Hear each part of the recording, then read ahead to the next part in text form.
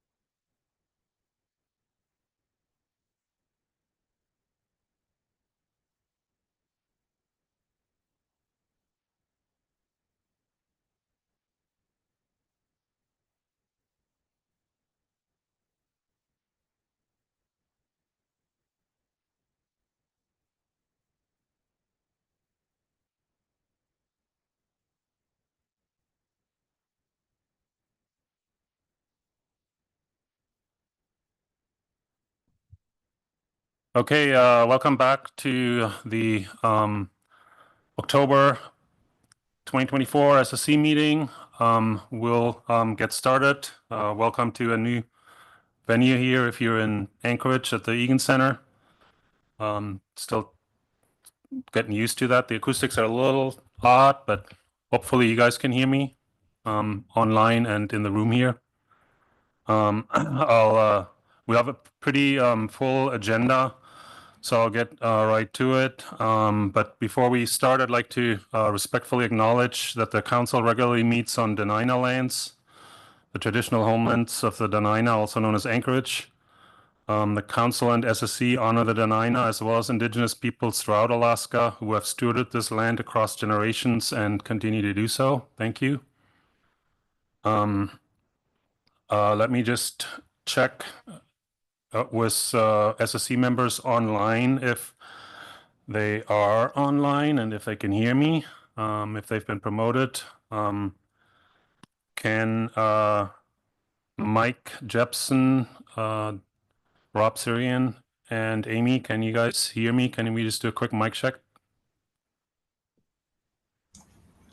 This is Rob. I hear you fine. Great. We can hear you. Thanks. This is Amy. I can hear you. Great. Thanks. We can hear you. I can hear you fine. This is Mike Jepson. Great. Seems to be working just fine. So I think we can go ahead and get started on administrative issues. Diana Evans is going to walk us through that.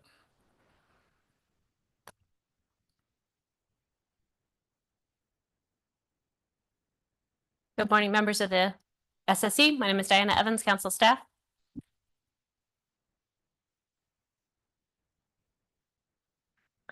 So these just first three slides are more for the public.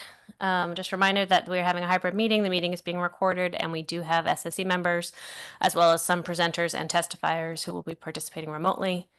If you are new to the meetings and want to follow along with timing for the SSC, AP, and Council, you can text according to the instructions on the right to get updates about how we move through the agenda.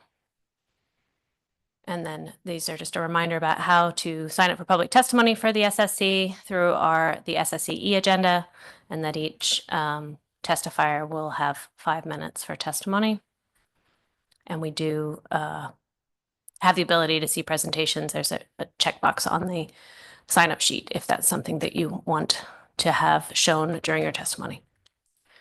Okay, so the October meeting, thank you all for being back here again in council meeting season. We have this is the time when we usually try to highlight for you if there's anything particular in the executive director's report that David Witherall has put together that you should be aware of. Noting that we do have some new council members this October, 3 new council members and 1 reappointed council member. We have plan team nominations for SSC review. I think you just took care of that in executive session. If you're interested in pending legislation related to fisheries at the congressional level, our legislative committee is meeting this week, and there's a summary of information available through the. There'll be a summary of our committee meeting on ED report later this week, but in particular, there's an overview of what that proposed legislation means for North Pacific, if that's of interest to you. Just an announcement that we have received our first installment of IRA funds. You've heard us talking about that for a while, but we have finally received money for that, which is great. So you'll hear more under our D2 agenda item about plans for use of that funding. And then just making you aware that there's a new publication available, Fish by Catch, in the halibut and groundfish fisheries. Again, if that's of interest to you. The other thing that's highlighted in the executive director's report is that we have 4 new council staff.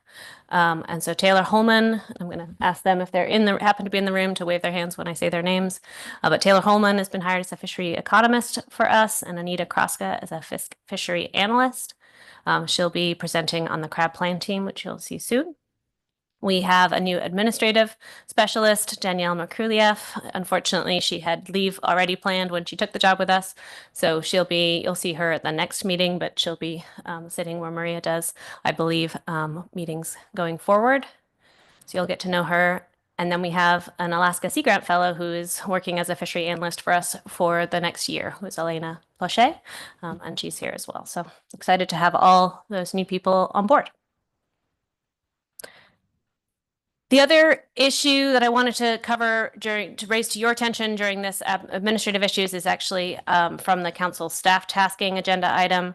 But we have a short paper and it's posted under your admin issues as well, just highlighting an issue that has been an ongoing conversation, certainly with the SSC and council leadership, and I know with the SSC chairs and this membership about how do we best optimize the agenda time that the SSC has available, recognizing that you all do a lot of work during the agenda time. We have seen increasingly that the list of items that we routinely send to the SSC, we do not have time for under our current agenda time for various reasons. And that trend that we want the SSC to review more than you have time to do is unlikely to go away, particularly if some of that proposed legislation increases tasks for the SSC. So we've been trying to deal with that internally, looking at different ways to address that situation through things like providing more focus to what the SSC's task is with respect to each agenda item, more advanced planning that the chairs have been undertaking, particularly with plan team chairs, trying to make sure that those agenda items are as streamlined as they should be. And I know internally amongst your management, meeting management and report management, but with all of those efforts that we will continue to work on, we still recognize that the SSC is not going to be able to review everything that people might expect that they would normally go to the SSC. And so we wanted to put this paper out to the public, really to set public expectations, just to acknowledge this fact, because I know there are times when we have already made those triage choices, whether the SSC won't review a particular issue, and we get questions, you get questions as to why we make those decisions. And so we just wanted to be a little bit more transparent so that you can understand, and the public can understand how we go about thinking through those choices and make that available. This is also an opportunity for feedback from you. If you think that the way in which we're thinking about these different topics is not appropriate or is missing a factor of interest, then this is one opportunity for the SSC to give us feedback. It's not the only opportunity. These will be ongoing conversations. Our approach is always that we will try to schedule all the things that the SSC would normally take for the SSC. It's only when we don't have time that we have to start triaging. So it's not that we're trying to always triage these items away.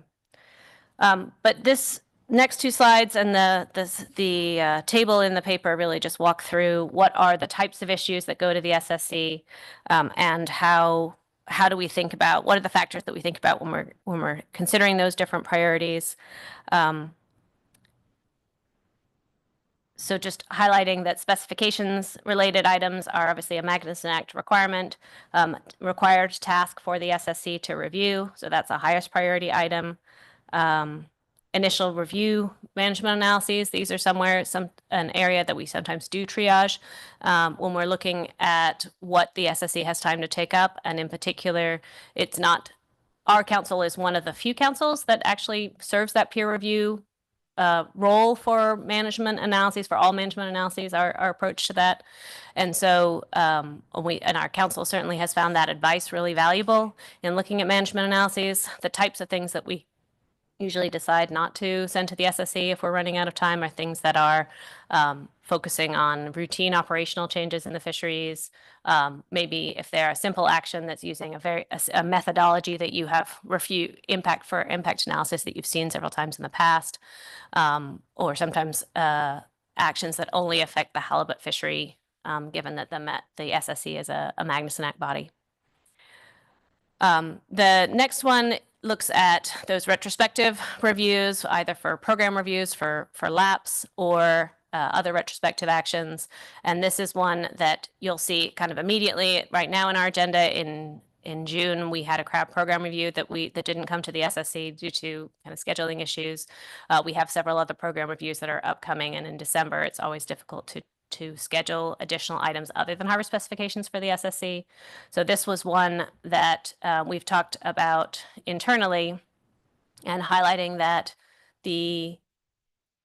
if we're thinking of the SSC's role as helping the council to understand the goal of a program review, which is to see whether the prosecution of the fishery, the today of the fishery, is consistent with the objectives for that program, that the reason why that LAP was put in place. A lot of that SSC commentary comes into looking at the kind of the methodology of how we put those program reviews together, what metrics, what data do we look at to be able to respond for the council to think about those policy objectives for the program and whether they're being met. And so given that we have a number of mature LAP programs or LAPs in the North Pacific, which are copying that same methodology from review to review. Our proposal is to maybe try to be a little bit more focused about which LAP reviews would come in front of the SSC when we have a time constraints, and focus on those that are for new programs. So the first time we're looking at those policy objectives and trying to figure out a structure for how best to answer those, or when we are choosing to apply a new methodology or a new format, a way to look at those questions.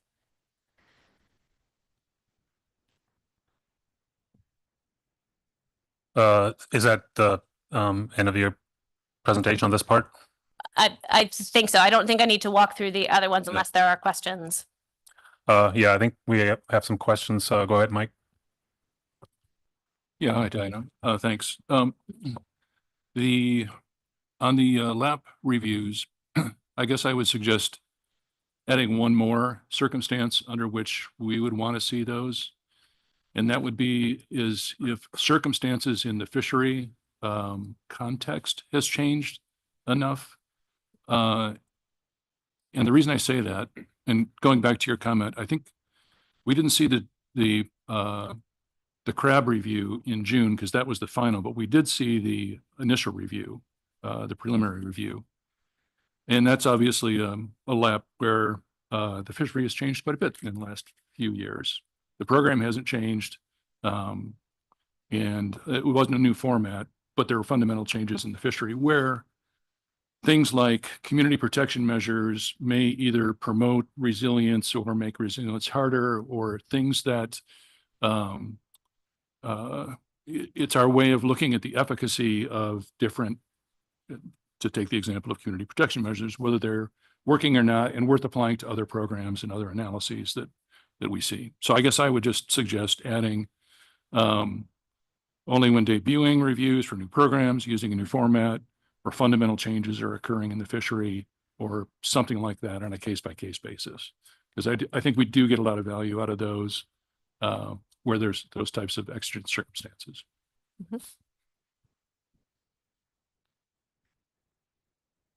Mm-hmm. Was there a question for Dan in there too, or more comment, I guess?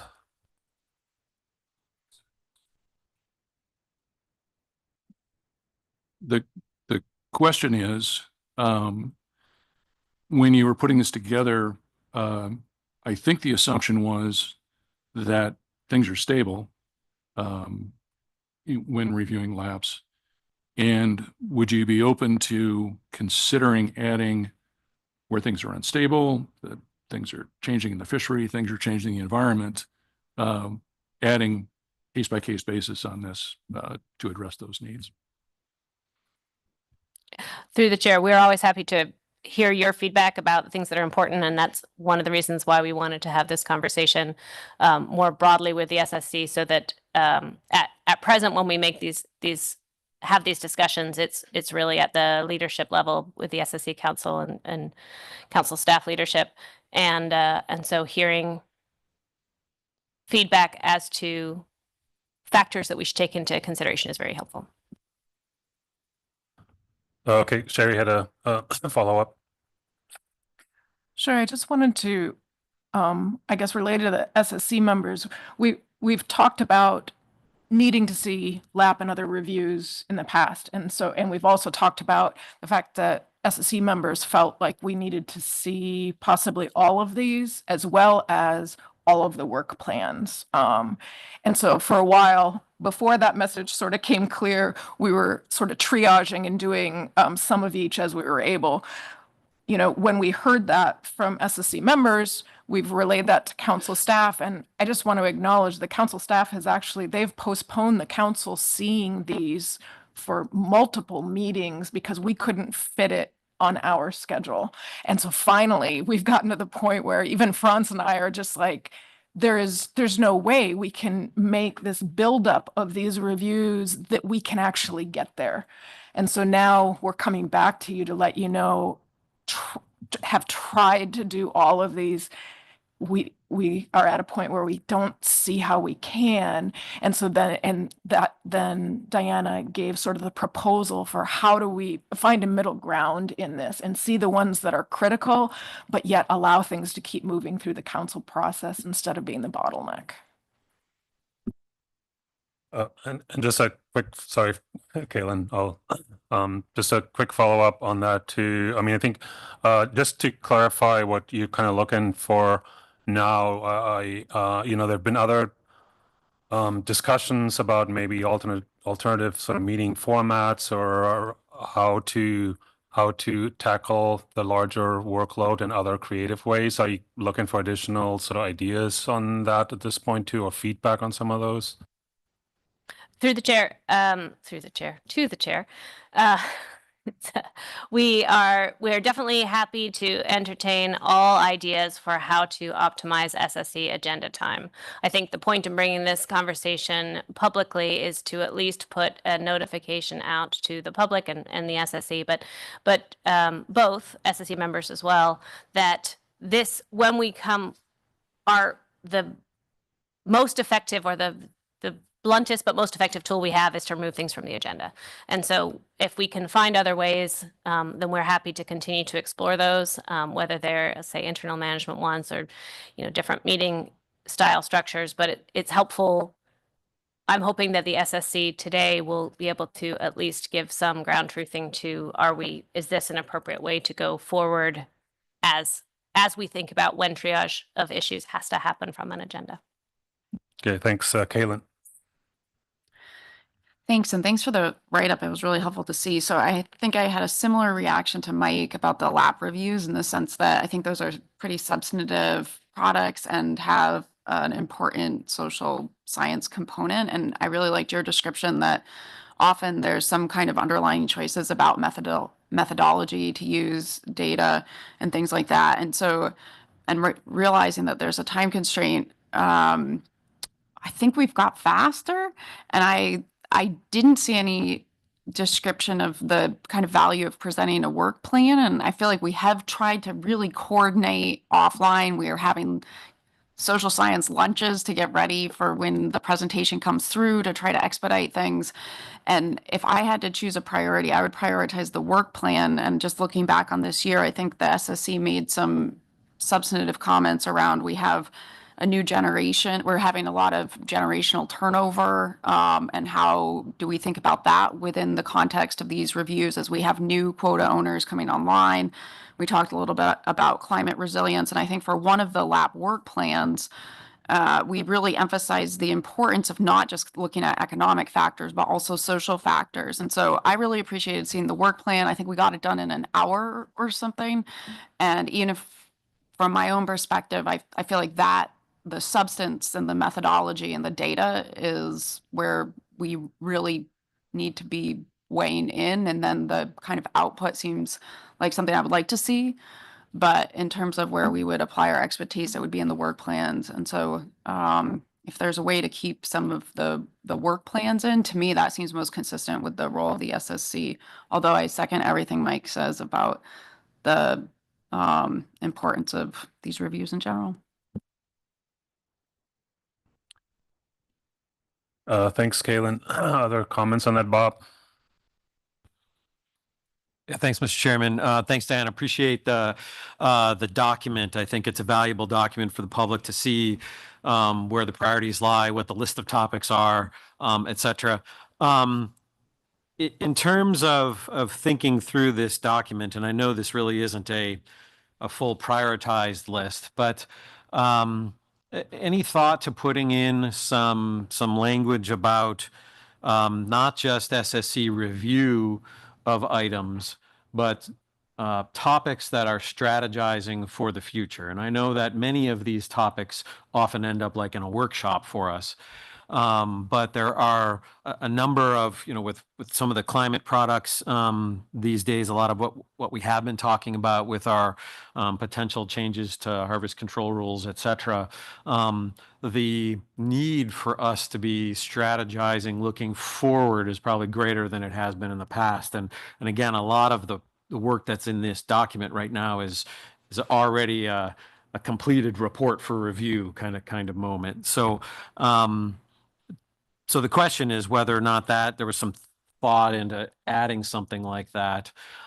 In terms of something specific, also maybe highlighting which topics require as much of our time as others. For instance, we could be making room for some of these more strategic conversations from the SSC's perspective, and maybe reducing footprint on topics like habitat or research priorities that may not need as much time as we currently give them. Through the chair, those are great comments. I think particularly with respect to the thinking about this also as a question of how much proportionally time we spend on different issues is a good look, and we can certainly put that together as we continue to have. I mean, I see this as likely to be an ongoing conversation. So I think that's super helpful. In terms of the strategic options, there are a couple of items. So the D item on this slide that looks at kind of ecosystem and climate reports would been a lot of the work that is looking ahead to kind of advanced planning for the future. Obviously, there we go. Research priorities is a similar example of that, but there's a section here, the H section, I think, that looks at those informational workshops or information that is informational presentations that are important learning for SSC members and that help with those cases, but aren't necessarily tied to an immediate actionable item for the council review, like a management measure analysis or some such. So I think that I at least hope that this longer list recognizes that we still see those types of presentations and that conversation at the SSC as important. And that's certainly something that I've heard as we've had these conversations about council process over the last couple of years. So that's certainly well cemented in our thought process. But just trying to, reconcile that with, if it comes down to a choice of an informational item or specifications, we're always going to pick specifications, but when you look at those other items, I like the idea of thinking about that strategic view. That might be something to do with the council, and also the idea of reserving a portion of time for different types of topics. I think that's an interesting approach too. Yeah, thanks, Dana. And I didn't mean to cut you off on that slide. Are there other points that you want to make about this particular slide? No, I really just wanted to highlight those two that I talked about, understanding, specifications separately, and then the initial reviews and the LAP program reviews. I think those are the ones that are probably more surprising than others when we have had to, remove something from an SSC agenda in the last year. Trying to reflect the things that people ask us questions about. Why isn't the SSC looking at X, Y, or Z? And that's part of the difficulty. So, yeah. Okay, thank you. I think we got a couple other questions. Kaylin? I've asked this before in more of the social science only section, but one question I have, and I think now it looks a little different because I was seeing it in bullet A here. So the ASEPOs, the safes, the econ safes, when they don't come forward, is there a way for us to get notified that they exist in a presentation like this? Because that would be something I would be really interested to see as they roll out, because I do think they relate to and sort of underpin some of the other maybe management action reviews, things of that nature that we would be doing. And so if there would be a way to think that through, although maybe now these are going to come forward. So this is a tension that I'm always having. What's the most recent thing that I should be looking at? Am I not seeing it because of scheduling time, or is it because it doesn't exist? And so that would be something that I would find really helpful. Through the chair, Ms. Kreutz, I think that that is a definitely an issue that we are trying to work on specifically. You'll hear under the C3C,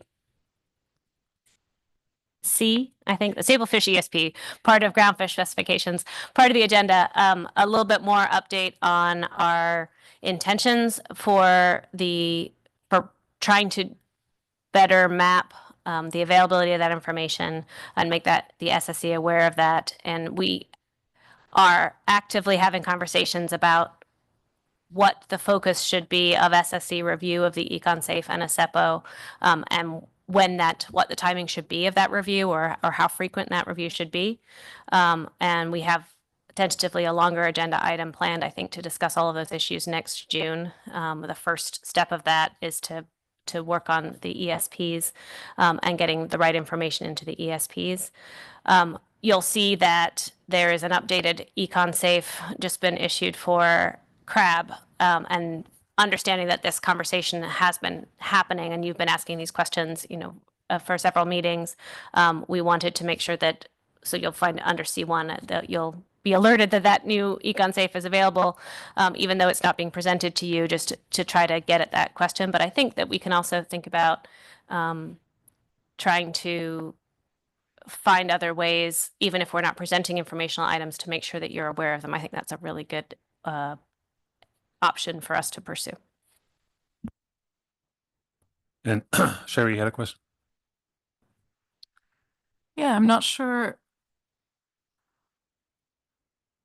quite how to address this, but it's following up on Bob's comment about strategizing for the future. We have so many things right now that are priorities for the council and us, as far as what do you do with climate change? Do you need to change your harvest control rules? Survey modernization is changing dramatically. And all of these, so specifications in their table is definitely the highest. And other things are kind of priority as possible, other than research priorities, which has to happen. And so I'm kind of wondering if there's a different, I know that you've got survey modernization and the climate work in two different categories, but in some ways they kind of go together for me in strategizing. And it also ends up being that those are always for like workshops, like you mentioned. And it almost seems like a separate question sort of for the council I think that it's going to end up as priority as possible. But I also wonder, I don't want to, let me ask, I'm trying to figure out if we actually have time for workshops. Because this whole category would kind of go, and I'm not sure we need to get there today. But the fact that all of that goes into a workshop sort of brings up the question of, can we make time for these workshops, or how do we? Yeah, I'm sorry. Is there a question? My question would be, honestly, the one question would be, has the council already made a decision on whether to have a February meeting, and whether that's still a time for SSC workshops, since this whole topic goes into workshops? Through the chair, Dr. Dressel, I think that the council has made a decision that they want, as possible, to not hold the February meeting. We have yet to achieve that, but that is the decision under which we are operating. And so we are, for example, we're not scheduling with hotels 3 years in advance for a February meeting, which is our normal practice for meeting space when we're doing these big things. So that doesn't preclude a virtual meeting. That doesn't preclude, I mean, we were able to pull this special meeting together that we're having this February, but we're approaching things differently.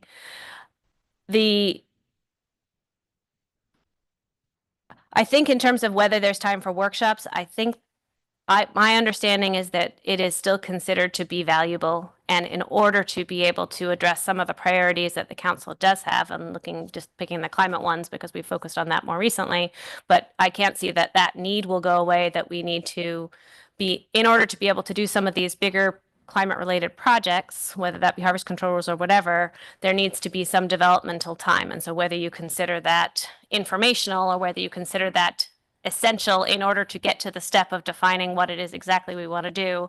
I think that's where the case by case comes in and how we think about things. I guess the only other point that I wanted to make is we have listed all of these agenda items out, in a list from A through I, but recognize that all of these agenda items wouldn't necessarily hit the same agenda. So it depends a little bit on where what timeline the council's trying to push, what timeline information is ready, and then what other things you have on your agenda. We obviously have some fixed annual things, particularly related to specifications. And so trying to balance all of those things means that we're not applying a priority list of A through I every time. And some meetings we're more fortunate that we don't have to cut as much, or we don't have to cut anything from what we would normally send to the SSC. So just that reality check. Thanks, Mike. Sorry, Martin. Yeah, thanks. So I'm want to sort of dig in a bit to the harvest specifications review mandate and the sort of draft terms of reference for stock assessments is distinguishing between full assessments and update assessments as separate categories of assessment. And I guess my thought would be that there might be some potential for improved efficiency in our review of these stock assessments if we had sort of rethought how we approach the SSC review of those different types of assessments, and whether we would need to spend as much time on the update assessments as we do for the full assessments, and how we might sort of structure our review to sort of take advantage of that. And so I think it might be a discussion the SSC needs to have partly, but also maybe staff can think about that issue a bit as a way to sort of streamline the process. Through the chair, I believe that some of those conversations are starting to happen, and I know there's a lot of work that the chairs, SSC chairs, do in advance of any agenda item with harvest specifications by talking with the plan team chairs in advance and trying to really think about what from the meeting should be presented to the SSC and thinking about that timing. But I think your point is certainly valid, and that's something we can continue to look into, or perhaps put a little bit more attention to. I'm not an expert on the assessments and the degree to how exactly that time allocation goes. So, but we can certainly make those conversations happen with those. Yeah, thanks. I just wanted to float one idea just to get a little bit of maybe feedback from the SSC on that had come up in some of the discussions. We, just got back from the STS8 national meeting and saw kind of different models of how different councils deal with all the reviews that the SSCs are asked to do. And there's some that have, like us, have a mix of natural scientists and social scientists on the SSC, some that have only natural scientists, some that have two separate bodies reviewing different documents. And one of the ideas that had been discussed is maybe we can split a portion of our meeting, like on day one, if there is staff capacity, to have the social scientists review social science documents, economic documents, and the biologist assessment types reviewing say assessments, and then coming back together as a whole and reporting to each other. And we've always wanted to stay a cohesive SSC so everybody sees everything, but that would be one way to maybe split things a little bit, yet come together and discuss the sort of the recommendations as a with the body as a whole. And I don't know if you have any feedback on that, if you guys had more discussions about that, but I just wanted to kind of float that idea and so people can think about that. Through the chair, I think habit. I think we have thought about that, and I think we can certainly explore that idea further, particularly if the SSC thinks that that idea might have merit. And obviously, it's a change in the way that you operate and the moving forward. There are definitely administrative challenges with trying to make sure that we can do that and make sure that we have, 2 rooms to broadcast and all of those things. So I think the Monday of the meeting is probably the only time we would be able to do that without dramatically changing our current meeting structure. But I think it'd be interesting to hear what the SSC's kind of thoughts are on that, if that's something that we should pursue. Certainly just looking ahead at our December agenda, a way that you could see that would be on the Monday of the meeting, perhaps the 2 program reviews that are scheduled tentatively for December, which are the IFQ and the Amendment 80 review, both of which we have seen a version of those before. So thinking about our different rules for LAP programs, but if the SSC wanted to review those reports in a subgroup, we could schedule groundfish harvest specifications reviews for other members of the SSC. And we could certainly try out that structure if you thought that was something that is valuable. I think that, I don't know how well it will work, but we're open to all suggestions, to at least considering them.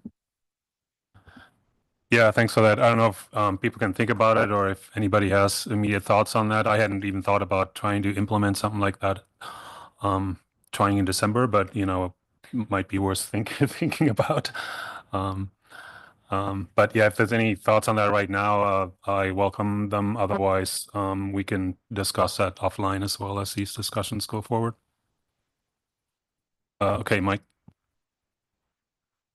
Yeah, I think it's worth considering, but I feel very strongly that the strength of this body is its multidisciplinary nature and the fact that we don't do social and economic analyses in a vacuum, that we understand the status of the stocks and sort of what the biological, ecological issues are as they evolve. And for multidisciplinary things like, climate change touching everything kind of thing, that's something I feel pretty strongly about. But that's me. There obviously can be other opinions too, but if you're looking for feedback, that's mine. No, thanks. I appreciate the feedback, and I certainly see the value in that as well. So that's something to, should be carefully considered, I guess, if we do think about that. Unless there's other questions or comments, do you have any other administrative issues? Excuse me. I don't. As always, feel free to get in touch with us if you have any questions about anything, and then that's your final slide. So, yep, that's all I have.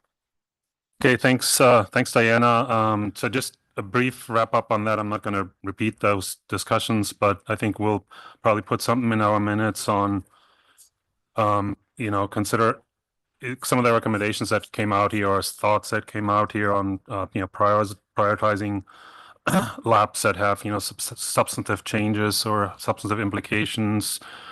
We talked about the value of work plans,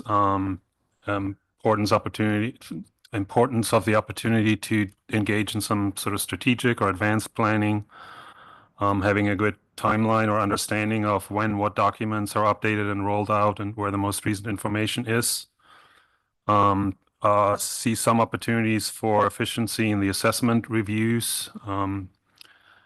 And then, kind of briefly discuss the idea of having maybe separate meetings. I know. So that's on that item. And then I skipped over one item earlier. We had in our executive session reviewed 2 plan team nominations for the Gulf Alaska groundfish plan team. And I just want to put on record that the SSC recommends that Dr. Jim Thorson and Dr. Sophie Wasserman be appointed to the Gulf Alaska groundfish plan team. And then do you have anything else before we go to member associations?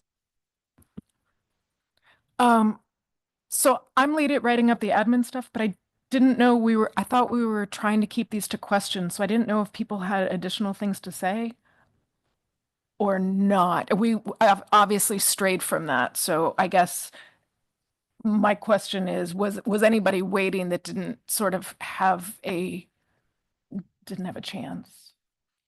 Yeah, sorry about that. I kind of blended, we went from questions right into discussion. I realized that as it was happening and I just let it happen. But so if there are other comments, if somebody felt constrained thinking they had to ask a question, please speak up. Curry, go ahead. I guess I have a bit of the same apprehension that Mike brought forward, that none of the work we do, whether it's ecosystem-based, assessment-based, or socioeconomics-based, happens in a vacuum. So having those discussions separately would, I think, challenge our overall ability to address these issues. Thanks. So noted. And Sherry? I think that it may be, I was trying to think of a way to phrase this, but I think that it might be valuable to put in our report just to point out for the council that a lot of the strategic work that we do is within a workshop type framework, and regardless of what schedule we have in the future, if that becomes a priority, we would need time for that type of an agenda item, and that can just fall into the prioritization that Diana talked about anyway. Okay, thanks. So we'll write up a short paragraph on the discussions, and obviously these are ongoing discussions between the council and SSC. One other thing before we get to member associations too, I do want to extend my welcome to the new council staff and look forward to working with all of you. And then let's go around the room for member associations. I'll start on my left with Kristen. Yeah, thanks, Brian. I do have a few associations with our first topic, the ESR preview. I'm the spouse of Dr. Elizabeth Sidden. I am also the supervisor of Katie Paloff, who's the co-chair of the crab plan team and the primary author of Bristol Bay Red King crab. I am the supervisor of Caitlin Stern, who's the primary author of St. Matt Blue King crab stock assessment. And let's see, did I forget anybody? Sorry. Tyler Jackson, who's the safe author for Aleutian Island Golden King crab, second level supervisor. I think that's it. Thank you, Brad. I have no associations. Thank you, Jason. Yeah, the one association is I'm a member of the discard mortality work group, which is reviewed under the plan team items. Thanks, Ian. I'm also a member of the DMR working group. Bob? I'm the third or greater level supervisor for contributors to C1 ESR preview, Ebet Sidden, Cody Zawalski, Mike Litzow, and AFSC members of the crab plan team, C1 BSAI crab specs, Clay Shotwell, Jimmy Anelli, Steve Barbeau, Chris Lunsford, and AFSC members of the groundfish plan team, C3 groundfish, and Sarah Wise, B4 AFSC report. Thanks. And I will send that to We'll Ellie. get that to Ellie. Ellie? Yeah, I don't even try to take notes on Bob anymore. No associations for me. Thank you. Sherry? None for me. For me, Franz, no associations. Kaylin? No associations. Martin? No associations. Mike? No associations. Fabio? No associations. Curry? No associations. And Dana? Most of the ones Bob said, and then Chris Lunsford is head GOA plan team chair. Clay Shotwell is my spouse and ESP lead, and I'm also a co-author on the ATF assessments. Supervisor Rob Surian, who's on the SSC, direct supervisor of Ebet Sidden, who leads the EBS ESRs for crab and groundfish. And I'm second or third level on a bunch of other ones that I'll send to Allie. Thanks. Okay, thanks. And then we have 3 members, I believe, still online. I'll start with Amy if she's still there. Yep, no associations. Thanks. And then Rob No associations. and Mike Jepson. No associations. Okay, thank you. I think that concludes this particular item, and then I'll turn it over to Ali on reporting and timelines and such. Yeah, thanks, Franz. Sorry, let me pull up the deadlines. So a couple things. The draft report outline is up in the Google Drive, so whenever your minutes are ready, it's ready for you. I also have the draft outline of the presentation again, so we're going to try and do what we did in June, where I already have a presentation set up and you go in and modify your slides accordingly in that presentation. And please let me know if you have any issues or questions with that. And in terms of deadlines, we're going to need everything for C1, Bering Sea crab, our draft report and slide sections in our Google Drive files by 10 a.m. Thursday morning. We will probably pull that early afternoon, I would say 1 p.m. So it's going to be a pretty tight turnaround time for crab. The remainder of our report, agenda items and slides, we'd like to have those in the Google Drive by 3 p.m. on Thursday, and we will pull it early Friday morning, probably around 9 or 10 Alaska time. And I will send a follow-up email with those deadlines in writing in case people forget. And again, those may change on the fly, and if so, we will communicate that with you guys. Thank you. All right, thanks very much. That concludes all the administrative stuff. Are there any other announcements? I think we're planning on a dinner tonight, but maybe we'll get an update at lunchtime or so. And then I think unless there's any other announcements, we can go into the ESR preview, and I believe Dr. Yvette Sidden is going to present that. And Yvette, are you online? Can you hear us? I am online and I can hear you. Can you hear me? Yes, loud and clear. Go ahead whenever you're ready. Great. You see our slides as well? Yes, we do. Perfect. Okay. Well, good morning, everyone. Chairs and members of the SSC. My name is Elizabeth Sidden, and I'll be presenting today along with Dr. Yvonne Ortiz and Dr. Bridget Ferris, who lead the Aleutian Islands and Gulf of Alaska ecosystem status reports. We have a couple of topics to bring you today. First is we will start with an Alaska-wide climate overview, and then we will move into the 2024 previews. These are our sort of red flag, quick one-slide summaries from each of these regions before we bring you the full reports in December. And then finally, we'll go through some crab relevant slides in a little bit more detail, first for the Aleutian Islands and then for the Bering Sea. At the request of the SSC chairs, we are doing this in sort of a summary format. And so on each of our slides, you may see notes where other slides are referenced. That's because we've appended both the full Alaska-wide climate overview that was presented to the groundfish plan teams in September, and then also the full Aleutian Islands and Bering Sea presentations that were presented to the crab plan teams in September for your reference, but we're going to summarize them hopefully quickly for you today. And so next, I will pass it to Yvonne for the Alaska-wide climate overview. Thank you. Can everybody hear me? Yes, we hear you loud and clear. Go ahead. Thank you. For the Alaska-wide climate overview, we have now changed a little bit how we present the information. So I'm going to walk you first through the layers of information that you see on the plots on your left. We start off with the colors from blue to red indicating the sea surface anomalies, sea surface temperature anomalies, with blues indicating cold anomalies and red indicating warm anomalies.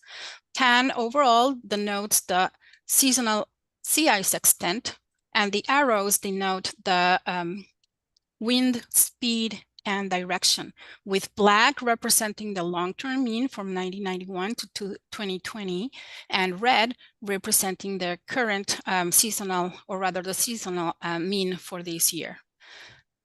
So up on your on the first plot for autumn, in the upper left, we have warm sea surface temperatures anomalies.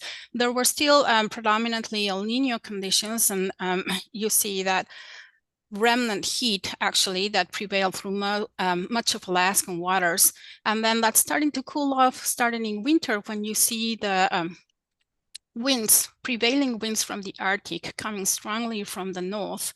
And that dry air and cold and dry air actually allows the sea ice to start forming in the north, and then also prevents some of the warm and moist air from the North Pacific to move north into the Bering Sea. So you see also those eastward winds actually pushing primarily towards the Gulf of Alaska.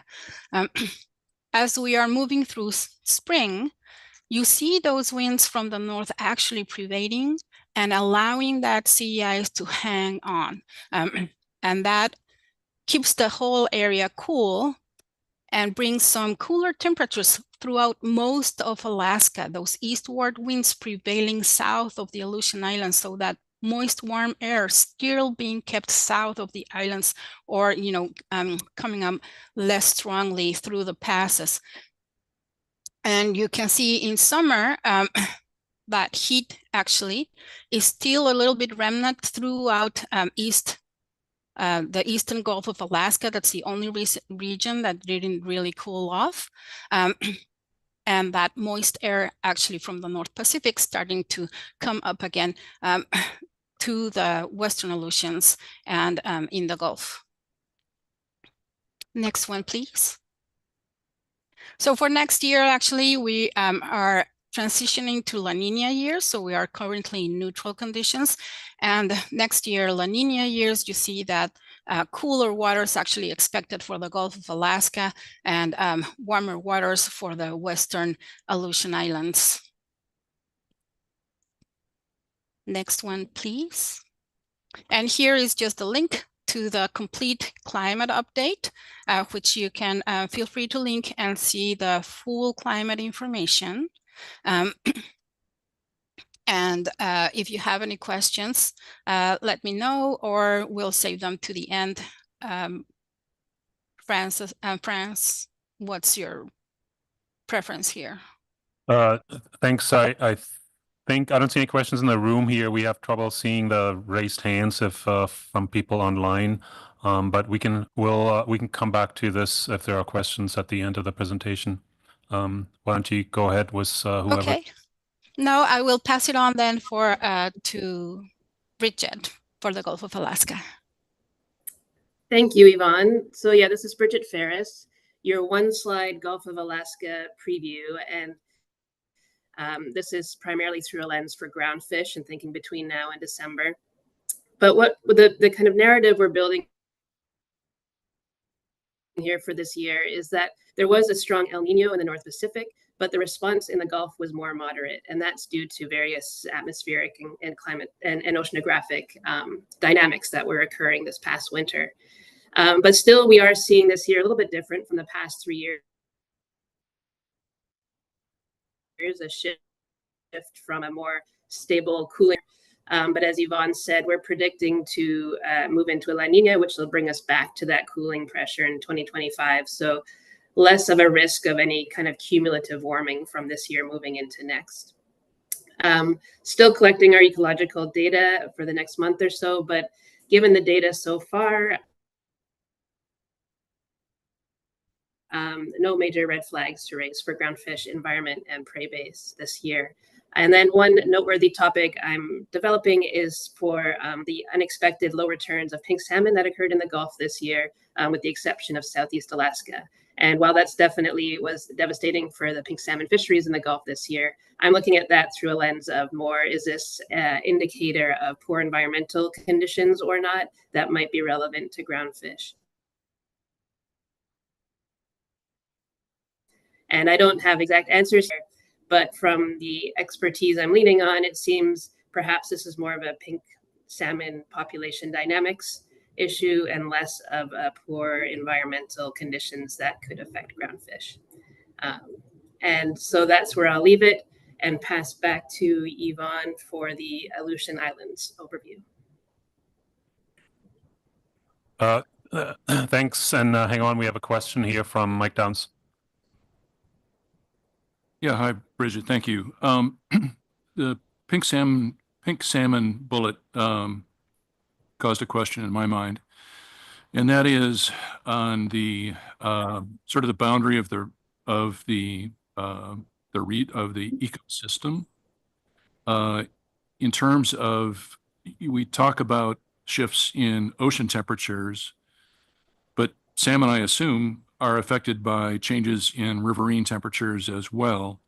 And so can you just, can you speak to that? Is that sort of outside of this analysis, or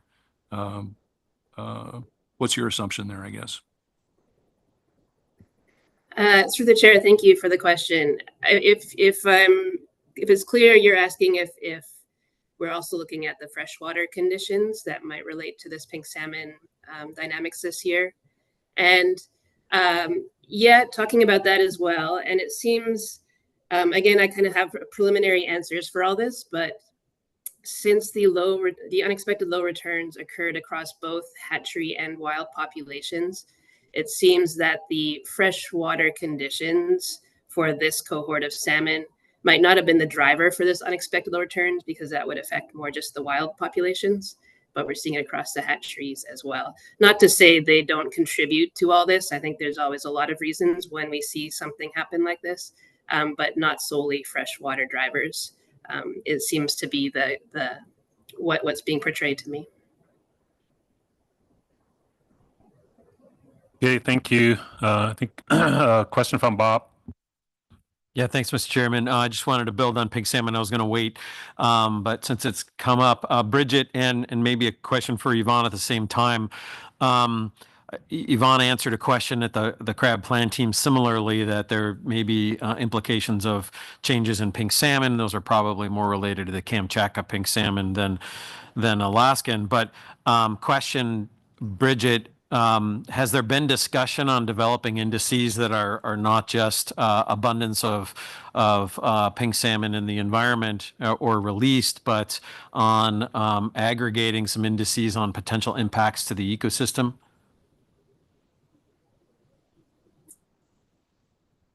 Through the chair, thank you for the question. So perhaps you're asking, are we looking at indicators of changes in these pink salmon population sizes on the ecosystem and not just from a perspective of the pink salmon population? And I know Yvonne, actually, you're correct, has done more of this presenting in her ESR of looking at even odd year dynamics in the ecosystem. There has been research on that in the Gulf as well.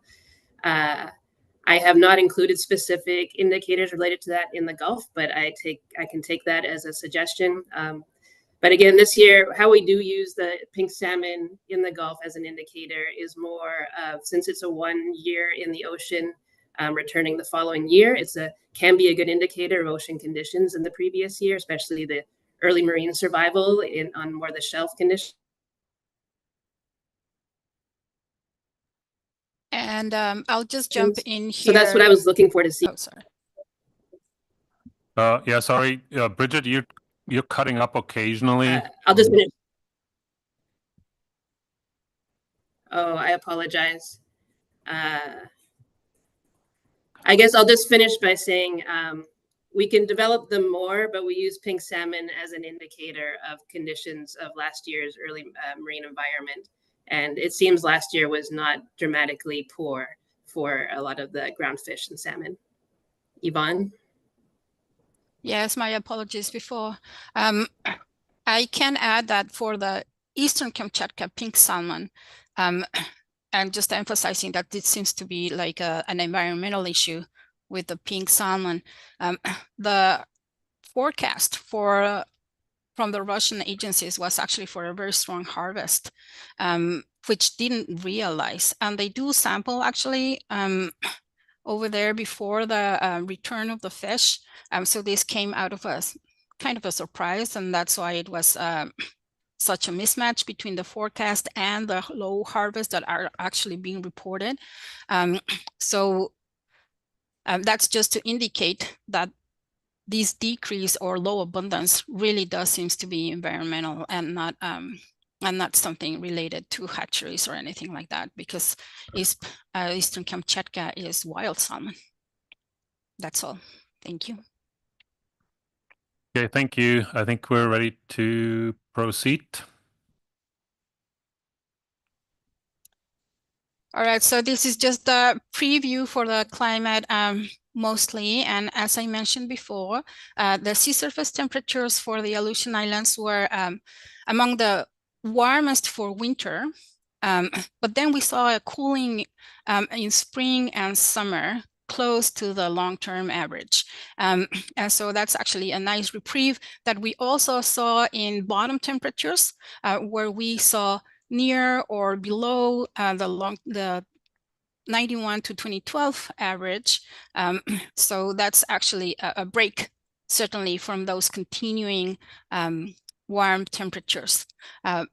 But we still have to remember that this is a cooler year within a series of warm years. And then for transport, there was an expected southward trend caused by the winds in the currents. So that actually opposes the usually untypical northwest currents through the passes. So we expect a lower than average volume of heat, salt, and nutrients.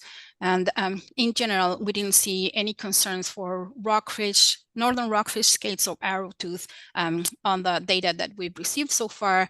No concerns, except for we do know that the northern rockfish actually have the lowest condition, fish condition on record, which has happened for POP in the past. So it just means, these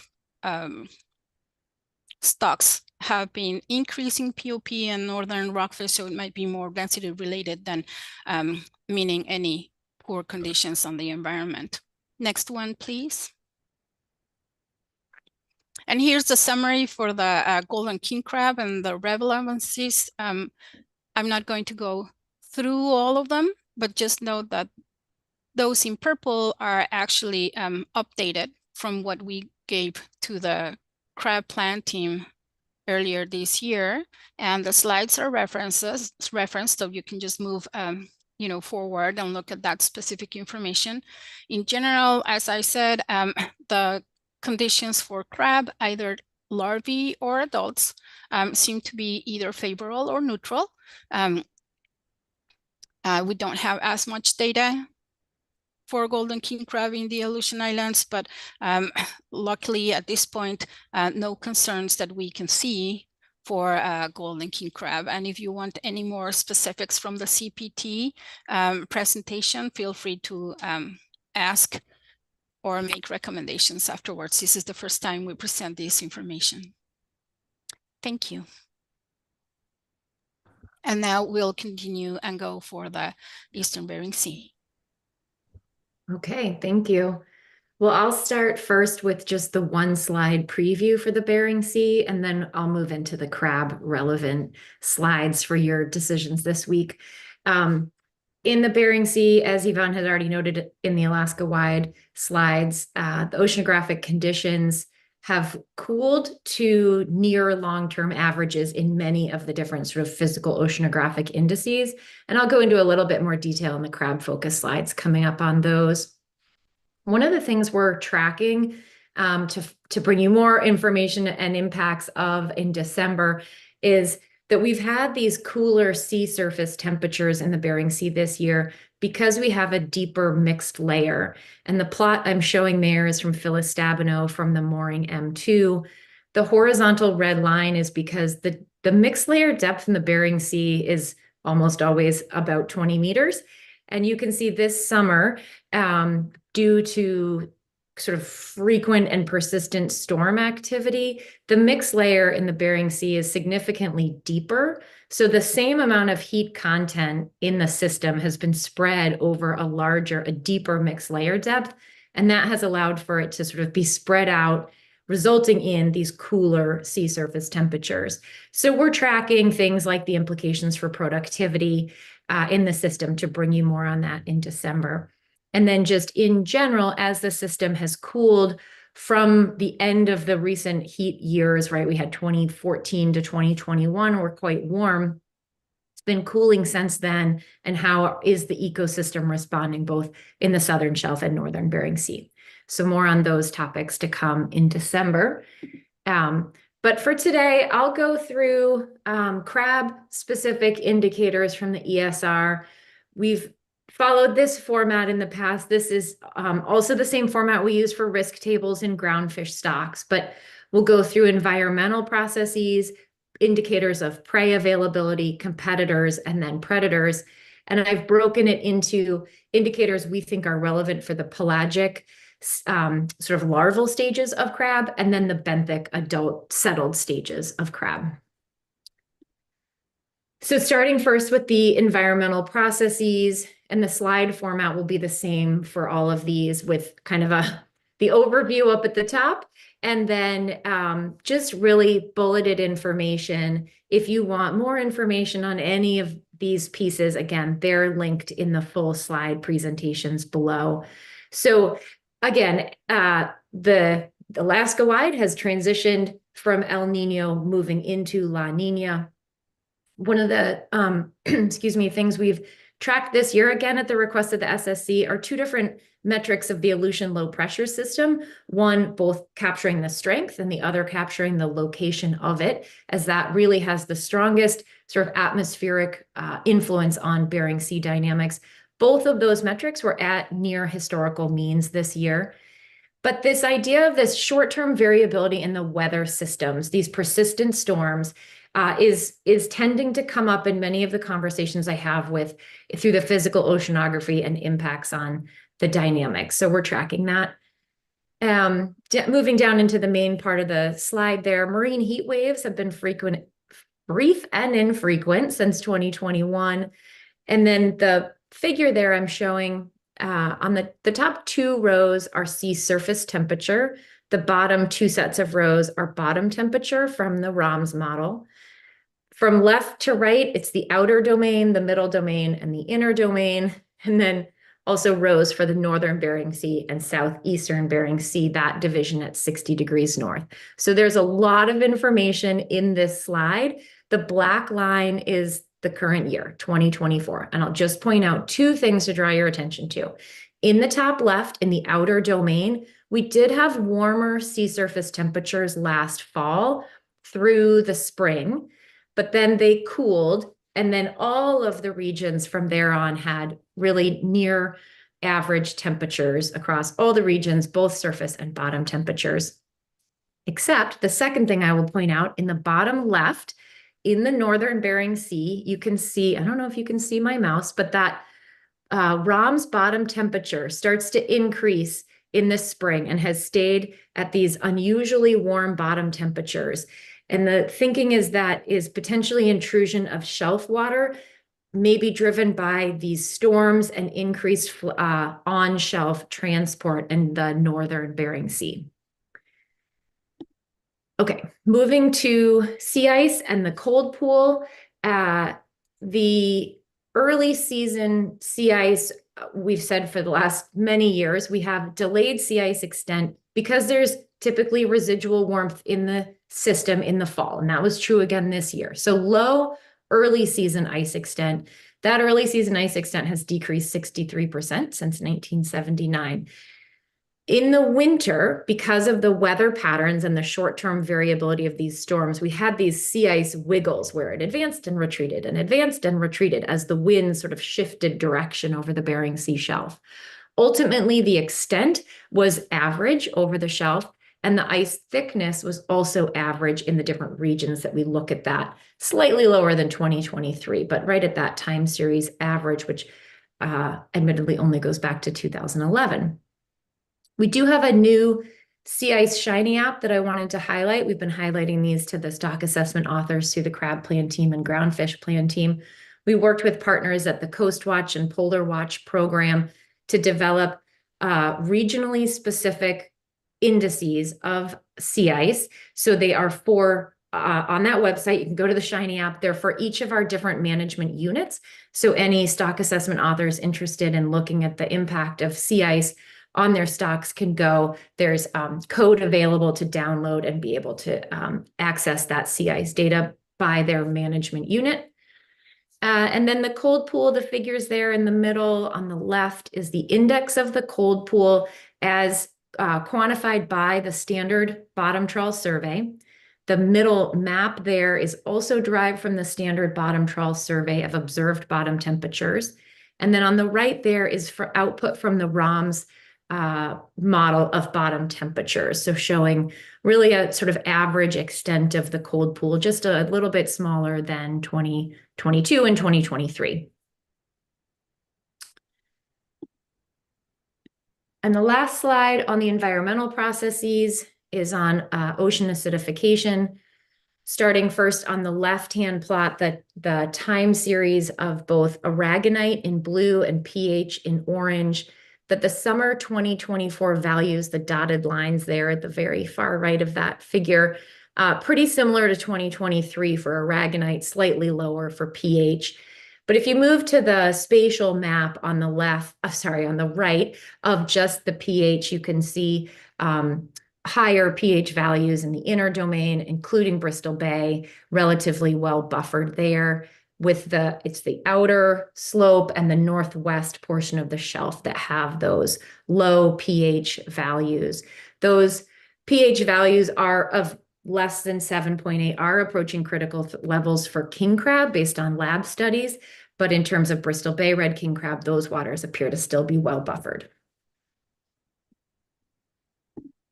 Okay, moving on to prey. I have one slide for pelagic crab stages and then one for the benthic settled stages.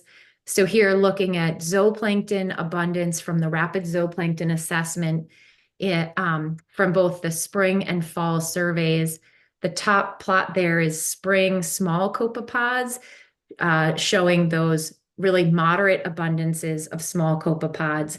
At that same time in spring on that survey, both the large copepods and euphausids were quite low, but that's typical of spring conditions. In fall, the survey that just wrapped up, the small copepod abundances remained moderate, but what I'm showing on the bottom there is the abundance of the large copepods, which you can see were quite low, though they did observe many euphausids on that survey. So potentially a trade-off in what's available for those large prey items. There has been anecdotal evidence from folks who have been out on the survey and from talking with Phyllis from M2 information, which we hope to bring you in December, that there is a substantial fall phytoplankton bloom going on right now that may provide a nice sort of productivity boost in the fall. And we are waiting on the metric of the coccolithophore bloom. That's a index that's calculated during the month of September, though as I've been tracking this figure here is satellite images. It's been quite cloudy in the month of September, so we'll see if we can get a good metric there of the coccolithophore bloom. For benthic prey items, they appeared really sort of mixed over the southern shelf. So these indicators are all derived from the standard bottom trawl grid. The top two ticker tapes there are based on 2023 survey information. We don't quite have the 2024 survey time series updated yet. On the top there, benthic foragers. Those are other flat fishes, and we use as an indirect measure of prey availability in the benthos. And those flat fishes remained well below the long-term mean in 2023 that might indicate poor prey availability in the benthos. The second ticker tape there of motile epifauna, that motile epifauna guild includes both echinoderms as well as all of the commercial crab stocks. So I've separated that here. I'm looking at the motile epifauna component that is the echinoderms. in terms of prey. And we'll look at the component that is the crab stocks as competitors next. But the echinoderms account for more than 50% of the guild, and all of those means within that guild of echinoderms have all been above their long-term mean. So as a prey source of things like brittle stars, they have been high and continued to stay above average. The bottom ticker tape there is a metric of sponges, also thought to be a potential prey source for settled crab stages, and those have been low and continued to be low. This is new from the 2024 survey, just got that on Friday. So sort of mixed indicators of prey availability. Looking at competitors, starting at the top before we jump to the main slide, remembering, and I won't repeat it, but competitors for the pelagic stages of crab are those zooplankton that are out there in the water column with the crab, and those looked moderate in 2024. Moderate small copepods, maybe a trade-off between those large copepods and euphausids. Now moving down, looking at the competitors for the benthic crab, looked reduced in 2023. So we look at benthic foragers, again, those flatfishes have been low, and now the crab component of the motile epifauna, all of those crab individual indices within the guild are all below their long-term means in 2023. So in terms of competition, maybe reduced, but by factors that likely affect our crab stocks as well. Okay, 2 slides on predators. First, the top part of that slide is looking at predators of the pelagic stage of crab. So we look at the pelagic forager biomass, that's things like pollock and herring. They were below their long-term mean in 2023. Bristol Bay sockeye salmon returns, they were quite high a few years ago, but have been coming down in the last few years, and they're similar to their long-term mean in 2024. And then the jellyfish biomass also at its long-term mean in 2024. So sort of maybe stable, somewhat decreased pelagic predation pressure. For the benthic stages, we look at the apex predators, so things like Pacific cod and arrow-toothed flounder. They were at their long-term mean in 2023, and their fish condition, which we look at through residuals from the groundfish assessment bottom trawl survey, in both 2023 and 2024, their fish condition was below average, even though the thermal conditions in the system had cooled. And the next slide, I'll just focus a little bit more on Pacific cod predation. This is new data out of the Food Habits Lab from Karim Iden. They rushed the processing of Pacific cod stomachs to look at the impact of Pacific cod predation on snow crab. So on the left-hand side there, you're seeing the impact of Pacific cod predation, the number of snow crab consumed by Pacific cod in the standard grid survey, and the 2024 value there looking sort of on the low side of that time series. What's interesting to note in the size distribution of crab in the stomach, so if you go to the center slide figure here, 2024 is at the top, and the size distribution of the snow crab in the Pacific cod stomachs has this sort of bimodal distribution of actually slightly larger size classes of snow crab. And that matches the size distribution. The right-hand plot here is the size distribution of snow crab observed in the survey. So these are the observed size, snow crab, also showing that bimodal distribution. And what the last thing I'll note here is there were no small snow crab observed in the Pacific cod diets this year. When in other years, when small snow crab are available, those Pacific cod do consume them. So potentially an indicator that there were few small snow crab available in the system this year. Okay, and with that, I will not go through this whole summary, but I will leave it here for your reference. Most of the sort of general qualitative assessment here is that the indicators look positive or neutral for both the pelagic and the benthic stages. But I will also note you are fortunate that you will have ESP information available as you look at each of the stocks coming up before you this week. So I will stop there, and I'm happy to take any questions for any of us, Bridget or Yvonne or myself. Thank you very much. Any questions for Yvette or any of the presenters? Martin. I think this is a question for Yvonne. You say that you said the temperature, the bottom temperature in the elutions was close to the long-term average, and I mean you've also shown some figures, the sea surface temperature in the Aleutian Islands where you have a really consistent long-term warming trend. So is that warming just not propagating down to the bottom? Is that the right way to interpret that?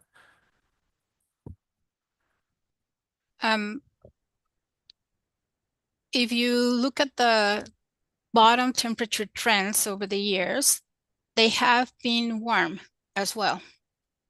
And they have been above the long-term mean for the past several surveys.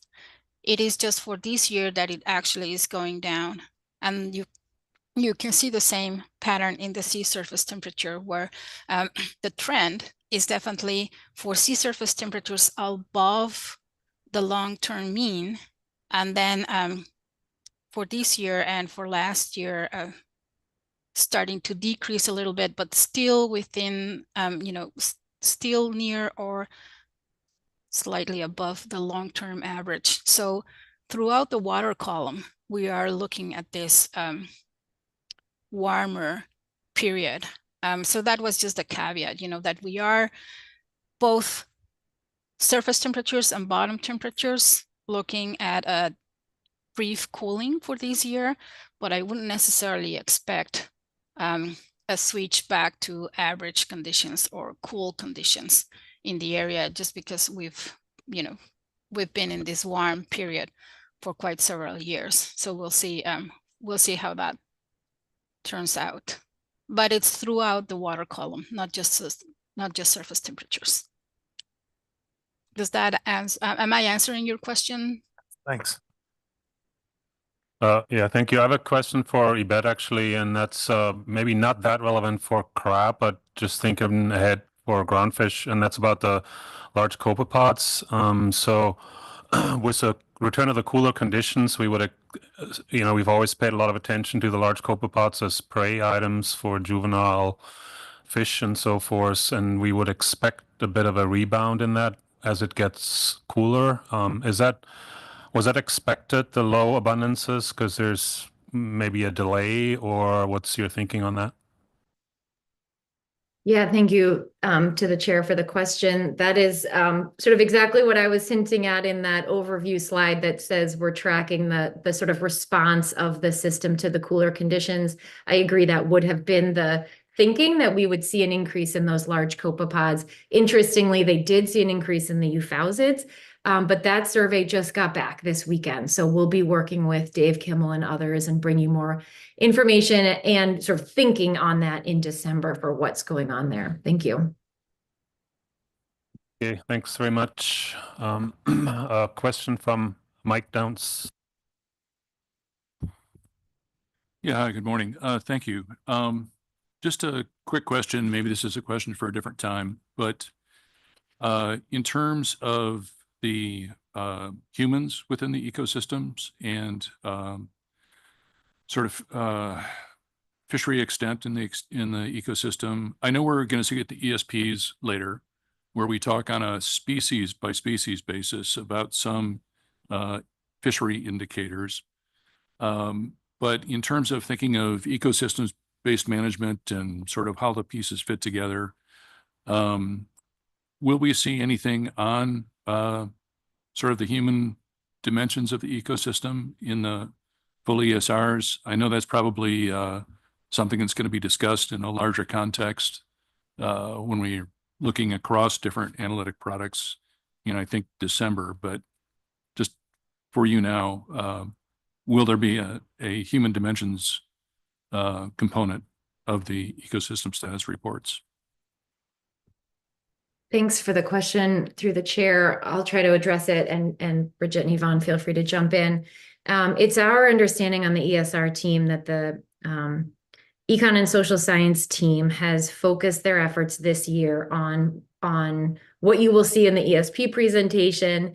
And in terms of the ESR is still sort of on pause from that broader Econ and Social Science group. That said, I think each of us in the ESRs where we do have contributors and engagement from communities and local observers, traditional knowledge holders, that information, I think we're still bringing forward for you in December. Thank you. Thanks. I don't see any more questions at this point. Thank you very much for the informative, streamlined presentations. Very much appreciated. I should have mentioned the leads on this. Actually, before we go to our discussion, I should check again on public testimony. I didn't see any earlier. We did add a link fairly late. I'm going to refresh this real quick. Not seeing any public testimony for this item, so we can go into our discussion. And the leads were Rob, Amy, and Fabio. So Rob, if you want to kick us off.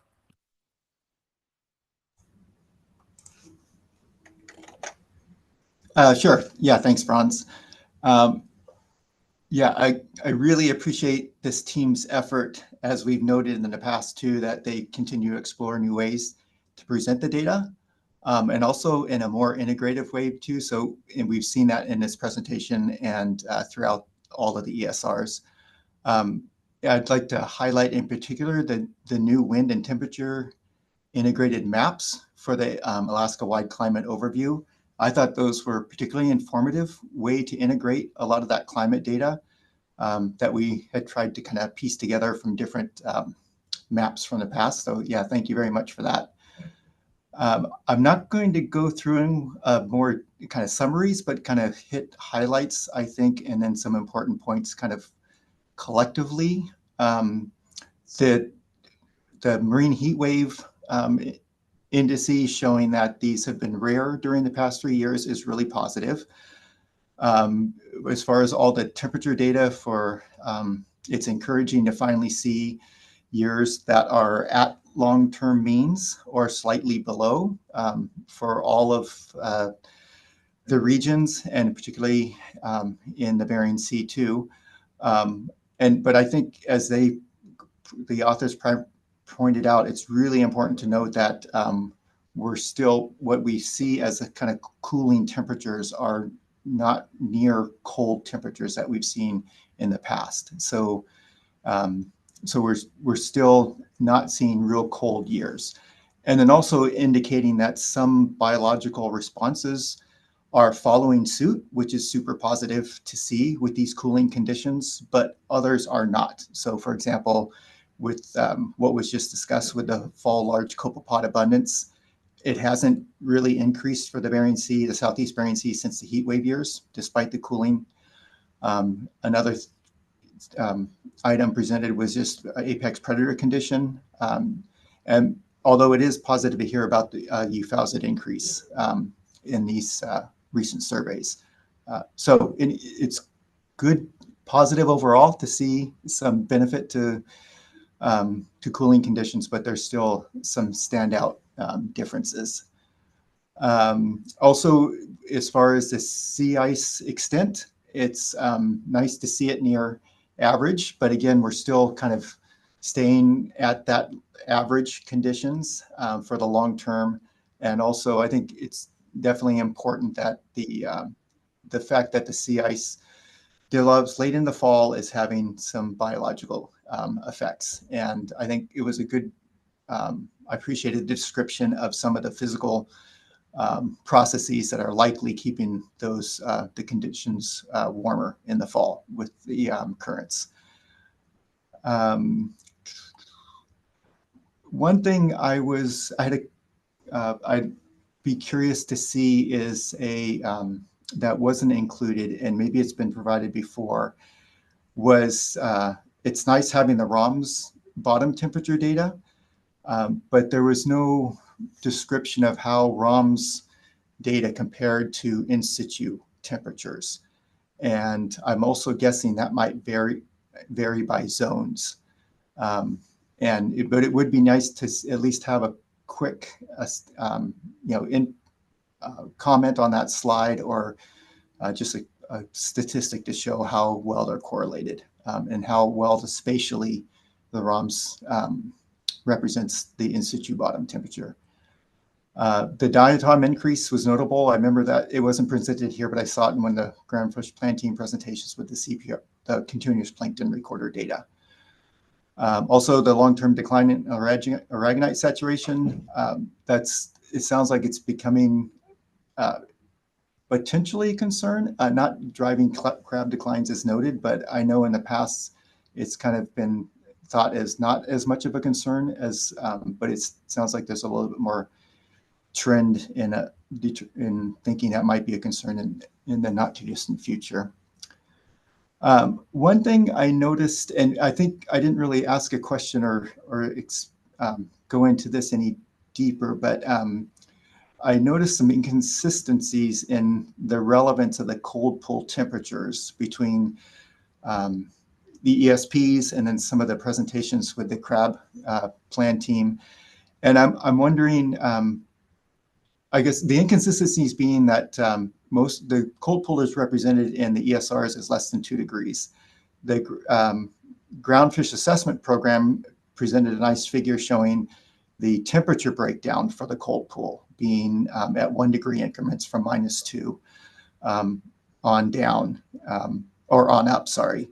And then there's, in the ESPs, there's reference to the importance of less than 1 degree temperatures, less than 1.5, or just -1 degree temperature. And I guess I was just, and maybe this is a discussion for the ESPs, but it'd be important to know what is more relevant in terms of bottom temperature for the different life stages of crab. If we're not getting a clear picture by just using -2 as our definition for bottom temperature for the cold pool relative to crabs.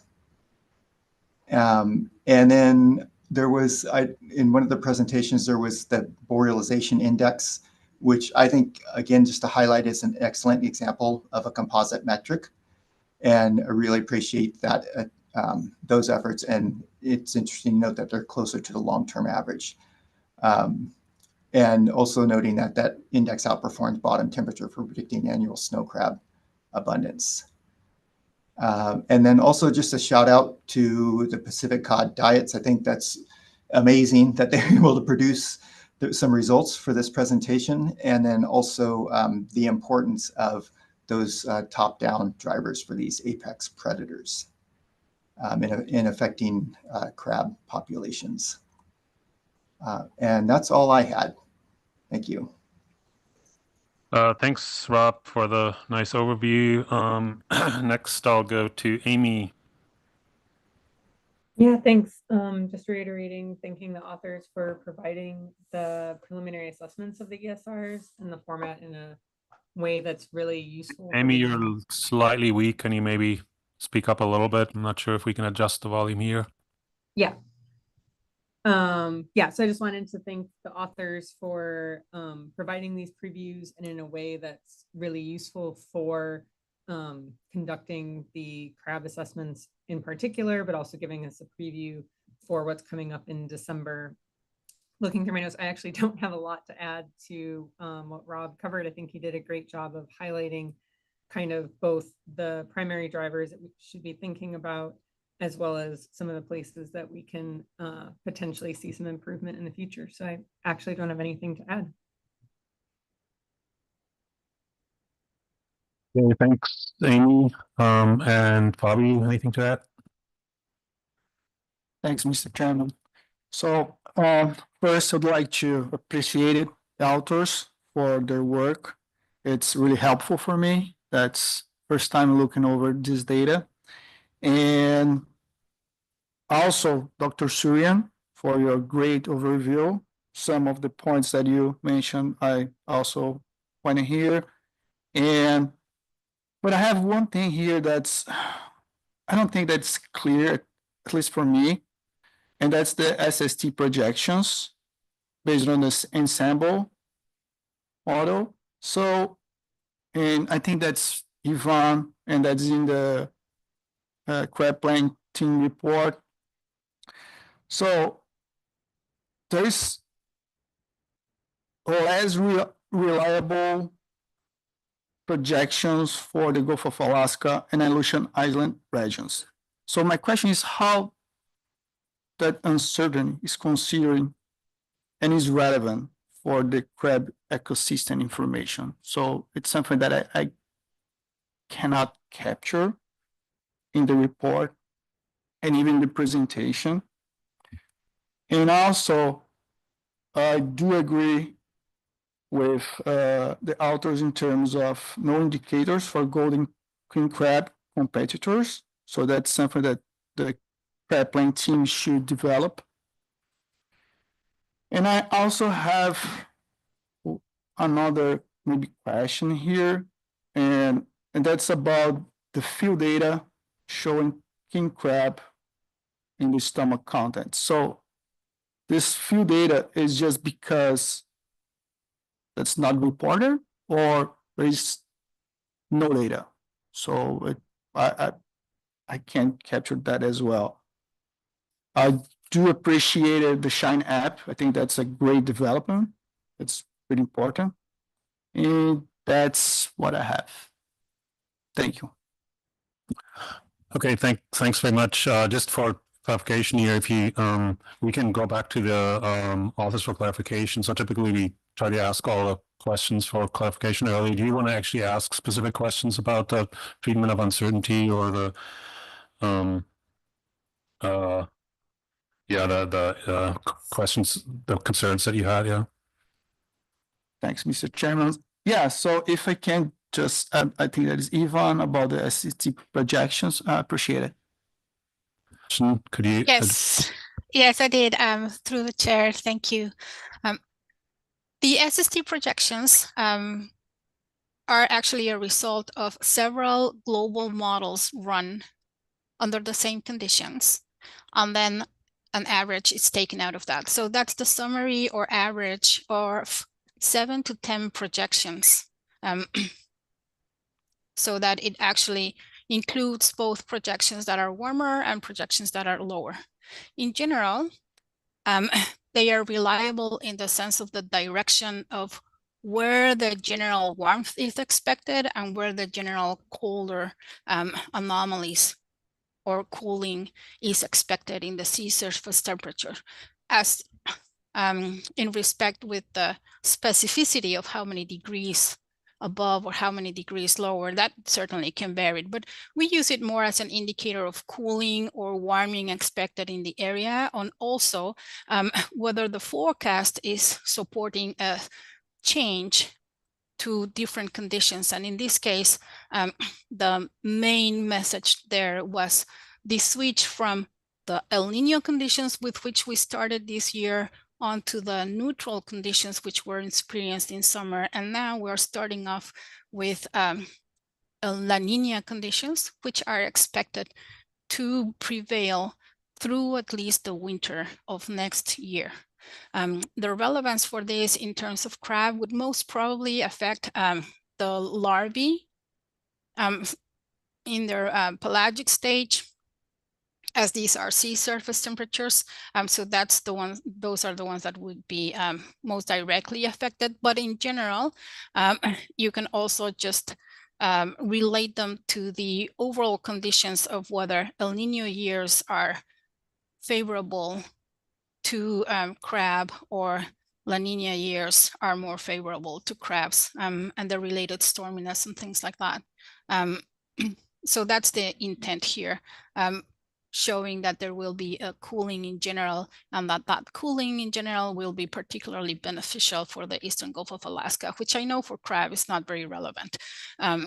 But the lack of warmth expected in the winter for the central Aleutian Islands is definitely relevant. And then for the western Aleutian Islands, that warmth in winter is also expected, as it has been prevailing actually. That winter temperature has not come down in the Aleutian Islands. That has kept on being warm and above the long-term mean for these many years, even when we see the spring or even the summer temperature come down.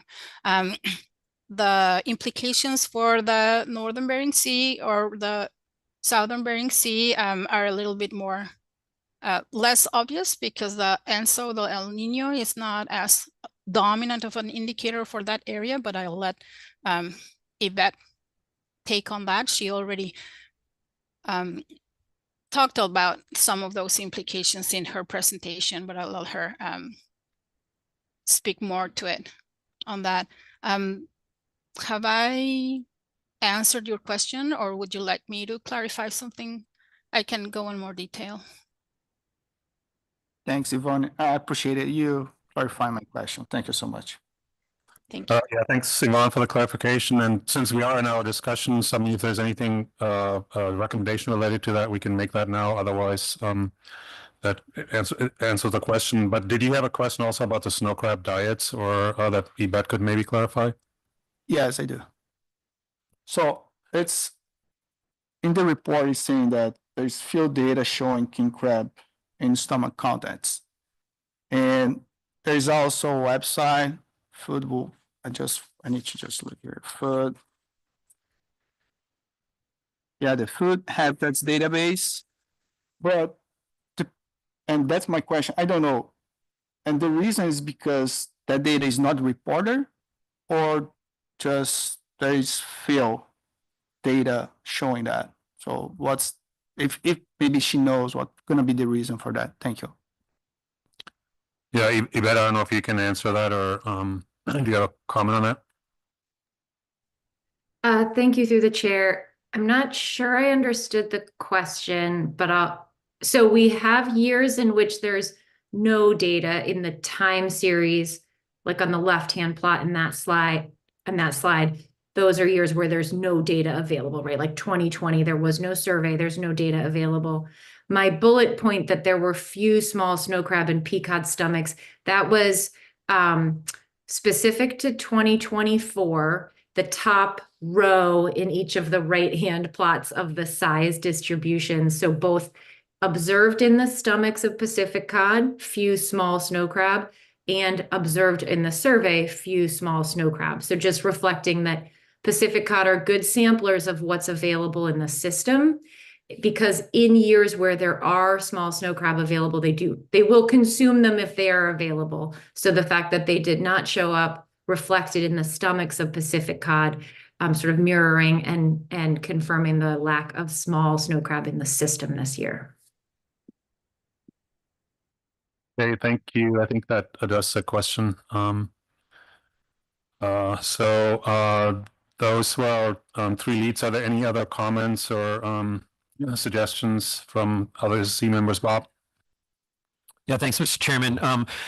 I would like to recommend that the authors consider in the future how we're using the pink salmon indices, and whether or not there are additional considerations, not just for pink salmon as an indicator of ocean conditions, but also the competitive nature of impacts of pink salmon. Again, I think we're doing that for Kamchatka salmon and the Aleutians, but perhaps could expand that to Gulf of Alaska. So a recommendation to consider.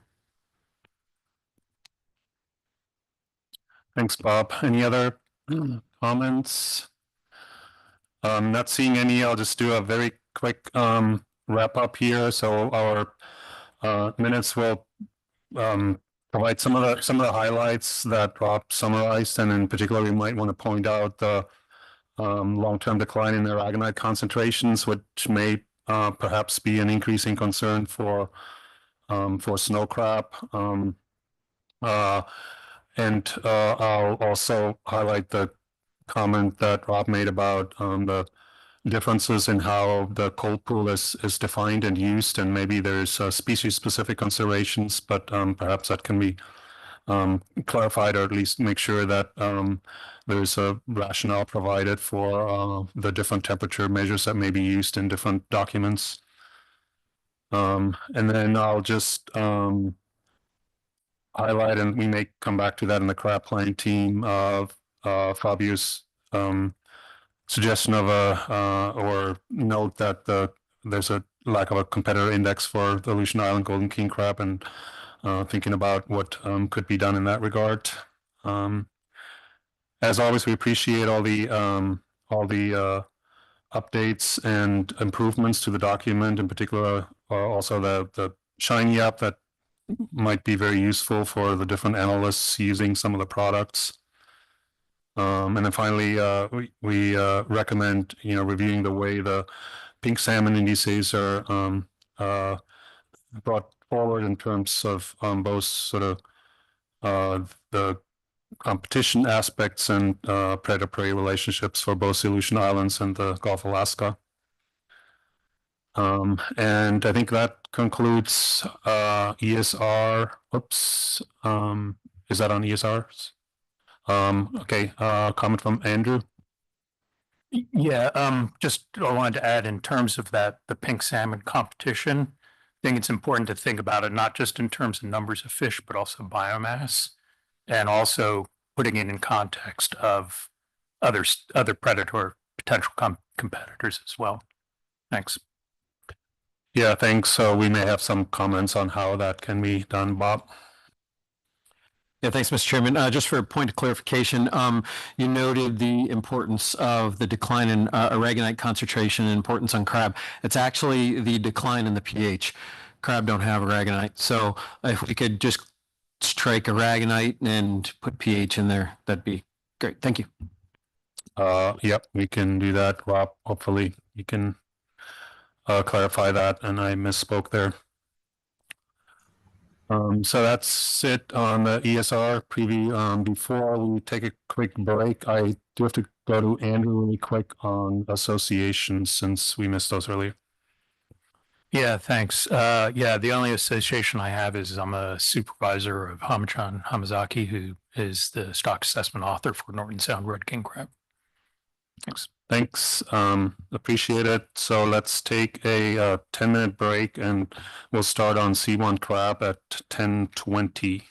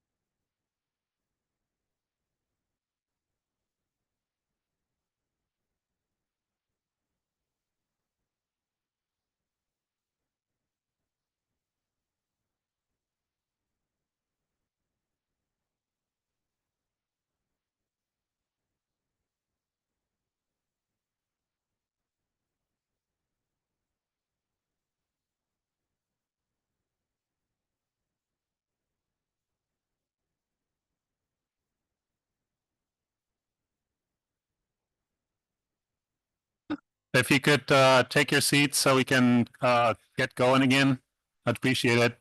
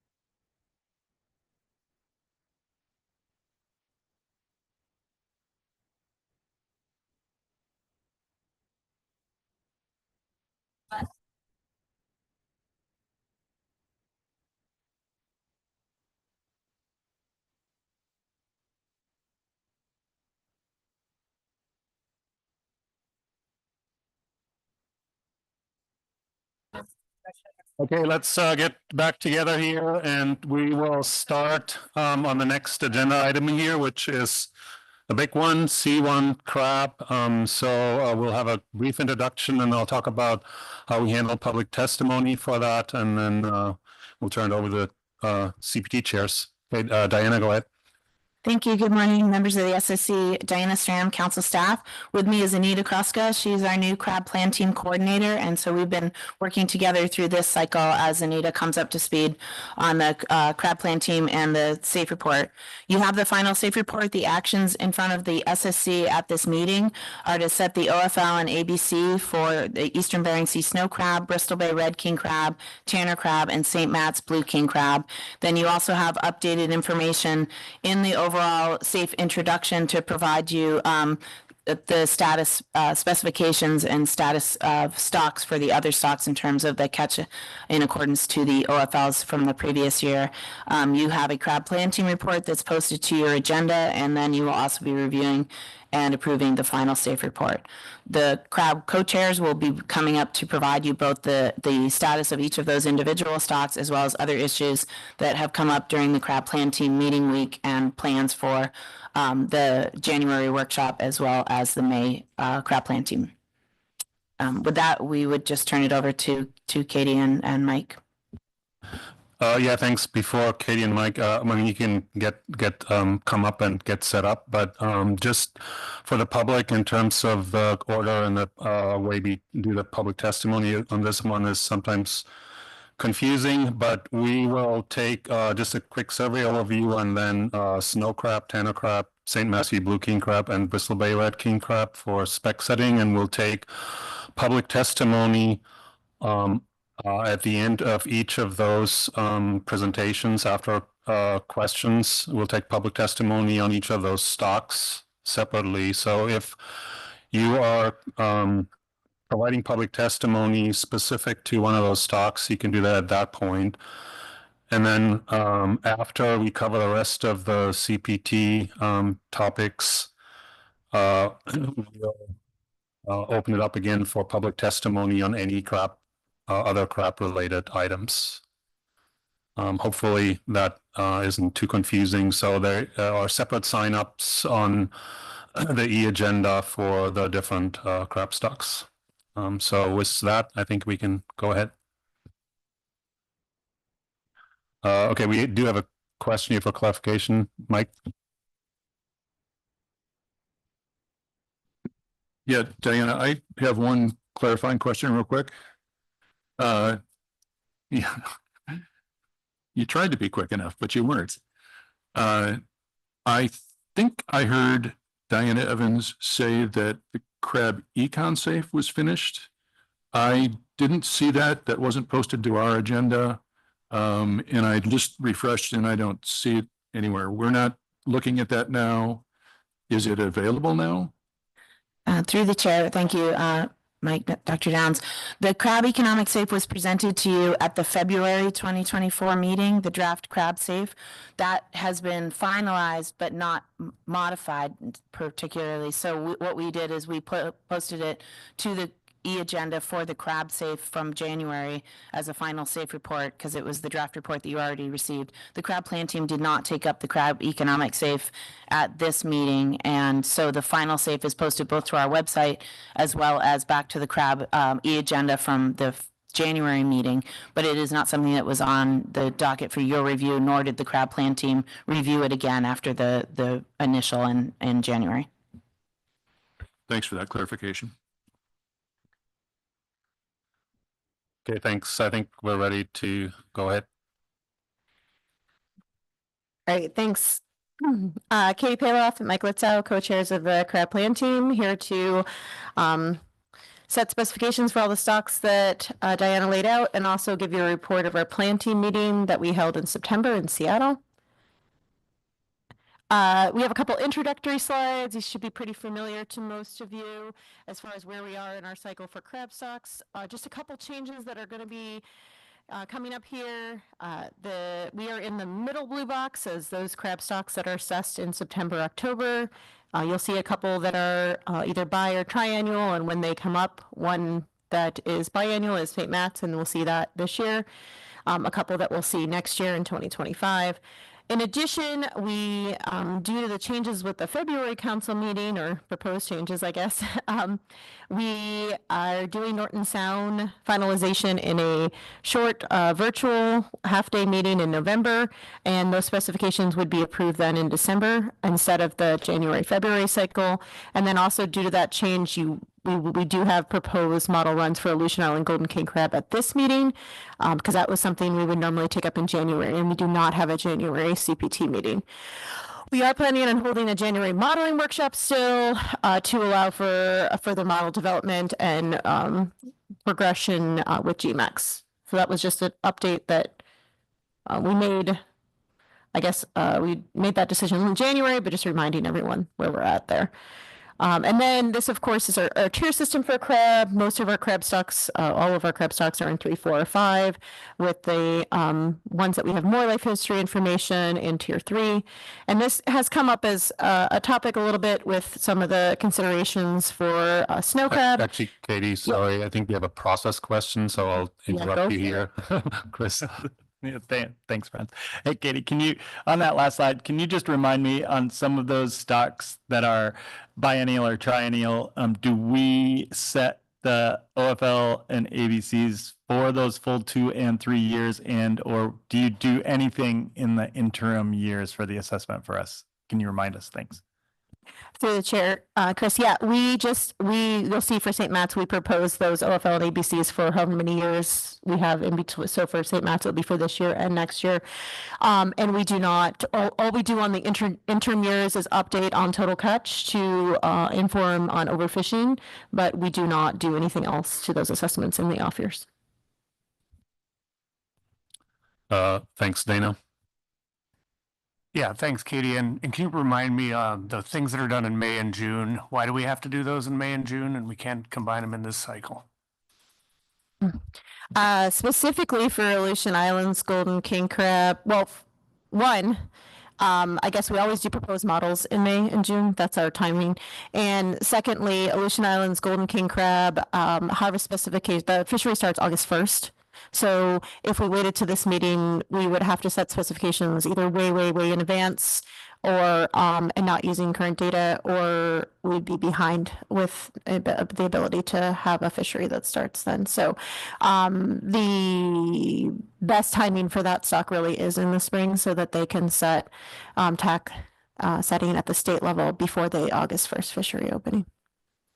I have another question from Bob. Yeah, thank you. Thank you, Katie. Just a clarification on the point before. When we decided to do stocks every other year or multiple years in between and look at the catch information, I believe there's still going to be a decision point on, hey, if something looks wrong, maybe we should change the time frame whereby we do these stocks. There's increase in catch, way beyond something that we would normally do. Is that part of the, was that part of the crab playing team discussion? Is that your understanding or am I remembering incorrectly? Through the chair, Bob, it might have been part of the original discussion. I guess since we've taken up timing, we haven't really discussed that much. Most of the stocks that we don't do on an annual cycle, we don't actually have much information besides bycatch. I would say that if we saw alarming amount of bycatch in the stock, especially since a lot of these stocks are in not great status, that would probably be something that the plan team would have suggestions on, but it's not formally part of a process that we undergo.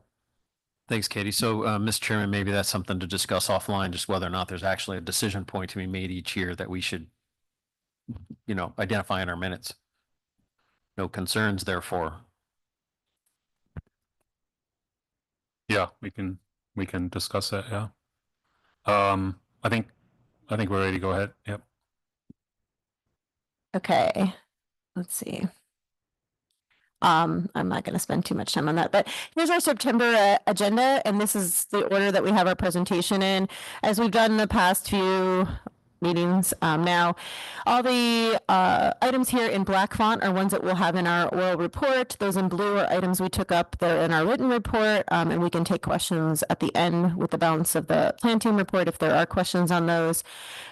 This is the order of our presentation. We'll see that the fishery season summary will just kind of have a slide for each of the stocks here that we're looking at. There's other information in that presentation that we saw at plan team, but we didn't think it was pertinent to include necessarily in our oral report. I will say that we specifically structured this presentation to take up snow crab first, since we feel like that is the stock that there'll probably be the most discussion and information on. And so we did kind of do more high-level summaries of the other three stocks to allow for that at this meeting. Another thing that I just want to point out before we jump into snow crab is that we did look at draft risk tables for the snow crab, Tanner crab, and Bristol Bay red Cape crab. We did not incorporate those into our buffer setting at this time. And so we'll have just one slide to kind of give you guys an idea of our direction with where we're going with that topic at the end of our balance of the plan team report. And so I think with that, I can hand it over to Mike. And Mike, sorry, before you start, so this is a survey overview that you're starting with, right? So our leads for this are Ellie and Bob, and we'll take questions now, but we'll hold our discussions for later until we cover all the other remaining CPT items on if we have any general comments on the survey itself. This is just taken up first for obvious reasons, so we have that background. Okay, thanks. Good morning, Mike Lizzo, Crab Plan Team Co-Chair. I'm just going to start off the Crab Plan Team presentation with a quick overview of survey results from this summer. So just a reminder that we conducted survey modernization fieldwork this summer. So to make time for that work, we did not conduct the Northern Bering Sea, did not conduct the St. Matthew and Pribilof high density corner station sampling. So that left us with 349 stations on the Eastern Bering Sea grid that we used for the crab assessments.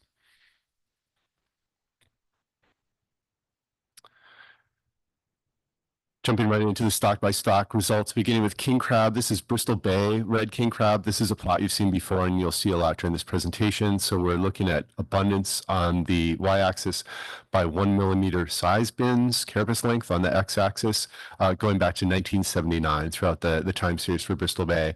So females on the left, males on the right. You can see that abundance remains very depressed compared to even what we saw in the 2010s. Then looking at the area swept abundance time series for Bristol Bay, mature males on the top plot, mature females on the bottom plot. So this gives us the abundance in context for the whole time series. Mature males are up 40% from last year. that's good. Still within the error bounds of the 2 years, 2023 and 2024. So sort of bouncing around within that area of uncertainty. And mature female abundance, of course, is a critical parameter for this stock, and that was the area swept estimate was unchanged from last year. I'll just go through a few of the other king crab time series just for your awareness. Looking at Pribilof Island red king crab, declines in both mature male abundance at the top and mature female abundance at the bottom. A lot of that likely has to do with quarter stations being dropped this year. And then the final plot that I have for red king crab, the Northern District, again, just for your awareness, Northern District mature male and mature female abundance, largely similar to what we've seen over, say, the recent 2 decades. Historically high abundance in the Northern District, but still very low absolute abundance when compared with what we see in Bristol Bay. And then just 2 plots on blue king crab. Again, St. Matthew, the issue of dropping the corner stations would come up during that assessment. Mature male and mature female abundance down from 2023. And then for Pribilof Island blue king crab, we didn't capture any during the survey this year. So both an effect of the long-term declines in abundance for that stock, and then also the drop in the corner stations. Moving on to Tanner and snow crab, and this is where some of the results from this year are really pretty remarkable and are generally pretty positive for these 2 stocks in particular. Tanner crab, I'm going to begin with this distribution plot, comparing the distribution for mature females in 2024 with the previous 4 survey years. You see much higher abundances to the west and to the north than what we've seen in recent years, and really I think what we've ever seen on the survey. And then industry preferred males, similar situation, higher abundances to the west, far west of the 166 line.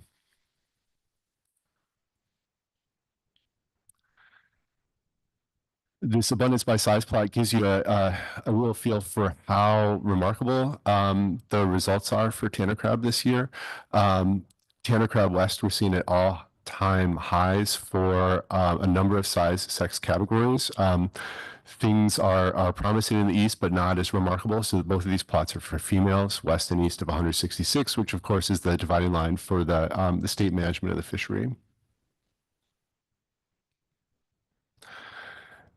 And then the plots for males, west and east of 166. And here you can really see how, the persistent problem for this stock, looks like I don't have a mouse or a cursor, but the persistent problem has been that we see small crab appearing on survey, say in the 2010s, and they haven't been carrying through to the larger sizes. And that seems to have changed with the last few survey years. So particularly in the West, we're really seeing survival and growth to larger sizes.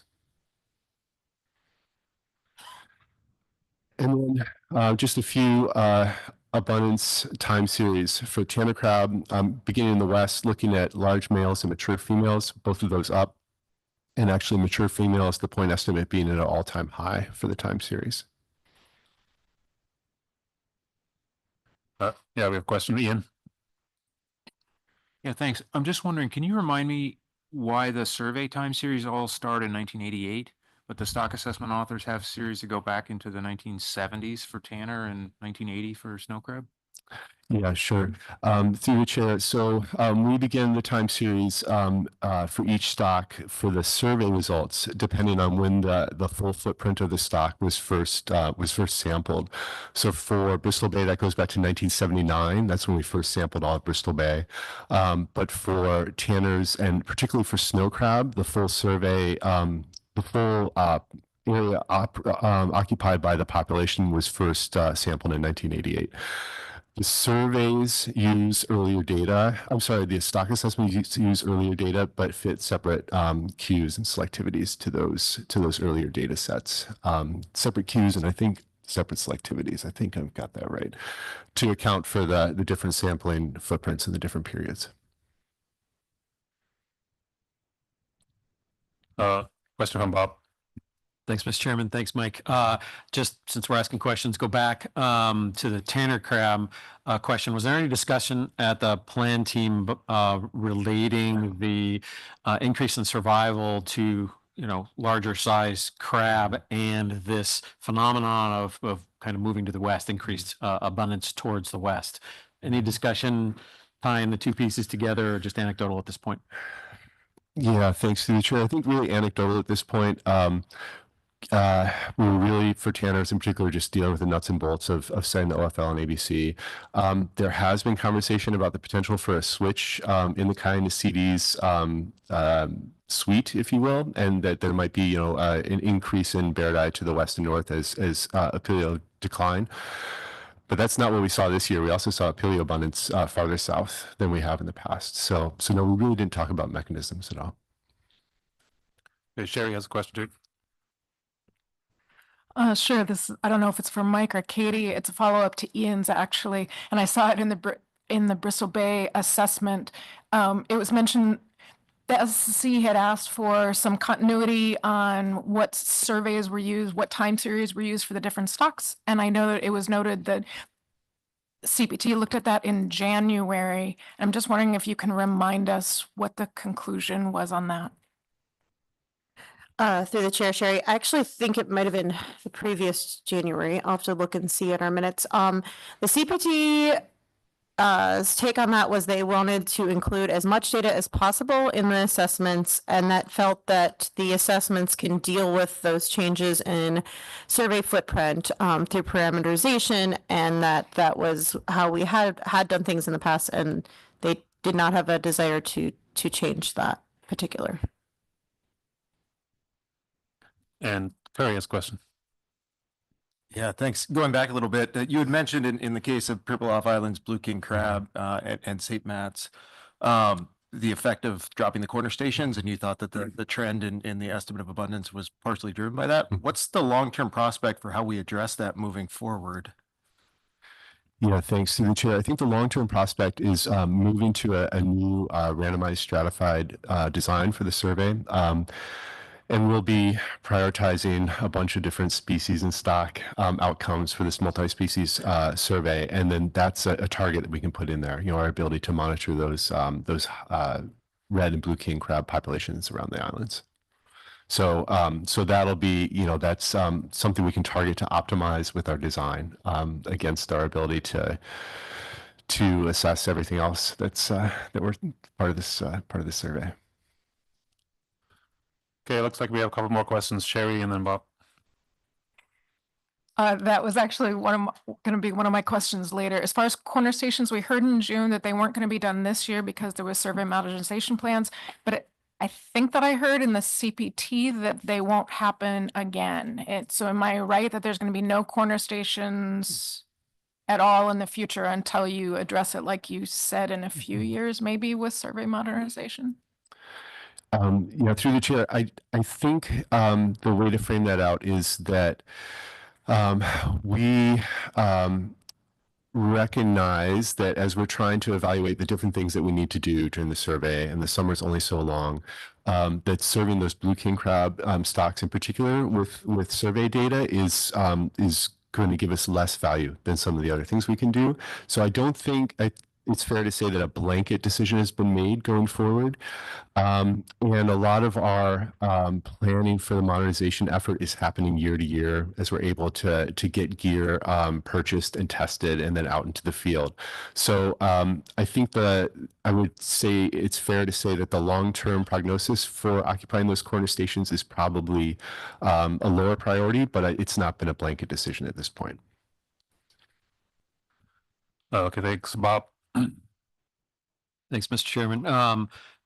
Mike, keep going on that topic. So did the crab plan team have any discussions on how to make sure stock assessment authors are addressing the loss of corner stations similarly?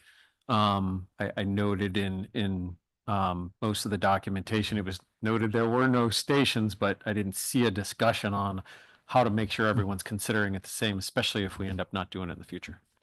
Sure, through the chair. So I think the St. Matt assessment this year gives us a good model on how to do that, where there was a comparison with and without the stations, and we could evaluate the effect of dropping the corner stations, I should say. And then also note that in January, we're looking to bring forward model-based indices, SDM, TMB, or VAST indices for Tanner crab, Norton Sound, Red King crab, and St. Matt blue. And we're thinking that that's a way forward where we have inconsistent sampling of corner stations in particular, if we can fit a model-based index to those data. All right, I think we're okay. One more, Dana. Yeah, sorry, since we're on this topic, I was going to bring it up at St. Matt's, but it seems like when you take these corner stations out, there's a persistent bias downward across different stocks. I'm wondering, and I think I understand what you're doing now, and you've taken away the two strata, high density, low density. Is there been a comparison of keeping the strata there with the corner stations in and not unstratifying? Because I feel like it should be up and down, like randomly up and down, more uncertainty, but not one way. Okay, yeah, through the chair. So you're right. We have, in our processing of the survey data for this year, we've moved from having a separate high density stratum and a general stratum for those island areas to just a single stratum for the whole area. In terms of the bias that's produced and the lower returns, in particular for St. Matt blue king crab, where we have a better comparison, I think that bias arises just out of the fact that the corner stations are not randomly distributed, and they were put in place to sample high density blue king crab habitat that was trawlable, and so that's the effect of dropping those. Yeah, so I was just wondering if there was any comparison made of keeping the two strata, but without the corner stations, because I think that might expose where the bias comes from. Yeah, and through the chair, no, we haven't done that comparison. Okay, staying on that, Bob? Yes, staying on that.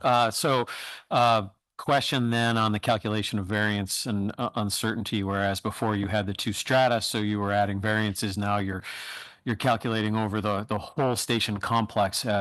Was there any assessment of that along the way, the impact of, I mean, I know our CVs are through the roof anyway, but any look at the impact of doing that analysis separately? Yeah, through the chair. There was a published analysis that Lucas DiFilippo led. It was published in Frontiers of Marine Science 2 years ago now. That did do a comparison of both the model designed estimators and VAST estimates with and without survey. I'm sorry, with and without corner stations. And so that was not a comparison of the different stratum designs in the presence or absence of corner stations, but it was a comparison of the variance outcomes between the two. And it was generally, how to put it, it was generally promising, you know, that the variance estimates were larger, as you would expect when you drop the high density stations, but not disabling so. I think that's a fair way to summarize that paper. Okay, I think we're ready to move on. Go ahead.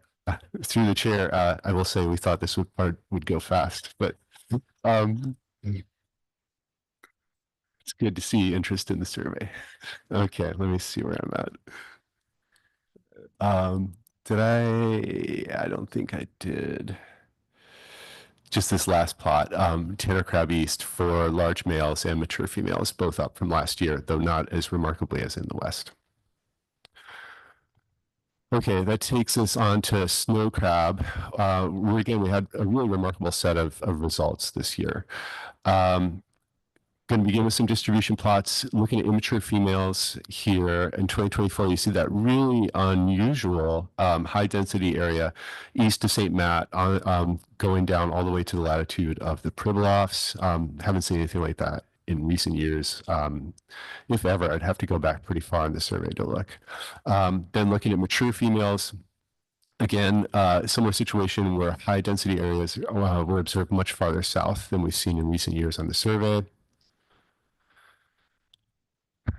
Very similar story for smaller male snow crab. Here we're looking at less than 95 millimeter carapace width, which is sort of Well, that becomes an important number farther down the line when we talk about currency and management, but we see that really unusual high density area at the longitude of the Pribilofs going south.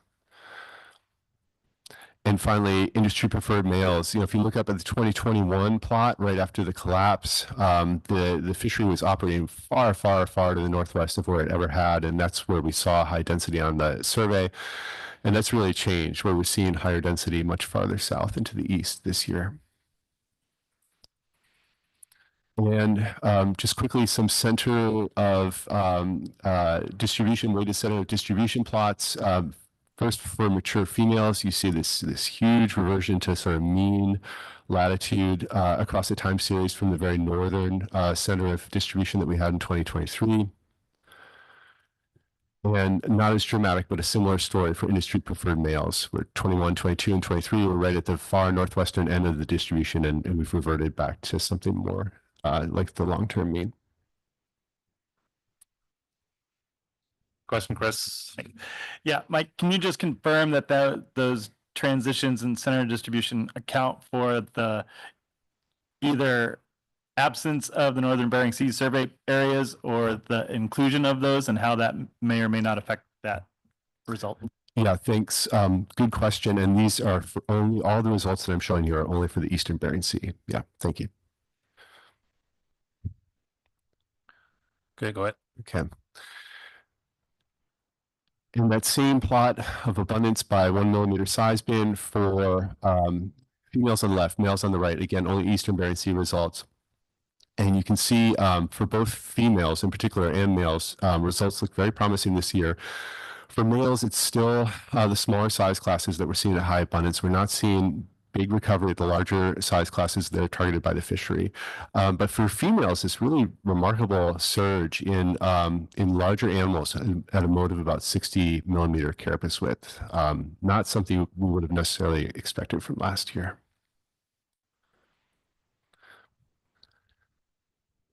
Question from Corey.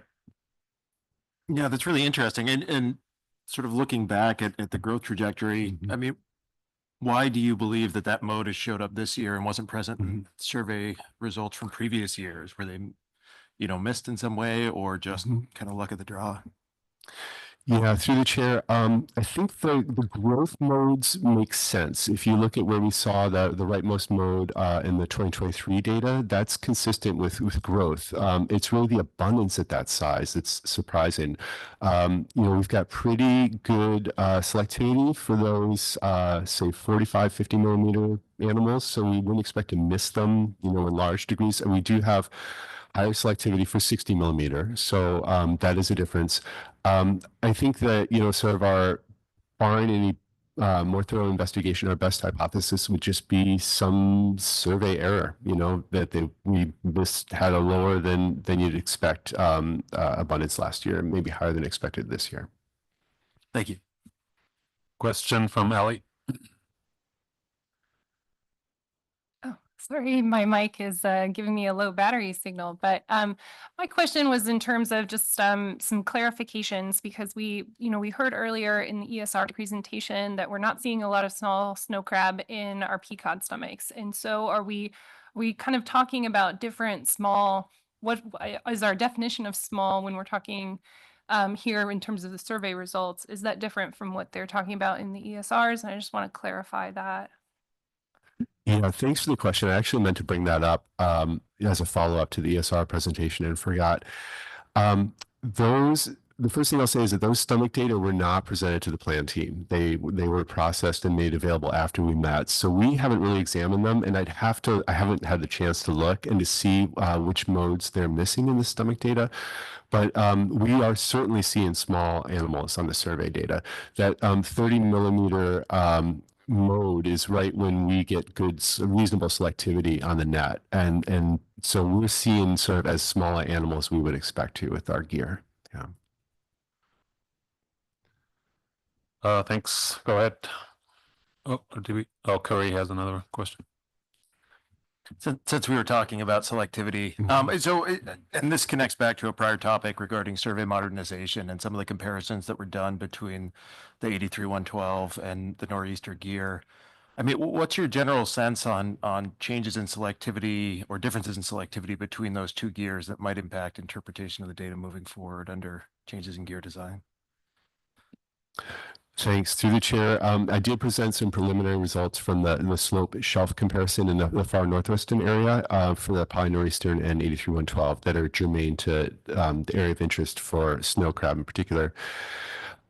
So those data have not been worked up at all. I'd say sort of like personally, I was surprised at the lower numbers that we were seeing on the slope stations with both gear types. And I was also surprised, and again, I'm sort of speaking before we've done any of the analyses, so this could change when we have a chance to really look at the numbers. But I didn't, just looking at the sort of raw plots, I didn't see a big difference in the 83112 and the polynortheastern of the kind that I expected for picking up small snow crab, given that the polynortheastern has roller gear on it. And then, excuse me, just the last thing to note for the SSC is we're not looking at using either of those gears moving forward. So there'll be a whole other set of selectivity experiments that'll inform our choice of design going forward. Thank you. Thanks. I think we're ready to go forward, and to the extent possible, we do have to get through a lot of stuff. So I think try to hold questions unless for like immediate clarification. Some of these topics we'll also revisit in the stock assessment context. So go ahead, Mike. Okay, and then, excuse me, just going through the assessment area swept abundance estimates for males with this first plot, 4 different size classes. Very promising results, I'd say, in the top left with the smallest snow crab, less than 95 millimeters. And then for the industry preferred 4-inch animals in the lower right, a positive signal, but still at the 4th lowest value of the time series. And then for immature females on the top, mature females on the bottom, again, very positive results and a remarkable result for immature females. We're suddenly at the time series high. I think this is my last survey slide. I just want to point out this really interesting sort of wrinkle in that 60 millimeter mode for the really large bodied females. Here it says shell condition. That's an error in the title. It's just maturity status. Green are immature animals, yellow are mature animals, females here. And typically at 60 millimeters, we'd expect a huge predominance of mature animals, but they're majority immature still. And we need to sort of dig into the survey data a little better to try and understand that. But I think that's a pretty unusual situation for this stock. And if they grow and survive in multi-maturity, it's certainly a promising sign for the stock. So that's all I had for the survey update. Yeah, thanks. I think we can go right ahead. So we'll take, if we have comments generally on the survey later, we can take that up with our general comments. If we have stock specific comments on the corner stations and all that, we can do that also when we pick up the individual stocks. So go ahead with Bob, question. Sorry. Thanks, Mr. Chairman. Just real quickly, hybrids. So I think hybrid numbers increased. Any discussion at the plan team? I know back in the past when hybrid numbers were high, everyone wants to talk about it. What it means in terms of the buffer and fisheries, et cetera, with this overlap between the two stocks. I think we're probably going to see, increased hybrids again. And we saw that this year. Any initial conversations? Yeah, through the chair, we did present the hybrid results and have some discussion at plan team. So you're right, with both Apelio and Bairdi, Western Bairdi, numbers going up, we're seeing a clear spike or an appreciable spike in hybrid abundance. We did plot those hybrid numbers as the proportion of Caenorhabdites caught on survey and nothing unusual there. So the proportions are within the historical range. Okay, I think we're ready to go into snow crab. Okay, so just to give you an initial roadmap, just going to do a slide on the fishery update, a couple of slides on the ESP results that we saw, and then I'll dive into the final assessment. So of course, the directed fishery has been closed for the last 2 years. Total estimated bycatch last year was 70 tons. Overfishing did not occur. Most bycatch occurs in groundfish fisheries, and there's been a decline since the peak in the paleo abundance in 2018 and 2019. That's in the top plot.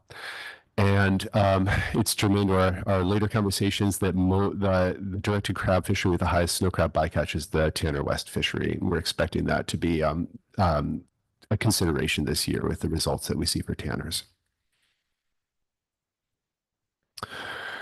2 slides on the ESP profile.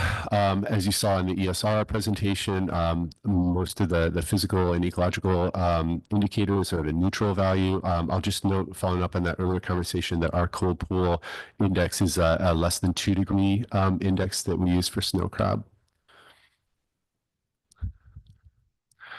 And socioeconomic conditions continue to be critically low with the closure of the fishery.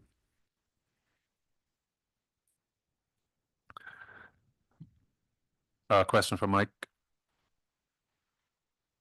Yeah, hi, Mike. I noticed in the ESP, when you were talking about the data, you noted the skipper survey.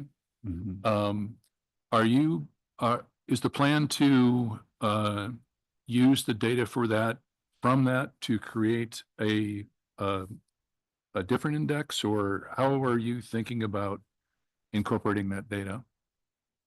Yes, through the chair, you're correct that we had we discussed the skipper survey during the ESP discussion. We did hear that development, I think I'm characterizing this correctly, that development for ESPs is really focusing on sablefish going forward. That's where new tools and indices are going to be developed at this point. So we didn't discuss any concrete plans for bringing skipper survey results into an index at this point. Yeah, I think, go ahead. Okay, so this is sort of the roadmap for the rest of the snow crab discussion. First of all, the overview and then the outline of how we're going to go through the different decisions that, or different recommendations that Crab Plan team made this cycle. So in terms of the overview, this is a tier 3 stock, of course. As we all know, it was declared overfished in 2021. It's been closed for the last 2 years, but as we just saw, we're seeing these really promising signs of abundant young crab on the survey. Then for the outline of the rest of the snow crab presentation, first of all, I'm going to start off with stock trends. This is just sort of contextual information that the plan team really used a lot in our conversation. So I want to present that to you as well. I'll go through the models that we considered for management this year, and then go through a number of decision points that we had for making recommendations, whether we should keep the stock in tier 3 or use a tier 4 fallback option, what the currency of management should be for the stock, the selection of a BMSY proxy, and then where we landed for OFL and ABC. So some pretty big picture questions in front of us here. So I'll jump into that that framing discussion. And I forgot to say at the outset that Cody Zawalski, the stock assessment lead, is online and able to answer questions. So if anyone has any questions for Cody, he is available. So beginning with the way Cody framed out the context for the stock is he sort of identified causes for optimism and then some signals for caution. So beginning with causes for optimism, we're seeing female biomass in the stock being generally stable, of course, with the exception of the collapse. And we've seen the highest immature female abundance ever on the 2024 survey. And we're seeing the signal of really record recruitment. These are model recruitment estimates going through 2023. When we update these through 2024, they'll be through the roof from, based on the survey results we saw this year. But then on the cautionary side, even though we saw some recovery in industry preferred size on the survey this year, we're still at the 4th lowest value on the time series. The 8 lowest values in the time series have been the most recent 8 years, going back to 2016. And then Cody pointed out that we're seeing this sort of persistent decline in the abundance of industry preferred crab on the survey since the high point in the 1990s.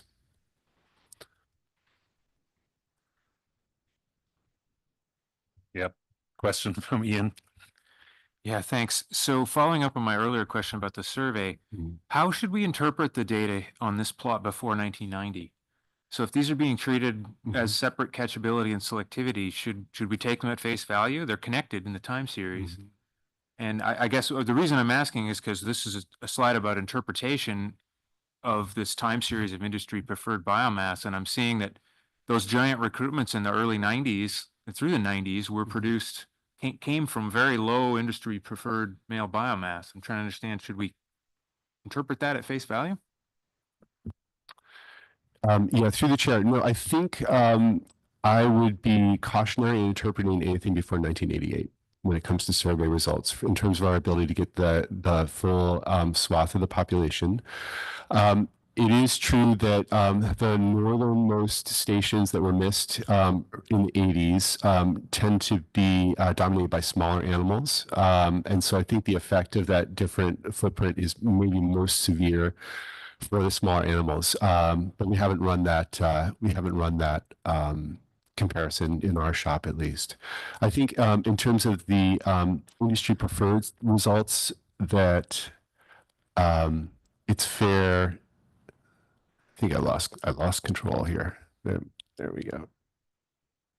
I think it's fair to compare those means that that the author has plotted from the late 1980s onwards as being comparable, not in terms of recruitment dynamics, but in terms of the abundance of industry preferred biomass. Go ahead.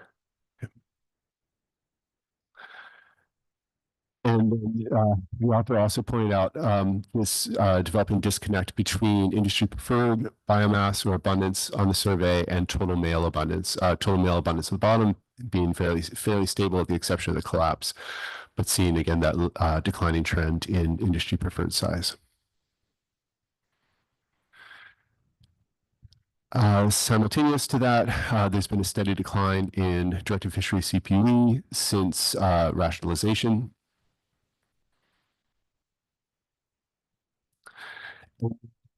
This is a part of the story that becomes important later on when we talk about currency and proxy for BMSY. There's the suggestion of density dependent in the size of terminal molt in the population. I'll lead you through this quickly.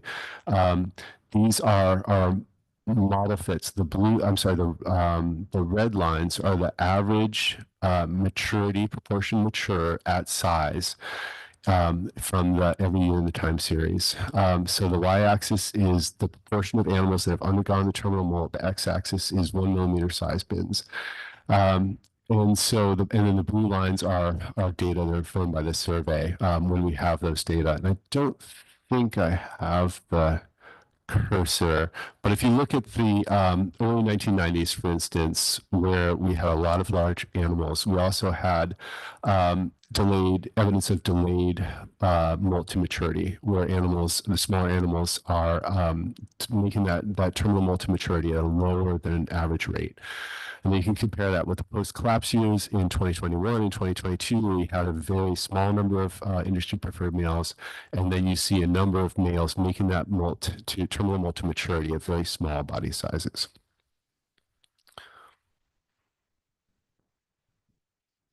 Sorry, go ahead. Yeah, and apologies, maybe I'm just a bit slow. I'm trying to sort of compare this with what you showed a few slides back, which was individuals within that 60 millimeter range, the proportion mature in that 60 millimeter range being drastically lower than what was seen in previous years for that 60 millimeter range versus what we're seeing here. And if you could help walk me through, that'd be great. Yeah, through the chair. So the first clarification is that that mode at 60 millimeters with a lot of immature animals was females, and these are all males. So sorry, I should have clarified that. So this becomes germane to the conversation around what is mature male biomass, what is our currency for the stock. I'll mention it down the road, but then that observation of so many immature, very large body females did suggest some more uncertainty around mating dynamics this year.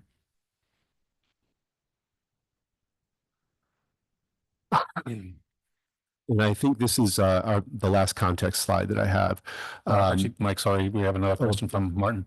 Yeah, I'm just trying to, so you're basically arguing that what you're seeing in 2021 and 2022, that's the signal that you're paying attention to when you're saying there's a shift to maturity. I mean, it kind of to me, it looks like a couple of weird years. It's not like there's a long-term trend, or, I mean, if there's a sort of a really pattern of density dependence, and we've seen that long-term decline in industry preferred males, wouldn't they sort of be related, and therefore the change would most likely be sort of a long-term effect rather than just a sort of blip? Yeah, through the chair. So you haven't conducted an analysis to evaluate this. So you're right. It's not something we've looked into in detail. I guess two thoughts. Cody Żurawski did do a sort of an initial analysis that he presented in May, I believe, looking at both ice cover and the abundance of large males as predictor of size at terminal molt, and saw a relationship with large males. So he does have some analysis that hasn't been published, but was presented to the plan team. And then there's I think, a pretty good paper from Canada, from Dylan Maloney and Krista Baker, showing in that system at least a clear relation between the abundance of large males and the size of terminal molt, an inverse relationship. So this is really sort of a suggestion and something that we've looked at. You know, these very unusual modes of males maturing at 50 millimeters following the collapse, but it does merit more analysis.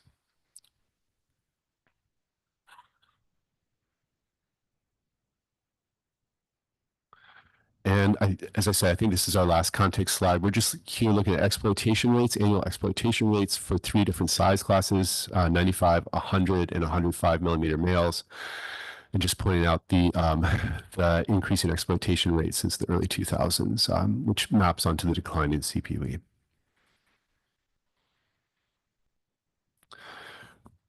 Okay, so that was sort of the context that we had, the landscape that we had for the different decision points that we had for making recommendations. So now turning to the models that we had for consideration, I'll just talk through those quickly. We began, of course, with 23.1, last year's accepted model, and then we fit that, or the author fit that to this year's data. That's 24.1. Then 24.1a corrected an issue with the indexing of molting probabilities. So that 24.1a is our accepted GMAX model with the status quo currency management, which is morphometric maturity, and the BMSY proxy, which is B, 35%. Then 24.1b changes that currency management to a 95 millimeter carapace width. That's thought to be more in line with functional maturity, the size at which males become more successful in mating. And then 21.4c retains that changed currency and also changes the BMSY proxy based on the yield curve analysis that I'll show you in a few slides. The author also brought forward two, and so I should say there's a box around 24.1a, b, and c, because those are the only 3 GMAX models that we considered for setting specs this year. Then the author brought forward two tier 4 fallback positions. Both of those use survey estimated 101, greater than 101 millimeter biomass as the BMSY proxy.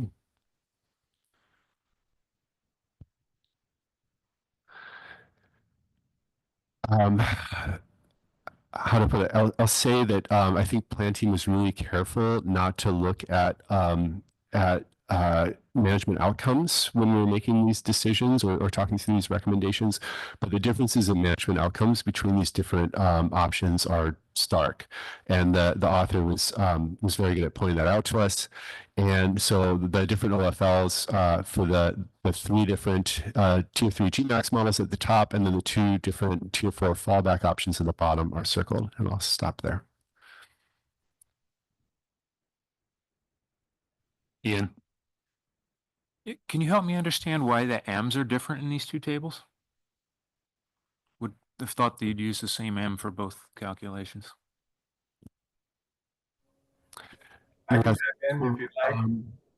Yeah, that's a good question. I can hear Katie going next to you, which is my first response, which is not very useful. Cody is unmuted if you want to. Okay, yeah, Cody, do you want to go ahead? Okay, do you hear me all right? Yes, we do. Okay, great. So the one in the tier 3 are the model estimates. Those are based on a fairly informative prior, but they're not exactly the prior. The one in tier 4 are the prior. Does that make sense?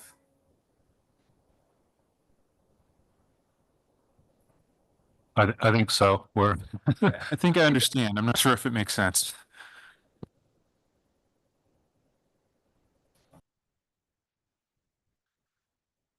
I think go ahead, Mike. Okay. We'll just note the differences.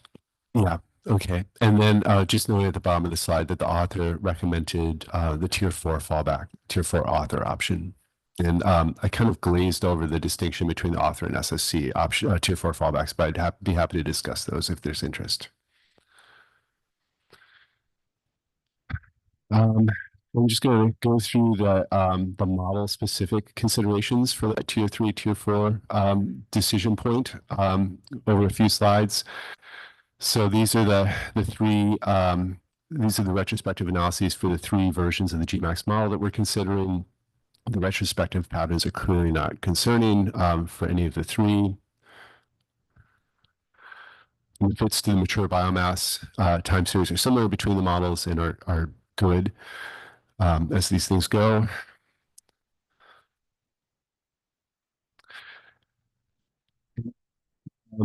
Another point that the plan team really landed on in terms of evaluating the tier 3, tier 4 decision was really how much confidence we have biologically in GMAX at this point. There's been a lot of successful development in that model over recent cycles that gives us confidence in that it's tracking the population dynamics more accurately than we have in the past. So just to remind you, you've all seen this plot before, but if we look at the proportion of males that have undergone the terminal molt on the y-axis against carapace width on the x-axis, the colored lines are data from different surveys, survey years that inform the model. The black line is the model estimate from the old model where there was a problem with survey selectivity that informed a misparameter or a misfit, misestimation of the probability of maturing at size. So the current model is using the survey data as estimates outside the model to better inform the size at which animals are undergoing that terminal molt. So we think that's a real improvement and a sort of a vote of confidence in the GMAX model. There were some concerns with the GMAX model that the author highlighted. The first of these is that there's an underestimate or underprediction, if you will, of industry preferred biomass by the model. The model is not fit to industry preferred biomass. You know, it's fit to morphometric mature biomass. So there's room for error here, if you will. In 2024, the model is underestimating industry preferred biomass by about 80%, and that underestimate springs from a misfit to the size comps, where all 3 of the GMAX models are missing the right-hand tail of the male size comps and missing those large animals. And the author also brought forward some concerns about jittering results for this model. There was a larger than expected scatter in management quantities from 100 jitter runs. So just to talk you through the panel, because the labels are small, the top left is the maximum gradient plot. The top right is the OLFL. The bottom left is the F35 or the F35, and the bottom right is B35. And so the author pointed out that only a single jitter run converged to the lowest negative log likelihood. The author did consider this sort of a second tier problem, lower level problem. It wasn't as severe as the jittering outcome that we had a few cycles ago, where we saw real bimodality in management quantities coming out of the model. And as part of our treatment of this topic, the CPT discussed developing generalized criteria for evaluating jittering results that we can apply across different stocks.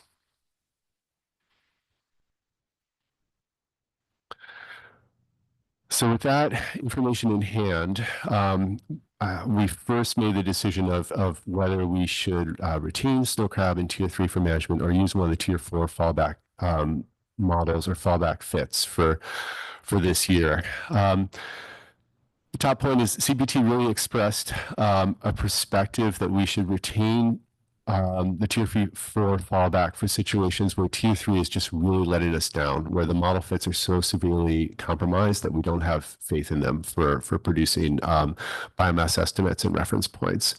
The second point there, in general, the CPT's very happy with the state of GMAX modeling for snow crab and think it's much improved over what we've seen in recent cycles. And then the CPT also discussed the need to have universal criteria that we apply to tier 3, tier 4 decisions across different stocks. And it was noted that we have other stocks, something that springs to mind that you'll see in just a minute is that tanner crab the model consistently overestimates the biomass of industry preferred males by quite a large bit, and we're used to that, and it's a problem that we're aware of and needs work, but we're not rejecting tier 3 in that instance. So we really want to establish consistent criteria for this decision across different stocks. We did think the poor fit to the male size comps and those jittering results merited further exploration, but at the end of the day, this CPT really voiced confidence in the GMAX model for this stock, and so recommended retaining the stock in tier 3.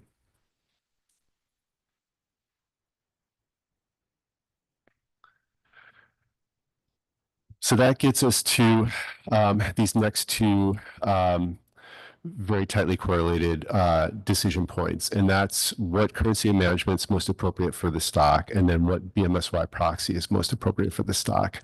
And so this is where we get into some, higher level decision points for the SSC. Again, just to frame out the problem, I've got that same plot on the right here where we're looking at annual probability of terminal molt. And remember, once those animals molt to maturity, they're never growing again. So the majority of males in this stock are never growing to commercial size. Industry preferred size is there in the red.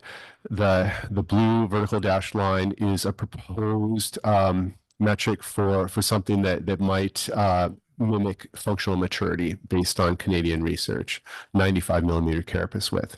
And again, to remind you, the current currency is to use morphometric maturity. So any animal on those curves that's matured is part of mature male biomass. The second point there, the difficulty that gets us into, as you'll all remember, is that creates the potential for extremely high Fs for the fully selected part of the population. And as an example of that, the author pointed out that model 24.1a, even with a 65% buffer, would allow for removal of all industry preferred males at ABC.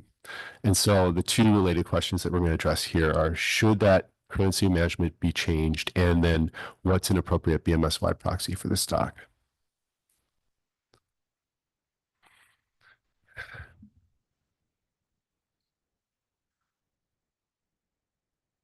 Curry, go ahead. Yeah, and I feel like I should know this after having seen this for quite a few years, so forgive me. But thinking about this 95 millimeter functional maturity line, is that based on some empirical evidence from individuals, or this is based on average across years, or at least across cohorts where growth may vary, this is the expected level at which the vast majority of cohorts are expected to be sexually mature? I just turned it off. Yeah, through the chair. That's actually coming up in the slide, but the 95 millimeters is based on a single Canadian study, and we do not have data on functional maturity in the Bering Sea. Bob. Thanks, Mr. Chairman. Mike, just continuing on this discussion, when we tie the use of the functional maturity to the fact that all the industry preferred males could be removed from the system, was there any discussion on using a different tool, a different transactional type tool to when you have cross crab stocks? We know that we're setting a mature male biomass and then setting an OFL based on that, but then the fishermen are focusing that entire biomass on a smaller portion of the stock. So it seems a little are we purposely looking for a way to reduce that number by looking at functional maturity, Or should we also be looking at another management type tool to acknowledge that, you know, all of the catch removal, all the exploitation is happening in a different size band, as opposed to focusing so much on just the maturity topic? Yeah, through the chair. Well, we can sort of constrain the problem, you know, with king crab fisheries, it's not an issue because we're talking, you know, legal males map onto what we think maturity is much more closely. It's an issue for the two Caenorhizides stocks. It's been a more severe issue for snow crab, where the proportion of animals that mature without ever reaching a size close to being fully selected by the fishery is so large. I think focusing on a functional maturity definition keeps us in line with the FMP, you know, where we work in currencies of mature male biomass. And so defining what's mature in an appropriate way is an easy way to try to align our understanding of snow crab life history with the FMP. You know, if we went to something else that had to do with, say, managing to industry preferred size specifically, I think that would take sort of more thinking outside the box. And then just quick follow-up. Thanks very much for that, Mike. That's helpful. You mentioned king crabs, but Tanner crab as well. Would the expectation to be that you would carry this over there as well? Yeah, through the chair. Yeah, there has been conversation with instituting something uniformly for Tanner crab and for snow crab. But again, the problem is more severe here, so we're starting here. Yeah. Martin. So a couple slides back, you said, as part of the general sort of critique of the assessment model, that the model was sort of under predicting by 80% the amount of legal crab. And on this slide, you're saying the 65% buffer allows for removal of all the large crab at ABC. So, but actually, it's not the survey crab that you're talking about here, but the model crab that are being drastically underpredicted in the model. Is that correct? Yeah, through the chair, you're correct in that instance. Certainly, yeah, we're talking about modeled biomass in 2024. I think the broader point that having this disconnect where the majority of crab stop growing before they're vulnerable to the fishery creates this persistent problem of very high Fs being allowed under the federal rules, because that we're calculating an OFL for all mature crab, you know, including those 50 millimeter crab. But then that's the fishery's only taking fishing mortality, directed fishing mortality from the very large crab. So that's the persistent problem. Yeah, I understand that. It's more just depending on where the SSC wants to go, whether or not model 21 or 24.1A would be a reasonable approach as a fallback. You know, kind of part of that thinking would sort of reflect on, you know, whether this statement here is something that we need to put a lot of weight into, or whether it's something that we can sort of think our way around as maybe not being a sort of deciding factor. So that's just why I wanted to sort of understand what was going on there. So thanks. Yeah, and I guess just one more follow-up, if I may. Yeah, you're right. That was and that wasn't intended as a point to frame out the SSC's decision. It was just an example that was brought forward during the conversation. But you're right, there was that disconnect with the underestimate of biomass this year. Cody has a follow-up.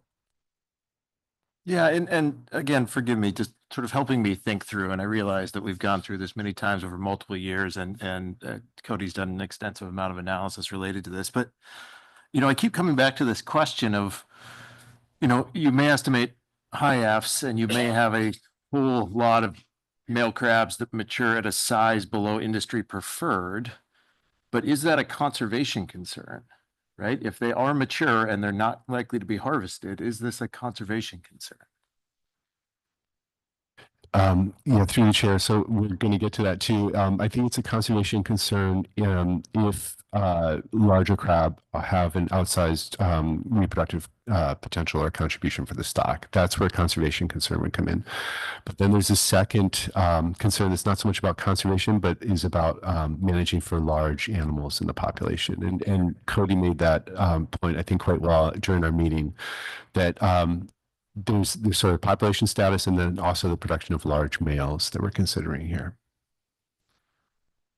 Thanks. Let's try to kind of work through the presentation because a lot of these issues will probably come up again. Mike alluded to what's coming up a number of times. So try to hold the substantial question that will contribute to our own discussion maybe for the end, and just focus on sort of clarifying questions, immediate clarifying questions for now.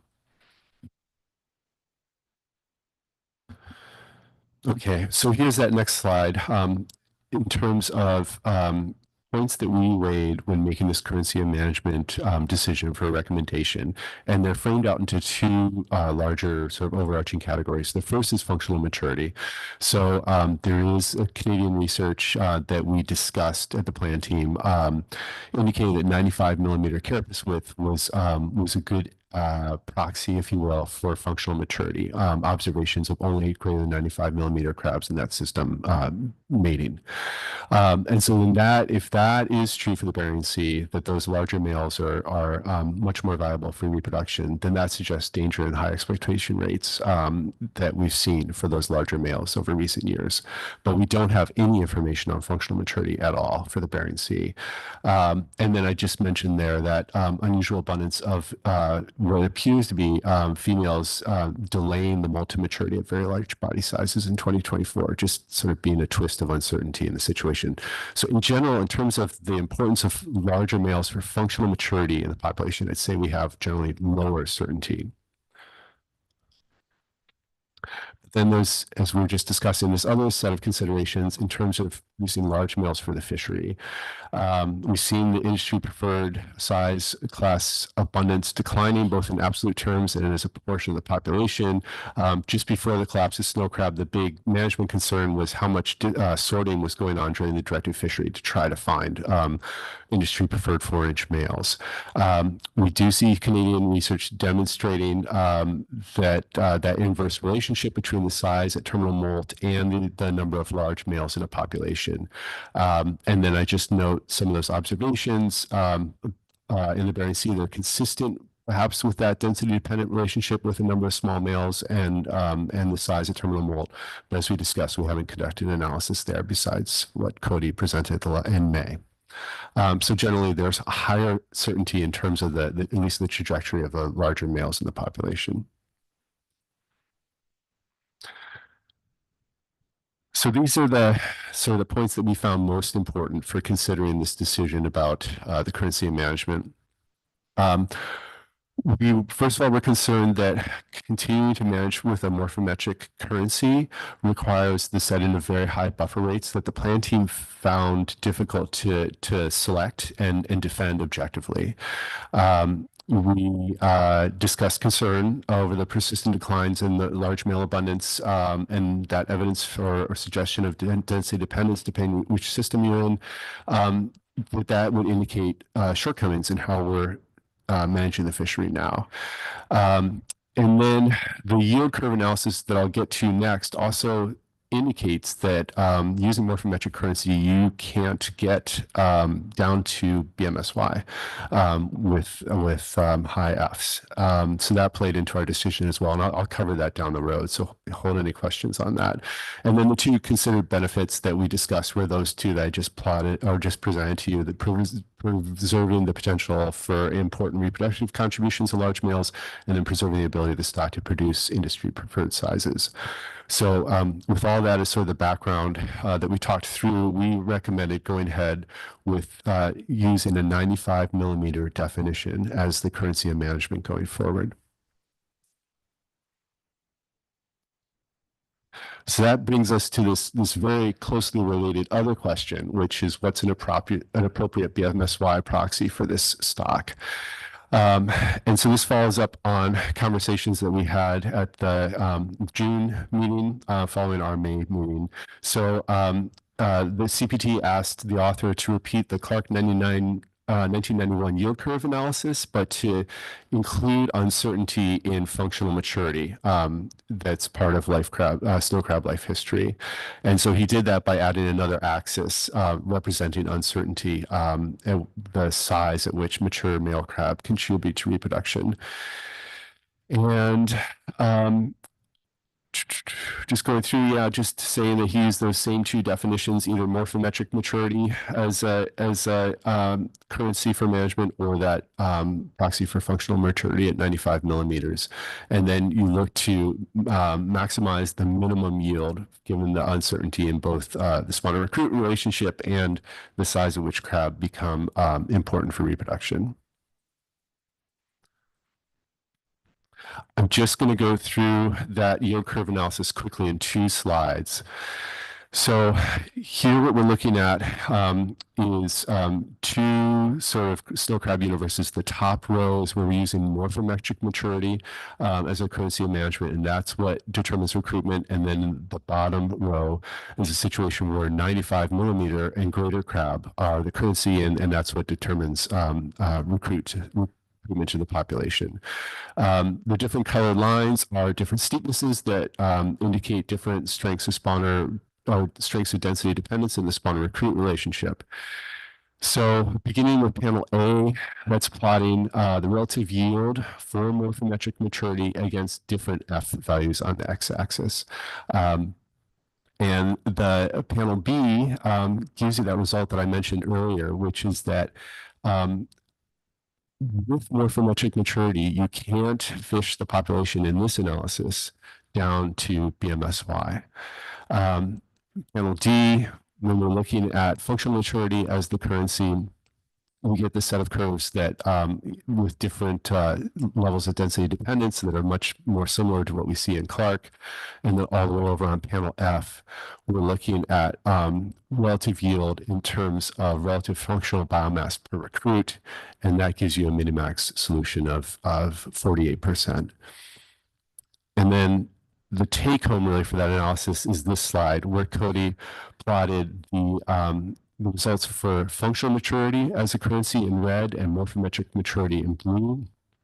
You don't get any crossover of the curves or adequate crossover of the curves to conduct the minimax analysis in panel A when you're using that morphometric maturity as your currency, but in panel B you do. And so just to talk you through this minimax analysis, the triangle is the solution for morphometric maturity. So that suggests FMSY of 4. And you can only get a BMSY proxy for morphometric maturity if you use functional maturity as your currency. Then the square is the maximum solution for functional maturity. That's at F of about 0.5, BMSY proxy of 48%, as I just said. And then the circle is the maximum of the minimum yield if you overlay those 2 currencies. And then you get an FMSY of 0.55 and a BMSY proxy of 45%. I'm tempted to pause here because that's sort of a distinct analysis. If there's any questions on that, I actually have one, but it looks like Martin maybe. Yeah, it's a question for Cody, and we had some pretty the SSC in June had some pretty specific instructions for how to conduct this analysis, and we had asked for use of both the Ricker and the Beverton-Holt curves, and to limit the range of steepnesses to those that were specified in the Clark analysis, which was 0.5, 0.67, and 0.80. And obviously this analysis didn't follow those instructions, and I just would like to know what the thinking was for just continuing to use the really broad range of steepnesses as well as just the Beverton and Holt curve. Hey, Cody here. Well, I did knock off 0.3 from the last time through. I guess the way that I had read it in request was to do something, find more appropriate values for parameters going into the stock recruit curves. And I mean, when you look at the recruitment versus the spawning biomass, there's just no relationship. So that's a hard ask. I think, yeah, it's a hard ask. And it wasn't immediately apparent to me why the values that Clark would have chosen, and I didn't even think about this when doing it, but right now it's not apparent to me why using the values that Clark chose for a cod life history would make sense either. So this was actually a difficult chunk of this analysis, was trying to figure out what range to think of, or even a good system of saying this is an appropriate range and that's an inappropriate range. Yeah, thanks. Oh, sorry. I actually had a follow up on that. I mean, thanks, Cody, for that. And I'm just trying to understand that myself. But the choice of the lowest value for steepness is quite influential here, right? I mean, that has a big impact on the results. Is that correct, A? And then do you feel there's a difference between groundfish and crab that warrants like a lower value for the steepness 0.4? I mean, you were correct that the most conservative of whatever scenarios you select will likely be a large driver of whatever your maximum solution is.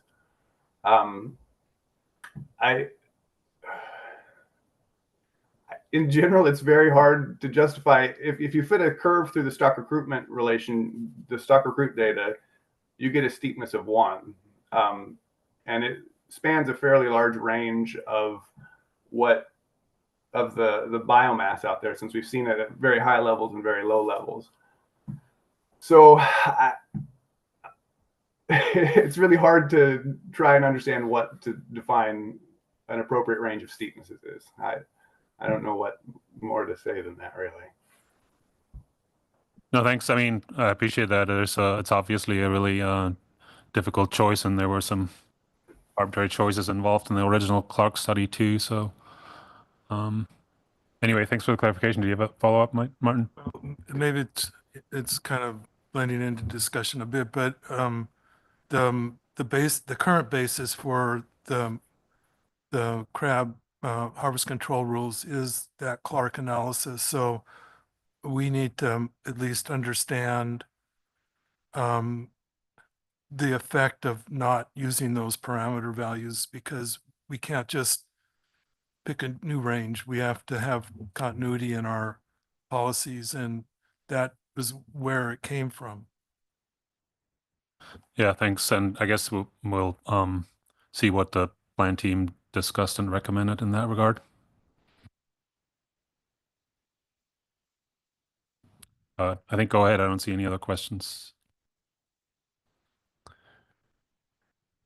So yeah, getting into the conversation that we had about this decision for BMSY proxy, we generally supported the analysis and thought it was an appropriate path for selecting the proxy, given uncertainty about the size of functional maturity. There was some discussion at the plan team about the strongest candidate density dependence potentially affecting the results. But then really our conversation after we had spent a lot of time and effort on currency landed on the idea of not wanting to make two major changes to management for the stock in a single cycle. So the recommendation was to retain B35 and to refrain from changing the BMS proxy at this point. But we recognize that the analysis provided a rationale for potentially making that change in a future cycle.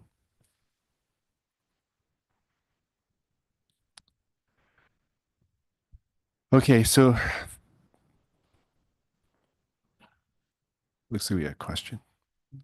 Sorry, Martin. Yeah, I guess, did you at all, I mean, you could have continued to use the BMSY as defined by morphometric maturity, which would really be retaining the BMSY value. But what I'm understanding here is that you're using the functional maturity definition of BMSY, which is no. What is this BMSY value? Is it defined on the basis of? We're still using B35%. We're not, but we're changing the currency of management. I think I can So go ahead. let me weigh in. Yeah, I think I can that's get the this one. question, yeah. So the decision to change currency is what is mature male biomass, and so then everything BMSY, MSST, OFL are all in that same currency. We're recommending 95 millimeter, but then within that currency, the decision of what the BMSY proxy should be is what we considered. Should it be stay at B35 or change to the B45 that came out of Cody's yield curve analysis that accounts for the uncertainty in the reproductive contribution of different sized males. And so we recommended staying at B35. Am I hitting your question right? Yeah, it's just a little, I mean, BMSY is a different value now than it was last year. So, it's kind of apples and oranges sort of thing. There's a big change in the perceived status of the stock this year relative to last year. But yes, exactly. And through the chair, just to respond to that, yes, change of the currency is a big change, but then that how you select the BMSY proxy without information about the spawn recruit relationship is the secondary decision we made. So it's in this new currency is the recommendation, and we're recommending staying at B35, but in the currency of functional maturity.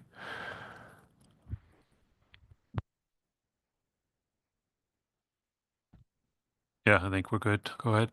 Okay, so with those recommendations of the change to 95 millimeter definition of mature male biomass as the currency of management and retaining B35 in this new currency as our proxy for BMSY, that leads us to model 24.1b. And his author was really good at noting that produces very conservative harvest specs because instead of managing for all those mature males, whatever their size, now you're just managing for males above 95 millimeters. So the outcome in terms of the new currency is plotted in this plot. And so retrospectively, this new currency would have seen the stock fall below MSST in 2014, would have been declared overfished, and fishery closures under the federal rules would have been in place in 2018 and from 2020 through the present.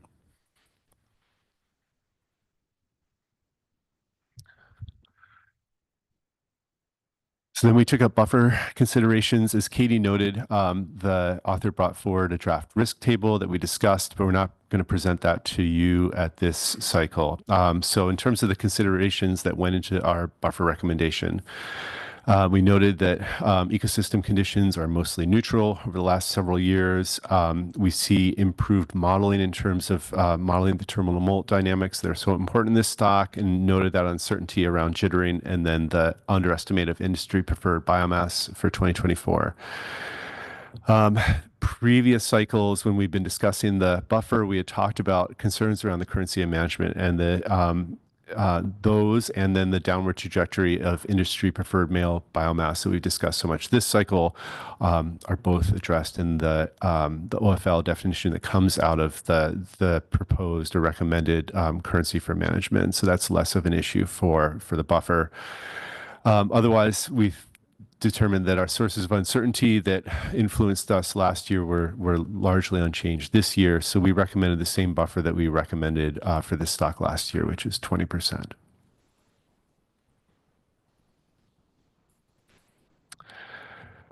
And so then these are the OFLs and ABCs in the top table that come out of model 24.1b. It's an OFL of 50 tons and ABC of 40 tons. Then there was some conversation in the plan team about the fact that the FMP allows flexibility in the reference periods for bycatch F that are used for projecting OFL. And so there was a request from the CPT that the author bring forward an addendum considering different possible periods of reference periods for bycatch F for making the OFL projections.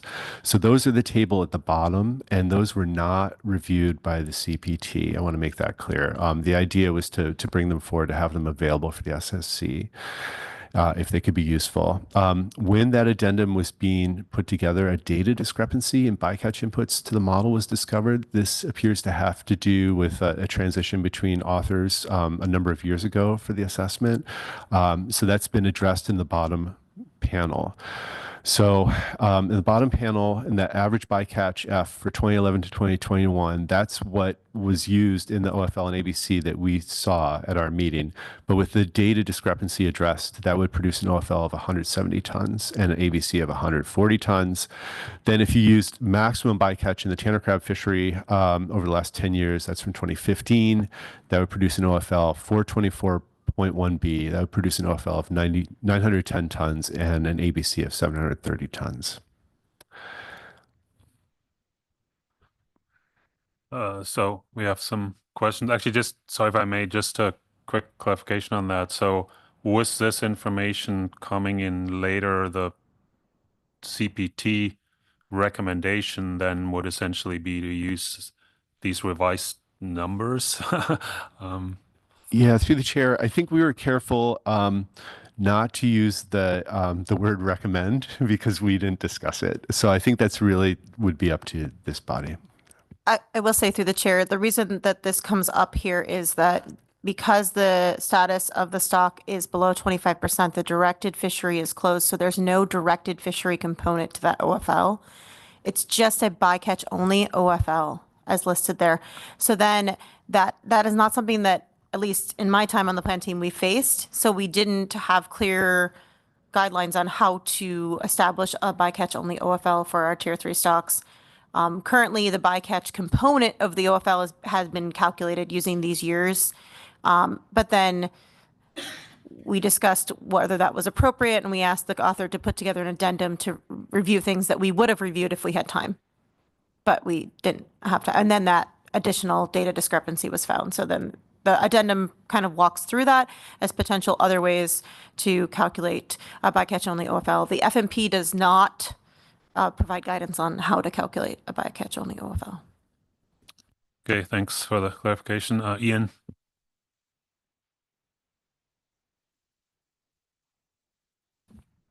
Sorry. I have two questions here. The first one is technical. So was the model rerun with the updated bycatch estimates in it?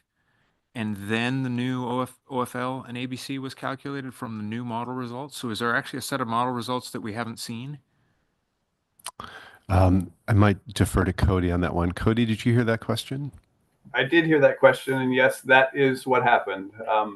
The big difference was a fair chunk of discard in the Tanner crab fisheries in 2014 and 2015. So I adjusted that in the model and reran it, and those are the OFLs and ABCs that came out, and not changing anything else other than the catch data.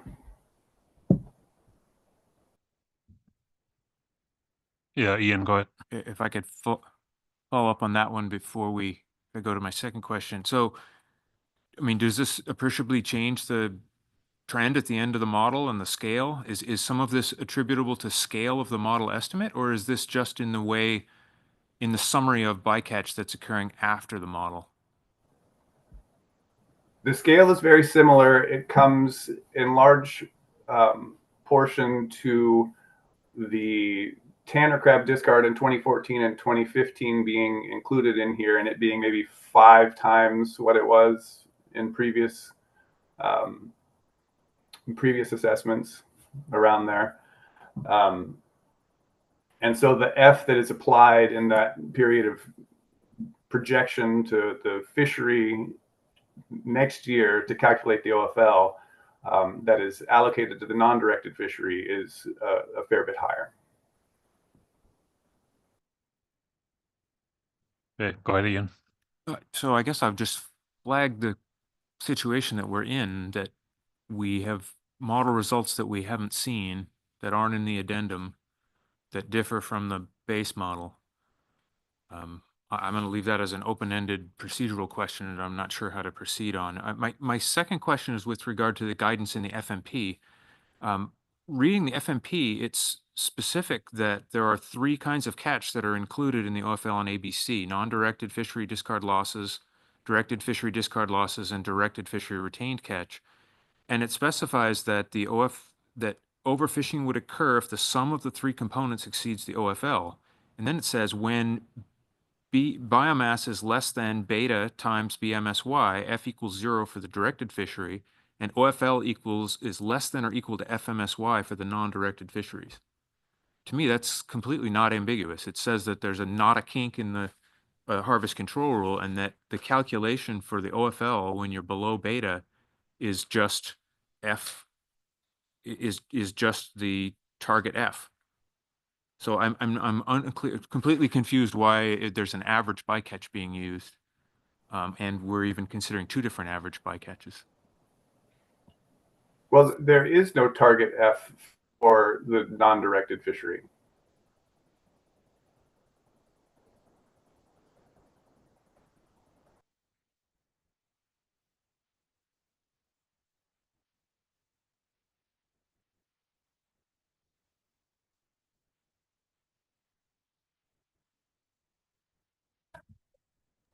Sorry, it seems clear from the FMP that the OFL is based on the FMSY calculation, and that would there isn't any ambiguity about how to calculate that when you're below beta. It's just the harvest control rule has a kink, and then it has a vertical section, and you just take away the vertical section, and that little triangle is where you would calculate based on FMSY.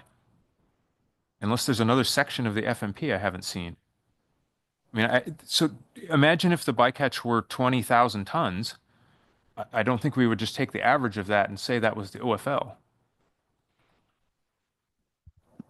We're not taking the average of the tonnage. We're taking the average fishing mortality over the last 10 years, applying it to what the model thinks is will be present at the time of the fishery, given the selectivity estimated for the non-directed fishery. And I'm almost certain that's how all of our crab stocks specify the non-directed fisheries when calculating the OFL.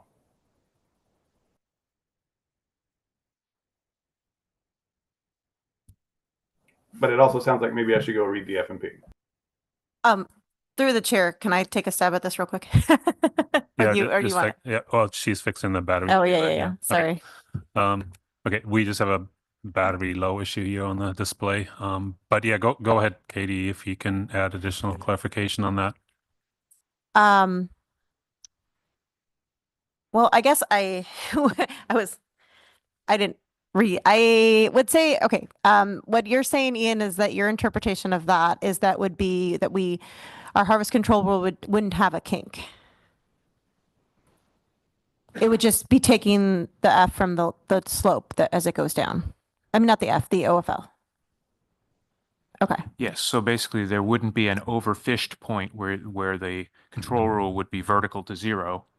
It would just continue down to the origin, and that, I think, is what the FMP states would be FOFL less than or equal to FMSY. Maybe this isn't an issue, and maybe it's not worth us getting hung up on, but I don't know if this applies to other crab stocks or not. Well, I think it becomes an issue because it might not be an issue right now at this point in time, but it becomes an issue in the sense that if we get to a point where we have other stocks that are at this low level, what should we be reporting as the OFL becomes an issue. So I think our interpretation and as a plan team is that, and this is, like I said, the first time we've had this issue. So our interpretation at this meeting, at least, and our interpretation of the way the harvest control rule was written is that that because that FOFL portion that's attributed to the directed is 0, then right now the way GMAX is calculating that, it's just going to give you whatever portion you're attributing to your bycatch. I think that we essentially would have to run the harvest control take out beta to get what the F would be without that. And I think that's, I mean, in our projection module, the beta set at 0.25, you can just make beta 0 and just run it. So I think that's achievable. I just don't think that it's interesting because I think that when we coded the harvest control rules into GMAX, we used it based on the tier system harvest control rules, which specifically say that F is 0 for directed under 25. So that's just something that, like, if that's how we need to report it, then we need to make that clear in the way that we're calculating those OFLs for the future. Basically, we shouldn't. Yeah. So I don't really know if that's something we need to address right now or something we can. It might depend on where your decision points go as a group, but I think it is something that we should make sure is clearly interpreted from the FMP, where both our groups similarly, I guess. Yeah, thanks for that, Katie. Before we break for lunch and we can maybe sort some of these things out a little more, Sherry may have a little bit of input and maybe Carla can help us out as well. So I was trying to figure this out as well. I actually had thought that the control would go down to 0, but I apparently need to go back and read the FMP as well. But I did hear that there's a precedent for doing this using the average catch in another fishery in the past. And I'm wondering, Katie, do you remember what that was? If not, I think Carla Bush may. Sorry, Carla, I'm calling you out because you're not. Yeah. Through the chair, Sherry. So in that case, that's part of a rebuilding plan with Pribilof Island blue king crab, and that's not tier 3 stock. It's a tier 5. I mean, it's the way the rebuilding plan was set was a bycatch only OFL, and that's based on catch, a historic time period of catch. So that's kind of a different, totally different way that we would do it. I mean, I guess that's a consideration as to what do you do at this point when you have a directed fishery closure and then you want to allow for bycatch, but what is that appropriate allocation? So one of the other things that did come up in this particular conversation with bycatch only OFL versus the whole OFL, like Ian was saying, if there wasn't a 25%, if you took the estimate coming out of the slope, was that how, and this is a future consideration, how do we consider limiting bycatch when stocks are at low levels if the only way we have to limit bycatch is with the OFL? So even a high buffer wouldn't limit bycatch necessarily, because the only time bycatch gets limited or shut down is if it's approaching the OFL. So if we have a full OFL that allows for all removals and a directed fishery closure, essentially that would allow for pretty high bycatch levels compared to what we have seen. And is that appropriate or okay? I mean, maybe it is. It's just something to think about as to how the control rule works and the considerations of the different components there. Sorry, I didn't mean to make things more complicated, but. Do you have a follow-up on that, Sherry? So one is a question. So am I correct? There is no precedent for this in the past. Okay, so there is no precedent. The other question, which I think Franz may be moving on to lunch, that we may want to think about is that if we do set an OFL, the question is then, do we set an ABC? Because the buffer between the OFL and the ABC has historically been uncertainty, the definition of risk, the likelihood that the ABC will exceed the true but unknown OFL. Well, there really is no ABC for a bycatch fishery, and that uncertainty is usually based on the target species. So I guess my question that we may also want to think about if we end up going with this is, do we set an ABC, and how would you set an ABC? It seems like the process might be different. I think I'm tempted to just, no, I don't think so. I am tempted to, or I will take a lunch break here. We can, maybe sort some of these things out a little bit and take a look at the FMP again and get clear on our interpretation of that. So we'll break until 1 o'clock. We will likely have additional questions. Then we'll take public testimony and then our discussion. So I'll see you after lunch at 1 p.m.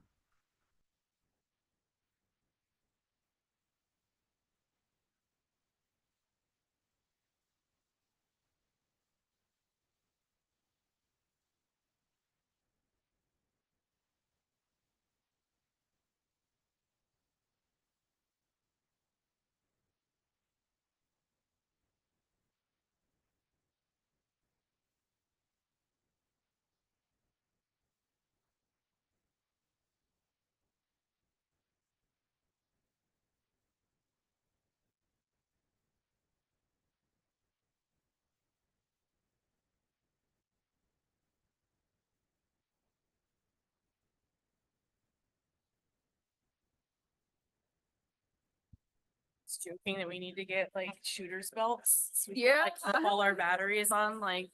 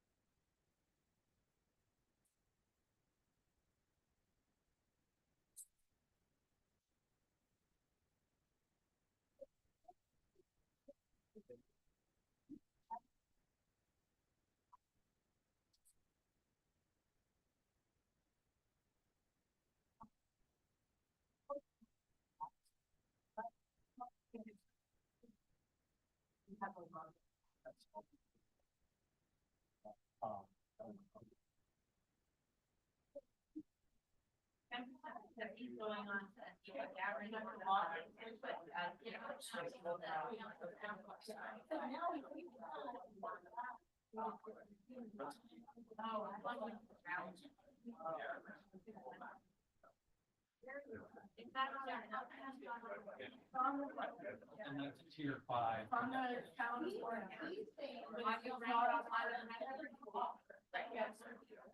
He wants to go. That's not how but we also talk about doing that.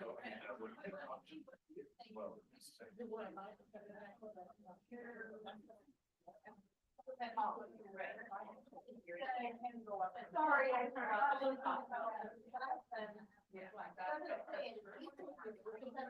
Yeah, right. I know this out there. Doesn't depend on an average.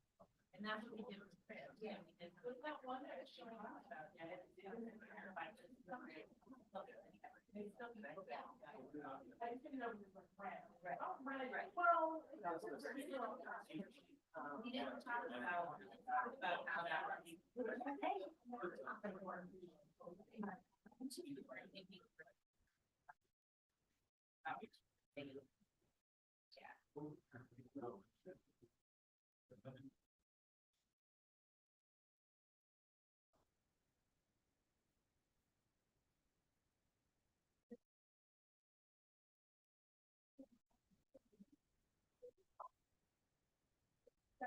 didn't know anything going down. But that's not how it works. That's not how it goes there.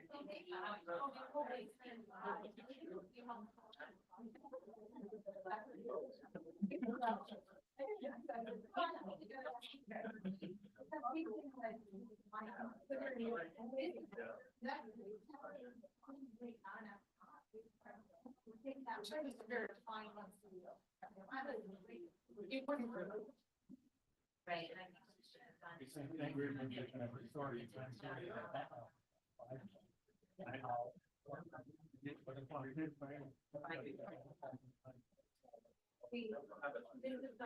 I think that would help. I think it would help for some for Ian to understand that that's why it's not the part that alpha and the dot is part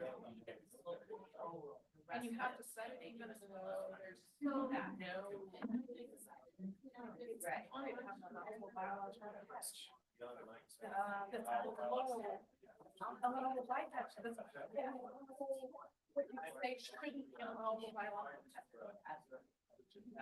Shouldn't have it all.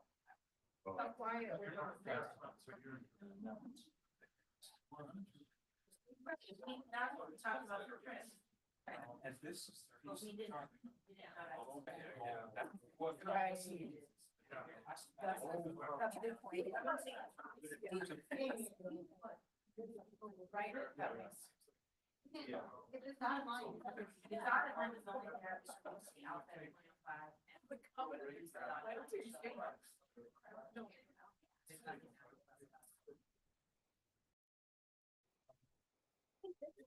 I mean, I could take that. No, but there's no yeah, it's all.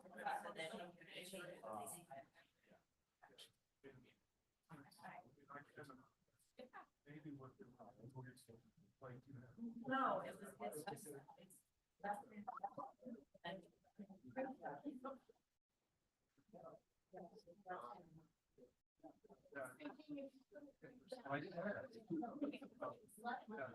Yeah, that helps.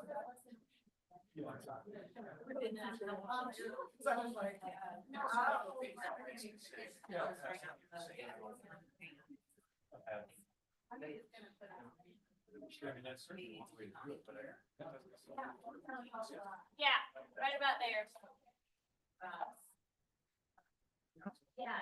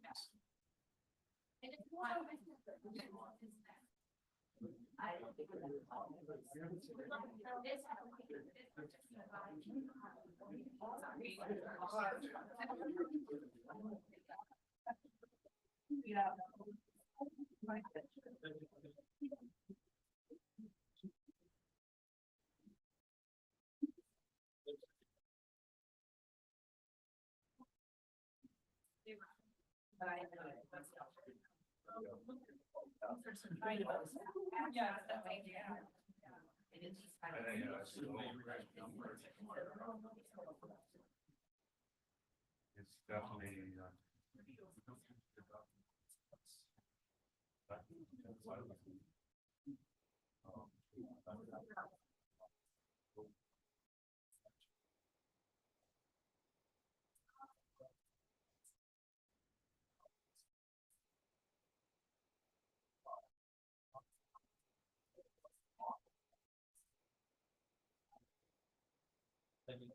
Yeah. So what do I mean?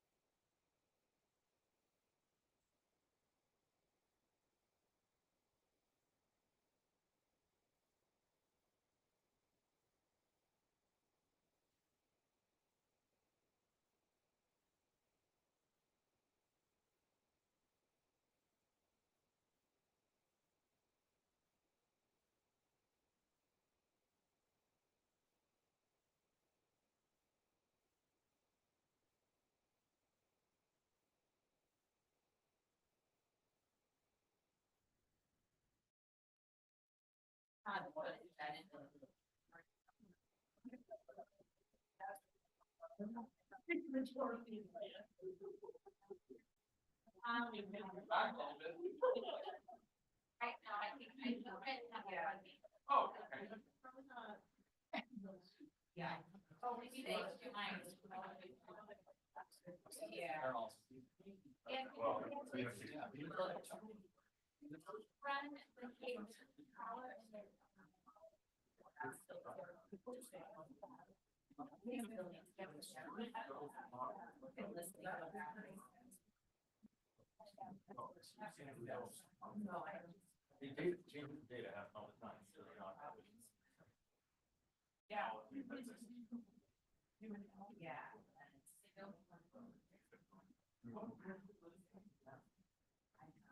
Yeah.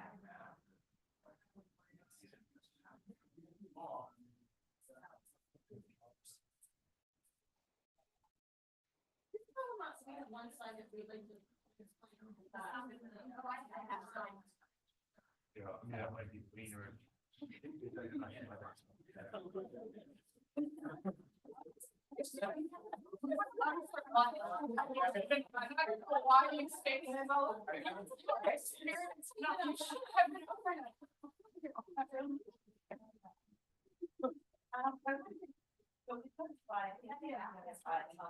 Describe what was done.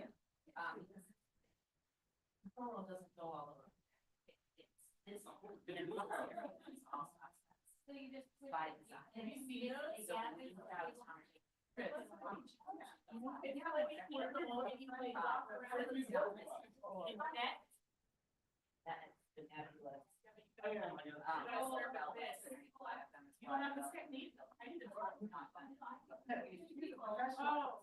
No, one person. Whether it's drawn on the map or not, it's still FOFL all the way forward, whether it's on there or not. It's not because we left it as line. Once you're in stock status 3, everything and then that will be set at, for instance, for cribs, I've just defined that level. That's what we do for cribs. But presumably, that's the, when you use the same method, calculate method, that's why, which to Ian's point. I'm not would saying be you would down do there. it that way. Yeah, you Yeah. could do it that way. You might end up with a training. OFL, yeah. Why for cribs and for mine, I showed her what you did.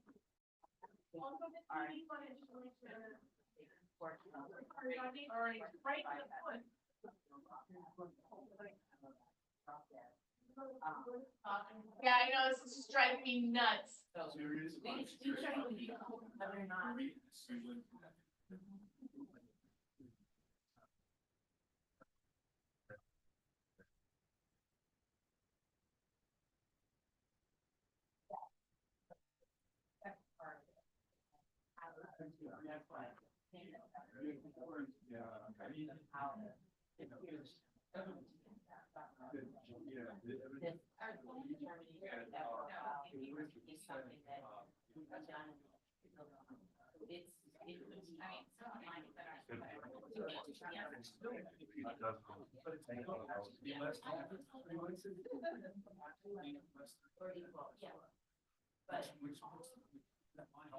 It doesn't, I'm just saying, we try to make it.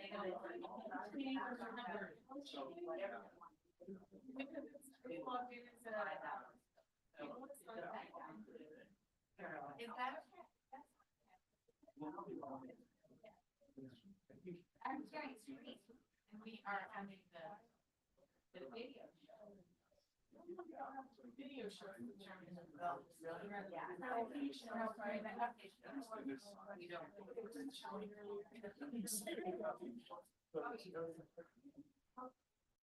Yeah, you would think, that's not an option. I don't know.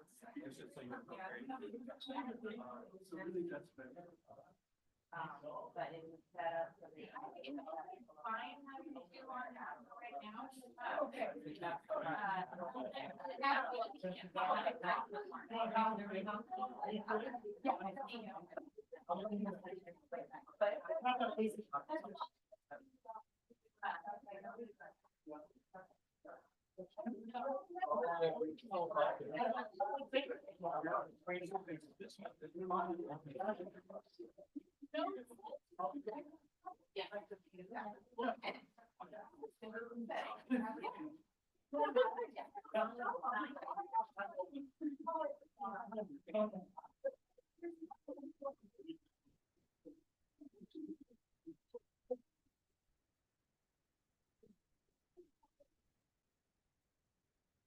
I am, because I felt like, what a dummy, I was like, what is the problem with that?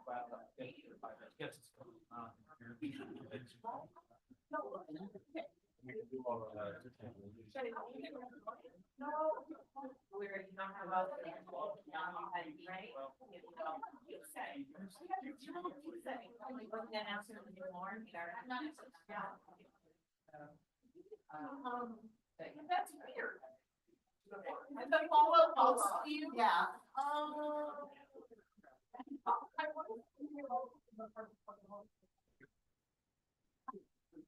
And October's really fun.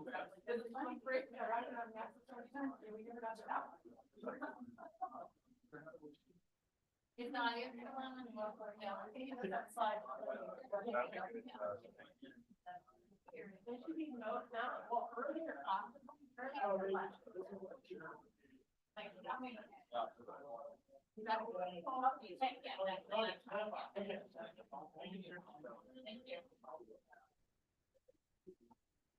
Oh, I might have to like.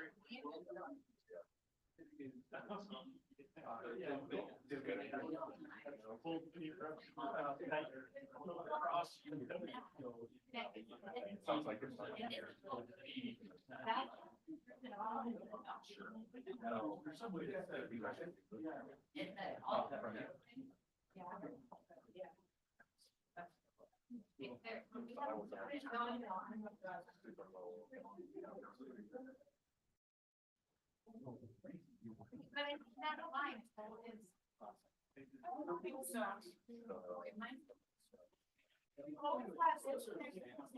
Right. It's always been on. Oh, yeah.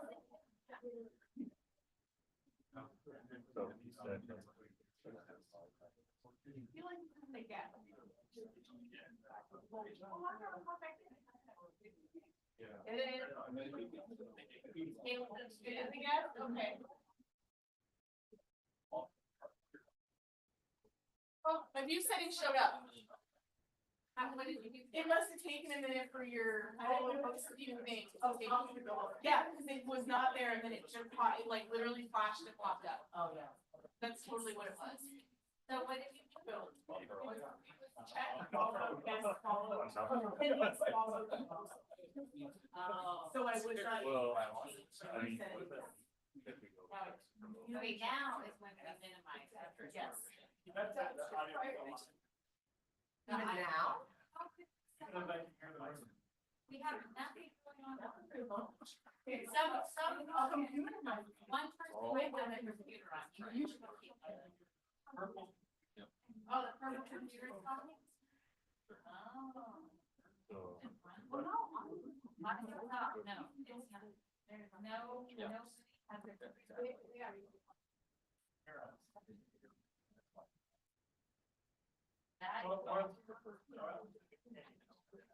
That's the main, that's the main one.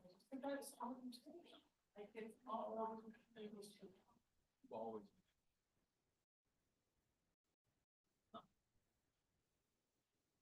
Yeah.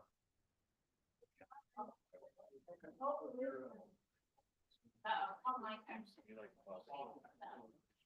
He's still angry.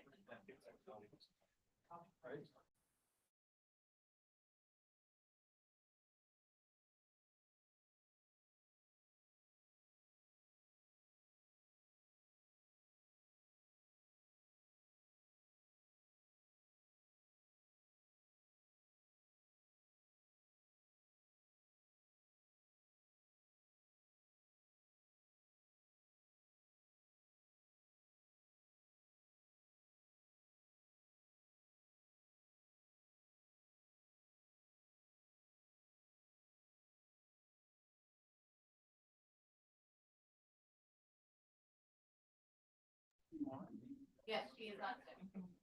Wow.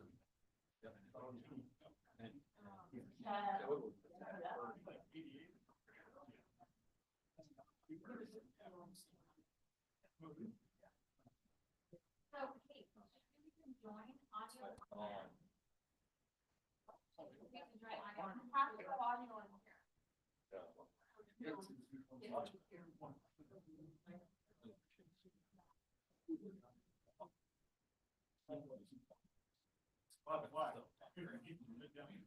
Yeah.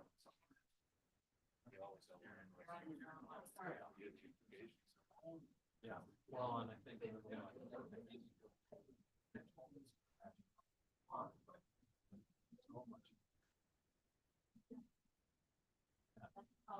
well, I mean, however,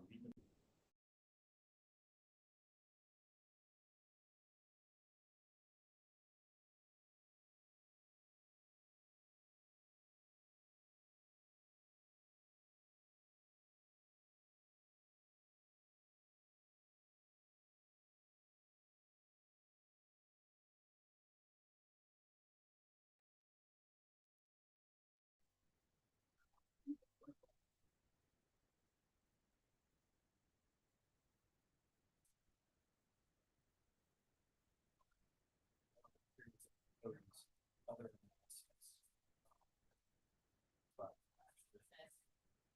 can't hear us now. 40%. His rationale was because we were fishing spot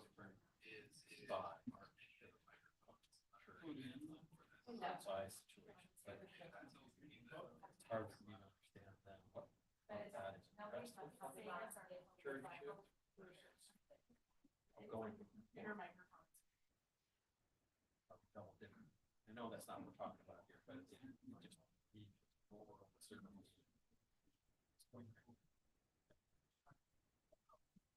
That 35 is all cracks. But that's, yeah. That's the one.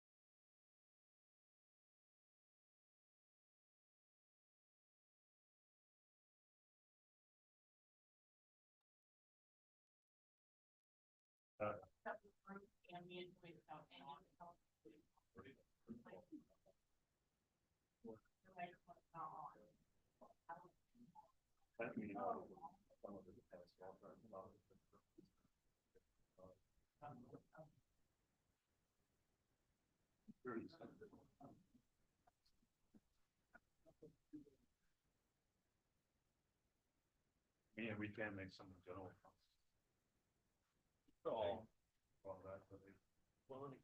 This has never been a problem before, Micah, and I don't know if I mute it, then anything ever assumed or otherwise. Yeah, I mean.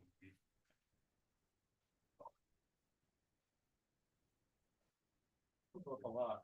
Yeah, right? Done for the gadget, those confident.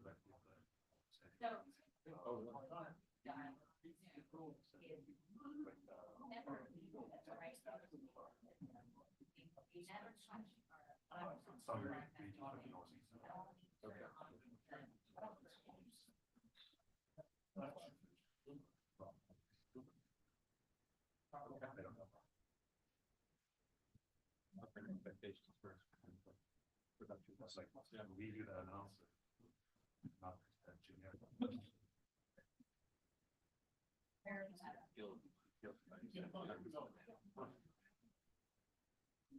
Yeah. If we don't talk about this. Because we don't have time. But that's, yeah, that's something.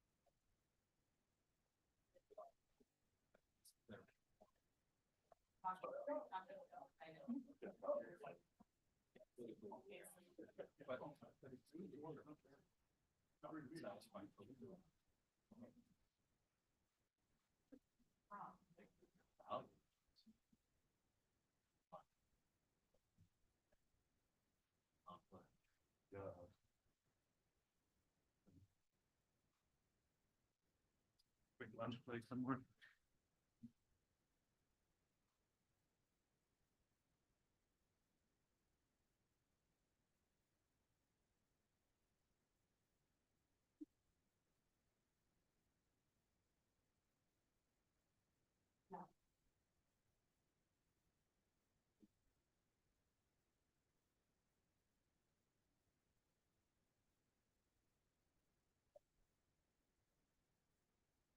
Sherry say join auto? Oh my gosh. Sherry. You're connected to audio, so we were trying to figure Or out. something is going on over here. Something, one of these is on. Yes. So it's not this computer. Is it this computer? Some of these computers- Yeah, this is. That one's not confused. One of these is connected to audio. The option to not join. Is this one? I hear something. Is it the iPad? I'm not. Hello? I'm not on. Oh, Testing. Testing. Testing. Testing.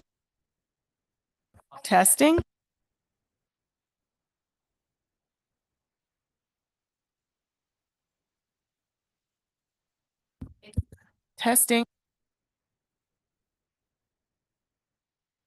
Sound up here. Where is it coming from?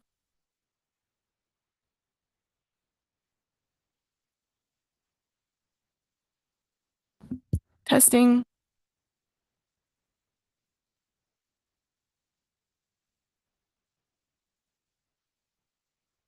okay.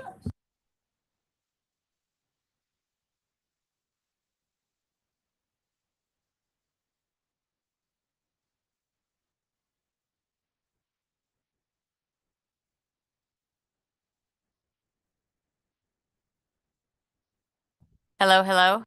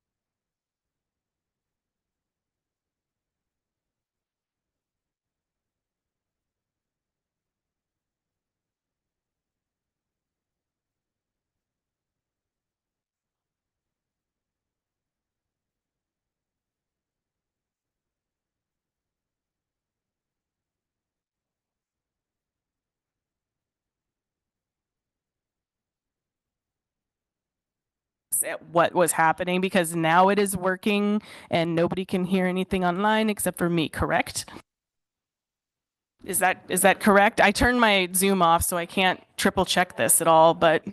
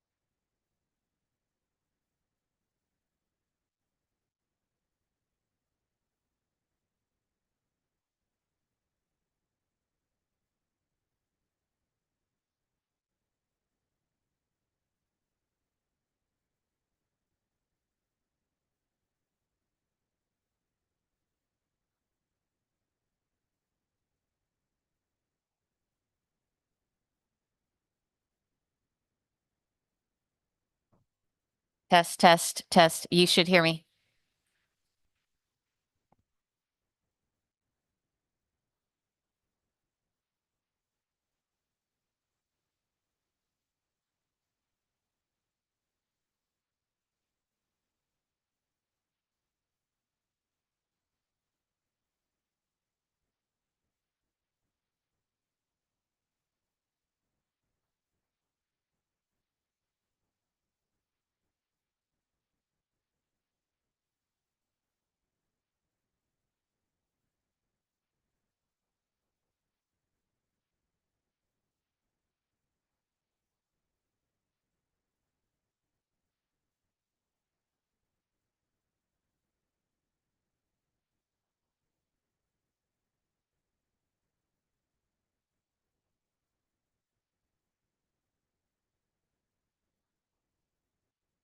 it's been on. Yeah, right. And then it died and we couldn't see the light was on, but it was still transmitting.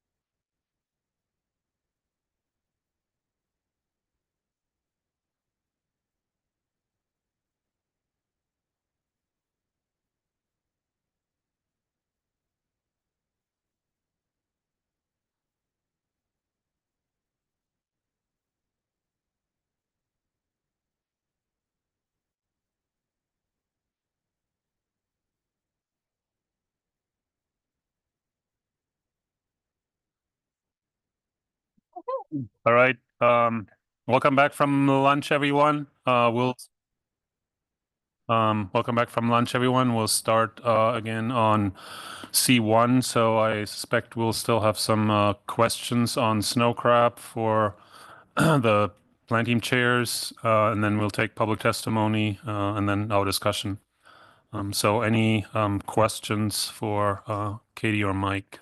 And then I think Katie also has some clarification on some of the confusion earlier about the proper way of doing this.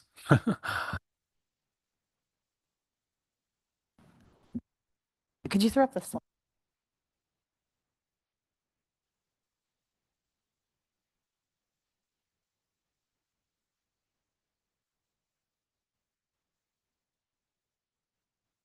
Hold on. Sorry.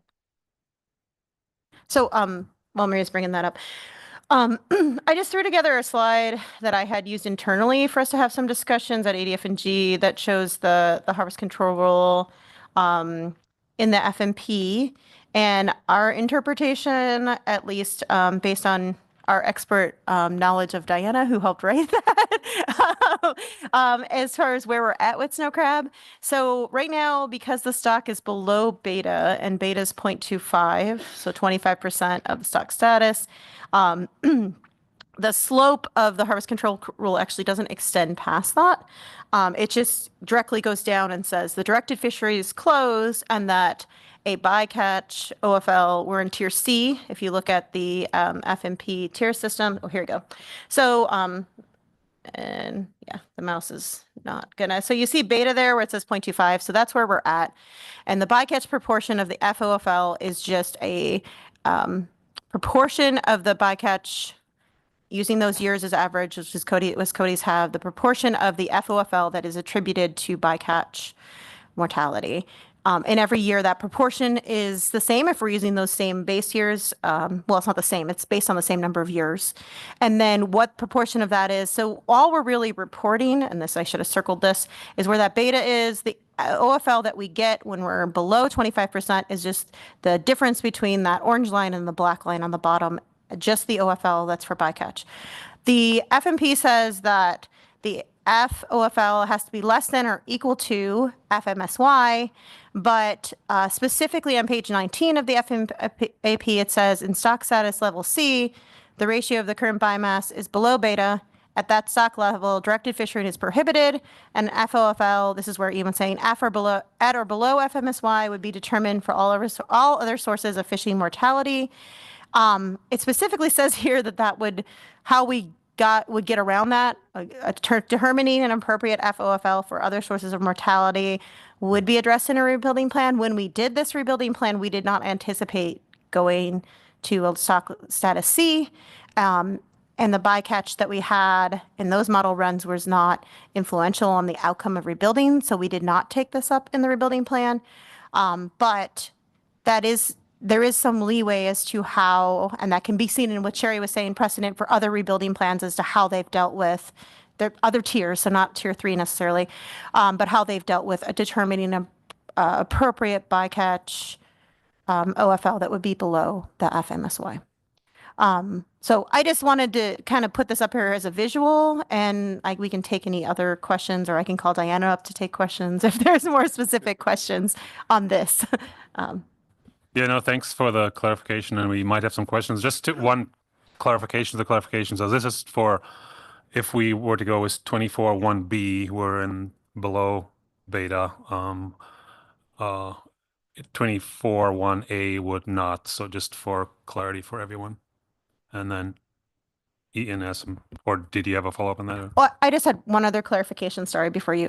The other thing that we wanted to point out is the addendum. It does have the runs with the new data, which we do realize that's a different model run, but it also has the run with the old data, which you already saw, that not the run, the projection that uses max bycatch with that old data. So that's not a different model. That's just a different projection of what proportion of the FOFL would be related to bycatch. So I just wanted to make that clear that there are two options in the addendum that are the model that we have in front of us that we have reviewed.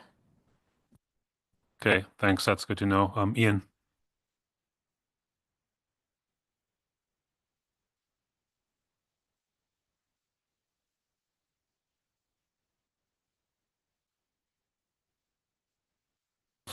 I guess you know you're asking too many questions when your mic stops working and stays that way. Sorry. On this picture, and I think we might both agree finally, if the red line, when it hits the dotted line, went diagonally to 0, I think I would agree with the way this is drawn. The key is that the red line can't be above that dashed line when you're below beta. Thank you. That settles that one. I guess the follow-up to that through the chair is that the way we currently calculate the harvest control rule, we're not calculating the dashed line. Yeah. So are we positive that the red, in this case, the values being reported are below what FMSY would be? Because that's the key. They can't have to be equal to or less than for this to work.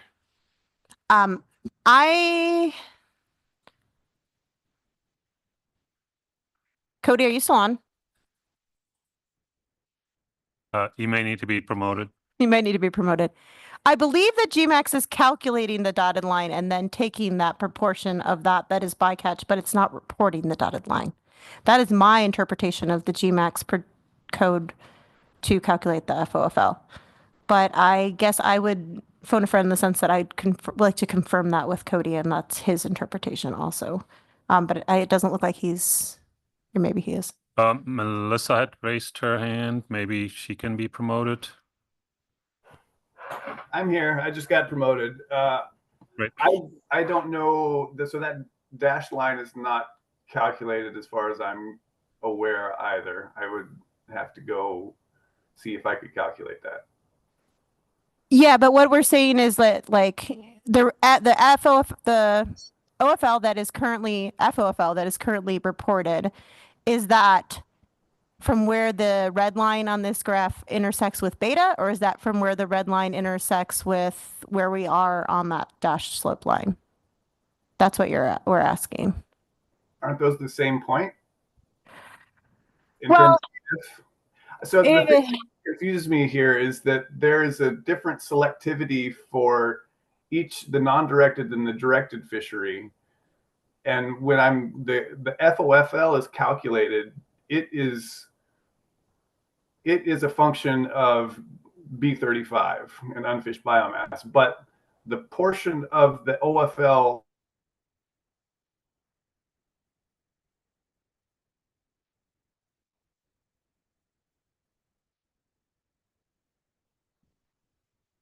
Cody, are you thinking or we lost you?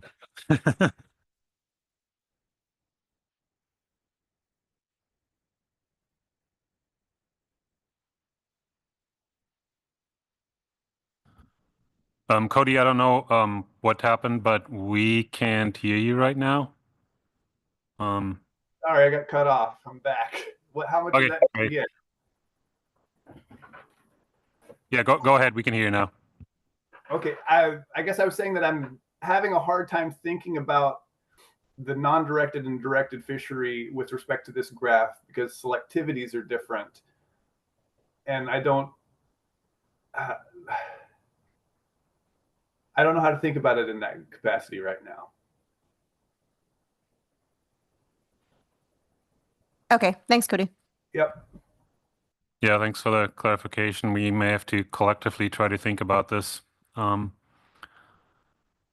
we can, I'm sure we'll circle around to this in the discussion. But any other questions related to this or other things for the analysts?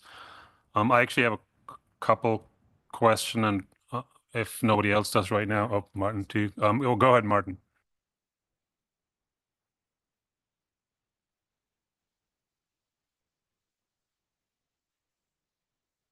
So nice.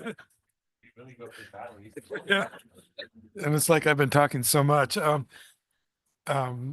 just did you guys talk about the issue of, the rebuilding plan and whether or not the stock would even rebuild within the 10-year time frame that the current rebuilding plan, or whether the rebuilding plan would need to be redone given the new estimate of status?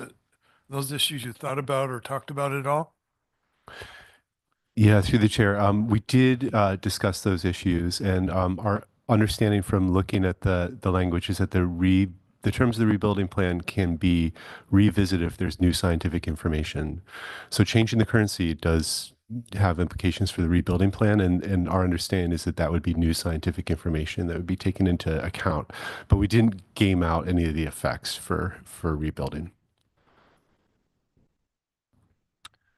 Okay, thanks. I had a question actually related to the functional maturity, I guess. So we have the Canadian study, that's a field-based study, I think. And can you just remind us of, I mean, I recall some work by AJ Paul in the lab looking at whether small snow crab, male snow crab can fertilize females. I mean, is there, clearly we don't have field studies, but is there some other information that would help shed light on whether these smaller males are functionally mature or not? Yeah, there are lab studies that do demonstrate that small males are able to mate in the absence of large males. But in the lab, when large males are present, small males are excluded. So that seems to play into the idea from that other Canadian study of a natural history driver for the inverse relationship between the abundance of large males and the time at which males make that molt to maturity.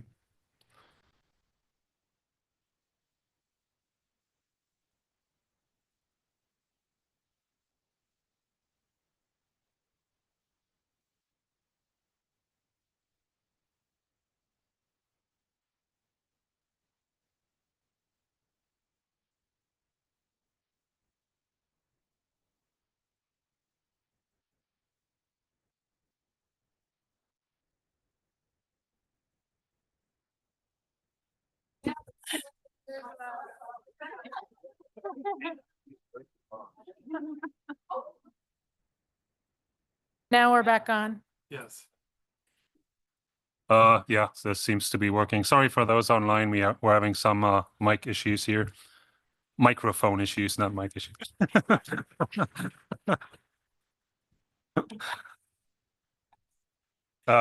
My other question kind of related to that is, in some ways this could be, and that's a little bigger picture question, but in some ways this could be interpreted as a classical example of sort of fishery-induced evolution.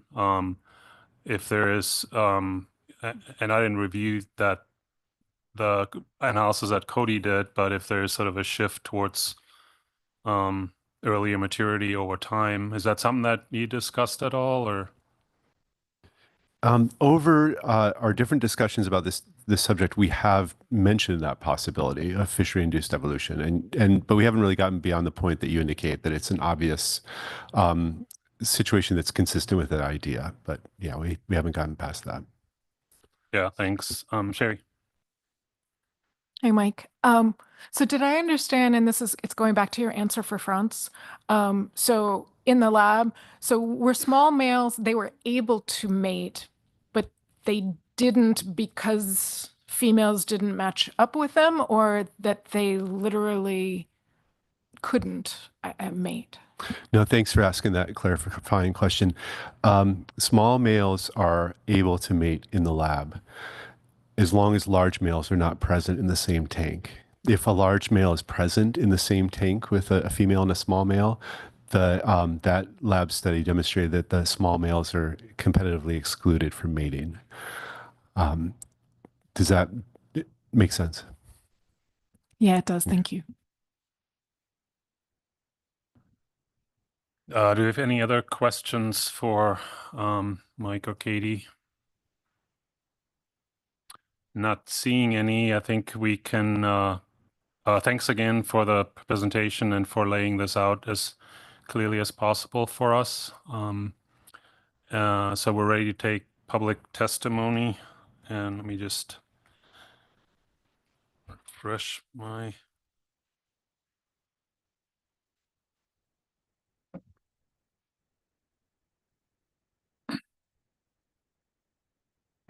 Whoops, where are they? Okay, we have Scott Goodman, Frank Kelty, and Corey Lesher signed up in that order. So Scott, go ahead.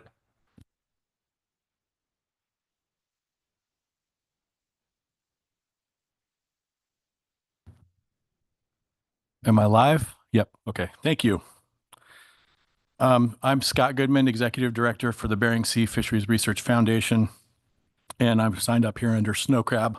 I will also probably sign up at the end to make a couple comments about the survey strategy that NOAA is working on as well. But for for this part, I would like to draw attention to the letter that the Crab Foundation submitted here, which covered, I think, most of our issues, just to highlight where we were with our take on the survey results and then the assessment results, which we reviewed and participated in the crab plan team with. So briefly, this has been difficult for snow crab. I want to acknowledge the efforts of the author. Dr. Zawalski has talked with us about a number of specifics. We definitely appreciate all of his work and all of the close review from the crab plan team. I think it's important as this body considers what to do and what is the right landing point that a few things get held in mind. And I would just note those from my letter. It's worth noting that the survey trends alone from this year show signs of recovery. Total abundance is approaching 7 billion crab. I'm noting that because part of the narrative that was out there around the collapse was, where did 10 billion crab go? So just looking at the survey from this year is pretty important. Further, indices of mature male and preferred size male abundance are both up about 50%. We would acknowledge that those are still, hovering around historical lows, but that's a pretty big number. Further, juvenile apelio are trending upwards. You heard from Mike and Katie about notable signals for females, and I put this in our comment letter that the CPT captured that quite well. I think in particular for females, that evidence directly from the survey was never seen before. Those 3 modes that show up in that size comp figure are sort of remarkable.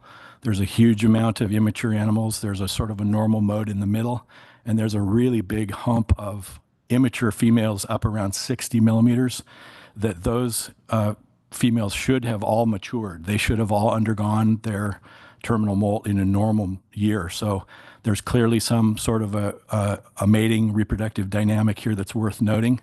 And if it progresses through what may be the reality for next year, you would see a group of huge apelio females that have probably never been seen before. So this is a difficult thing here. I wanted to just note that about the survey results here and bring some of those facts to highlight as you guys consider what the appropriate and most accurate landing point here is for the specifications on snow crab. From our group's perspective, we're trying to do as much as we possibly can to help. And I wanted to just note that for this summer, we were out there again after the red king crab winter spring survey. We went out again with an apelio pilot project, both with a crabber and a trawler to sample, really with 2 primary objectives that were focused mostly as preliminary pilot objectives. One, to measure to some extent the variability of crab CPUE as you're sampling just within one NOAA grid.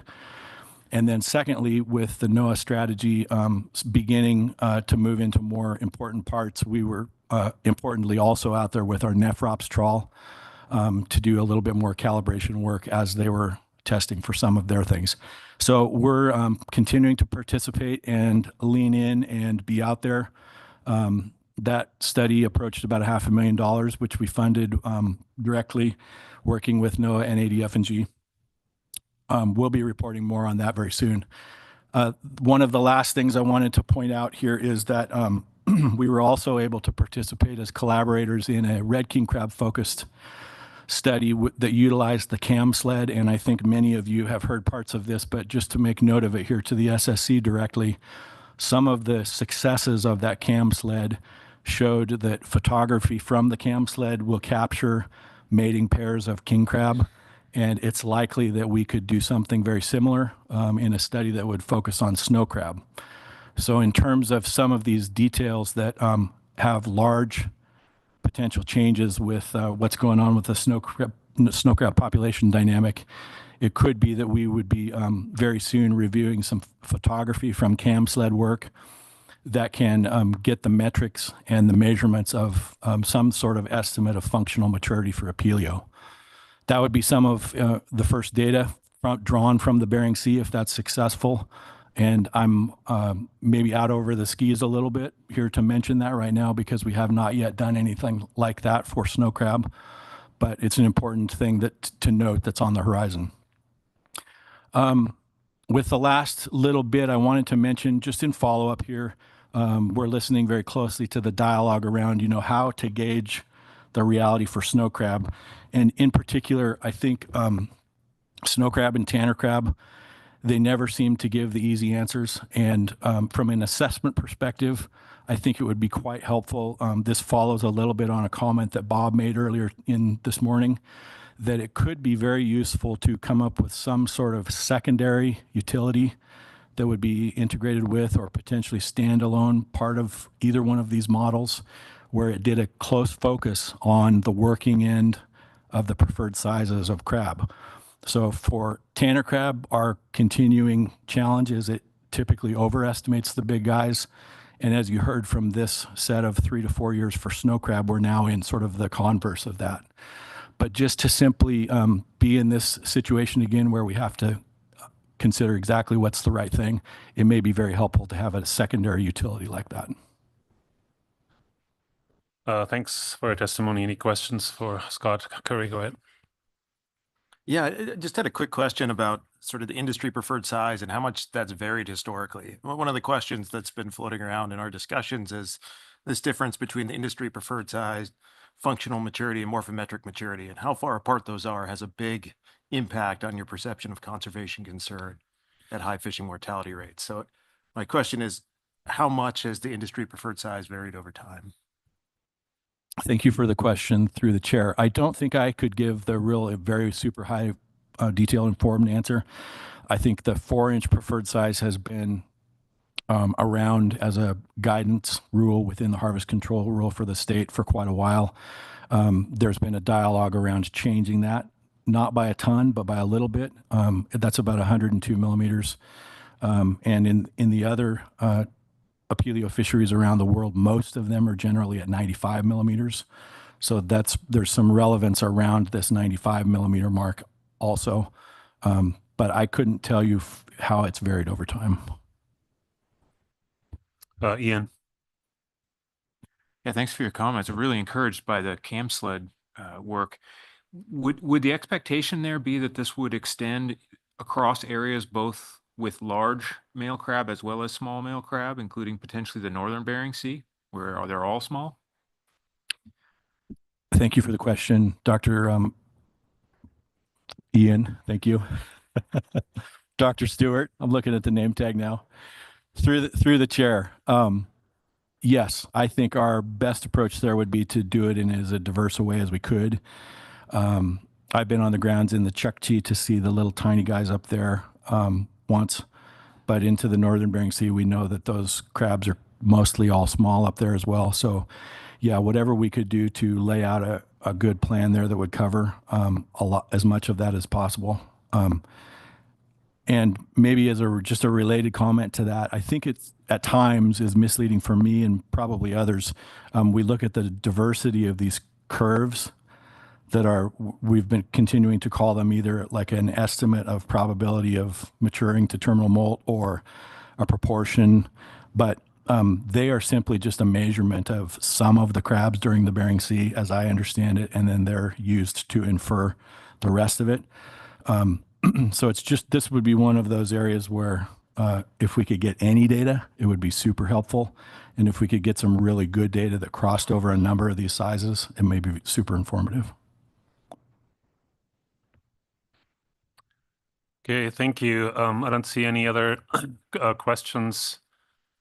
Next up, we have Frank Kelty, if he can be promoted. Mr. Chairman, can you hear me? Yes, we can. Go ahead. Okay, good afternoon, Mr. Chairman, members of the SSC. For the record, my name is Frank Kelty, representing the city of Unalaska. I serve as their fisheries advisor. Just for some people who might not know my background, I was a long-time elected official in Unalaska, and I worked in the Bering Sea crab industry for about 35 years, mostly in Unalaska, but a little bit in Kodiak. I'm commenting today on the snow crab OFL and ABC amounts. I guess first for the the record, Unalaska totally supports the comment letter from the Bering Sea Fisheries Research Foundation. And in the spirit of transparency, the city of Unalaska has been a dues-paying member of the Research Foundation since its inception 21 years ago. Unalaska is concerned with the low OFLs and ABC amounts that we saw from the crab plan team. We're very concerned that this could put in jeopardy the Western Bering Sea Tanner crab fishery, especially if we see increased in the allocations for the Tanner crab fisheries. We hope comes through since we saw the pretty good ABCs and OFLs on Tanner crab.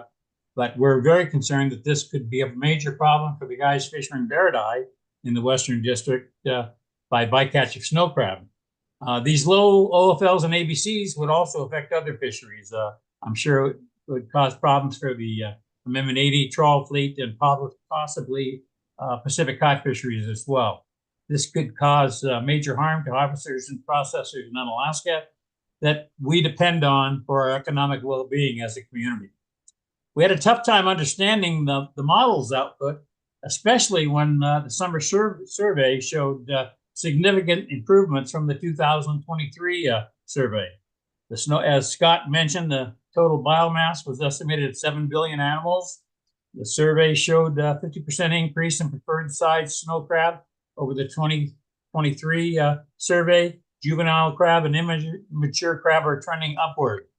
We would hope that the SSC would adjust the OFL and ABCs to give us some protection to allow fisheries to be able to operate and harvest their allocations.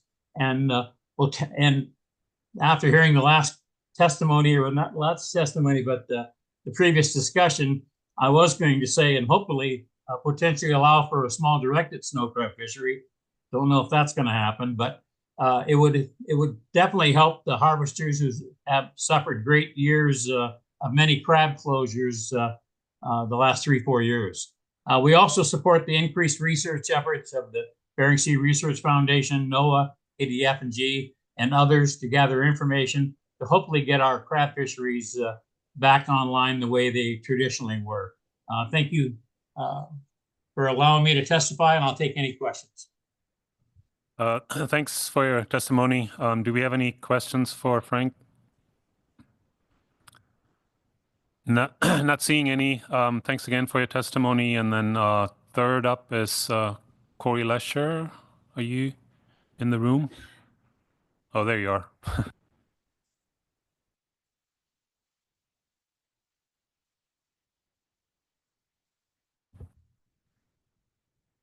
Good afternoon, Mr. Chairman, members of the SSC.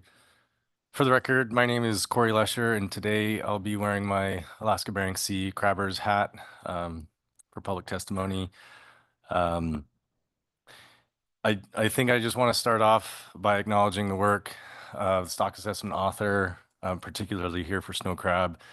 He's done an incredible job over the past number of years taking over the snow crab stock assessment, and I don't think that's any easy feat.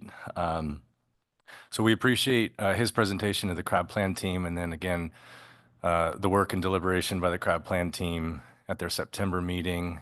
Also just like to acknowledge the co-chairs who presented this morning in front of you guys, and everyone that's been involved with the snow crab stock assessment over the past years and moving forward. This is something that's really important for science and management, but also for our crab industry stakeholders and our fishermen. I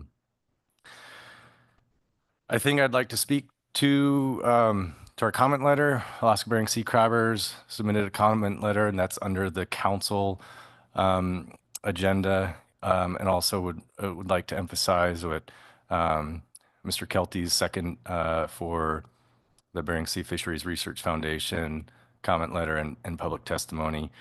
Mr. Goodman spoke very eloquently earlier, and I apologize. I don't think I've collected my thoughts as well as he has. And we had lunch together, so I don't know what he was doing and what I was doing. But So I think I would just like to point out a couple key points that I heard in discussion this morning to flag for the SSC. And then if you guys have specific questions for industry stakeholders or myself, I'd be happy to take those. And I'll start with other crab issues. We heard the co-chairs talk a little bit about survey results this morning and how that leads into our snow crab assessment. Our interpretation of this year's summer trawl survey was that there was maybe a little bit of light at the end of the tunnel for snow crab, and that potentially this stock is becoming rebuilt maybe sooner than we expected. And we take that with a grain of salt. We heard a discussion of survey error. I'm not sure if that's error in the survey itself or talking about margin of error in interpreting the results, and how that feeds into a snow crab model that may still be under repair or trying to figure out how to make this model as effective as it can be for our management purposes. So we know that corner stations were dropped this year. Corner stations were established in part to increase or more certainty around the different crab stocks. So we understand time is a limiting factor as well as resources. Back to snow crab outlook, looking really, really good, really promising. And then the snow crab models suggesting that that the mature male and the large male size classes are much less than what our survey was interpreting. And I don't have an answer. I don't think anybody really does, but appreciate the questions that the SSC has been asking earlier this morning and today. I think those are the right questions, and we really need to pay attention to some of these ideas. And Dr. Foy mentioned hybrids, and a question about hybrids. I think we'd like to see where hybrids fit into this with the increased estimate for hybrids this year. But lastly, I just want to talk about the currency of management. This is a little bit outside of my wheelhouse, but the two things that I'd like to flag is functional maturity. It seems like this is based off of research done, the Canadian snow crab stock, and I think it would really benefit us if we had Bering Sea directed or focused research for functional maturity and what that means, the difference between Bering Sea and an Atlantic snow crab stock. As far as the proxy discussion, potentially that would benefit from a management strategy evaluation, again, out of my wheelhouse, but two things that came up in today's discussion that I think were warranted for further discussion, and I'm happy to see the SSC considering those. And with that, Mr. Chairman, I'd be happy to take any questions. Thanks for your testimony. Questions, Ian? Yeah, thanks for the testimony, Corey. You mentioned hybrids. Can you elaborate on that a little bit about what's the disconnect there, or where's the inconsistency with hybrids, or how are they treated?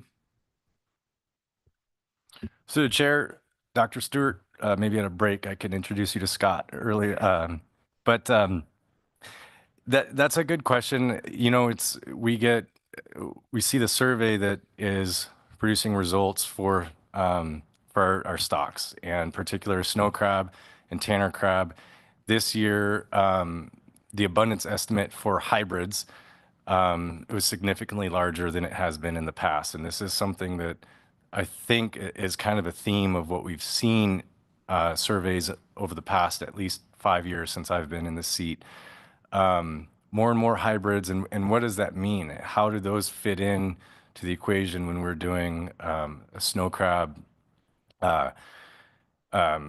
stock reports, and same with tanner crab? And I don't have the answer. I don't know where those fit in. I was happy to hear Dr. Foy asked that question, and there wasn't a lot of time spent on discussing that, and that's something that I think we would appreciate hearing more discussion from the crab plan team and potentially the SSC on where do hybrids fit in, and what does that mean for a snow crab stock that's potentially on the verge of open or closed season. For how many more years will that be? And is, you know, an increased abundance of hybrids going to help or hurt that stock and or the Tanner crab stock? Thanks. I think that's it for questions. I don't see any others. Thank you again for your testimony. Thank you very much.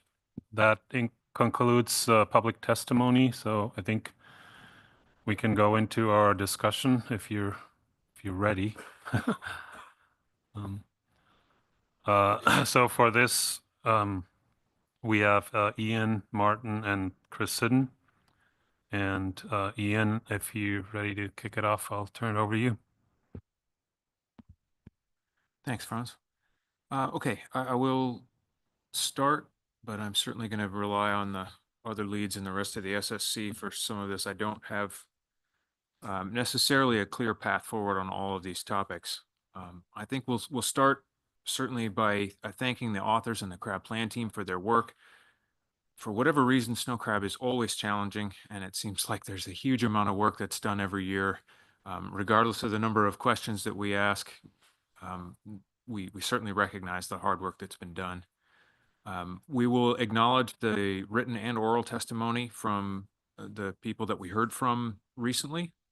I'm particularly encouraged by the research that's being proposed by the BSFRF to use the cam sled photography to actually collect some new information on this. I'll get back to that, but I think new data is going to be crucial to moving forward for snow crab. I think we will acknowledge and note the positive trends that we're seeing in this stock. 47% increase in industry preferred males, larger increases in other size categories, and much larger increases for females.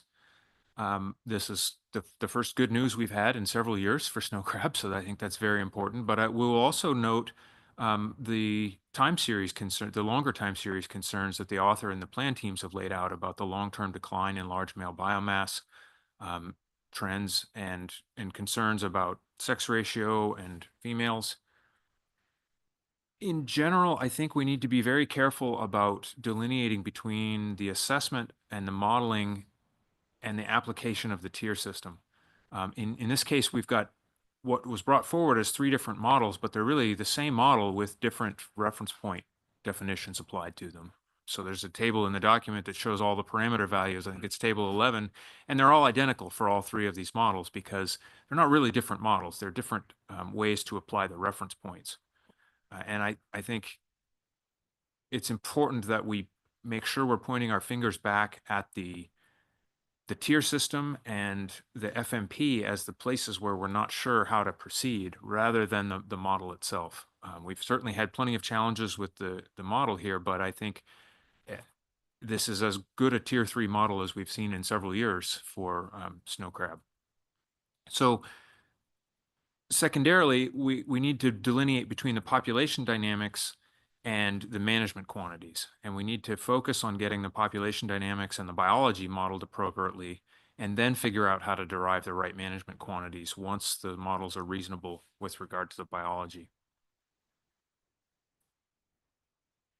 There are a number of model issues that we've asked about in the past, and although they sometimes don't seem as important as some of the management quantity calculations, I think that they're all related and that we really need to continue to refocus back on the biology. We've asked for a number of years for more investigation on the mismatch between male and female recruitment, giant recruitment in recent years occurring in different years.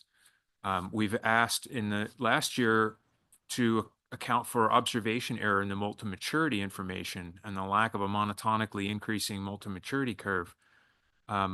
The molt increment information continues to be a poor fit in this model, particularly for females. And then there are other issues with the recent were fit to the size data and the large male abundance. We are also still missing perspective on the Northern Bering Sea via geostatistical modeling, which we've been asking for a number of years. All of these things, I think, are important just to give us a better picture of the biology of this stock. In the end, though, we're not going to model our way out of this bind. What we need to know is more about the basic biology. So questions like I think will be addressed from the BSFRF. Can small males mate with large females and produce progeny that will be large males under the right environmental conditions? That's the key question we need to know. And it's very encouraging to see that we have some research coming that may help this. In terms of the reference points, we have two parts. We have the question of which males are contributing to the reproductive dynamics of the stock and which are important to the fishery. And most of our discussions are linking the two, but I think maybe we shouldn't be linking them yet. We've heard that a majority of the crab mature and stop growing before they reach the fishery. That sounds like a biological process. We see that there's very little or no stock recruit relationship. Neither of those two things, to me, suggests a very low value of steepness is plausible for this crab. When we looked at the maxi-min analysis in the spring, we asked for a reduced range of steepness, with the lowest value being 0.5 based on the Clark analysis. I don't find any strong evidence for a steepness as low as 0.4 for a species that shows no evidence of a stock recruit relationship.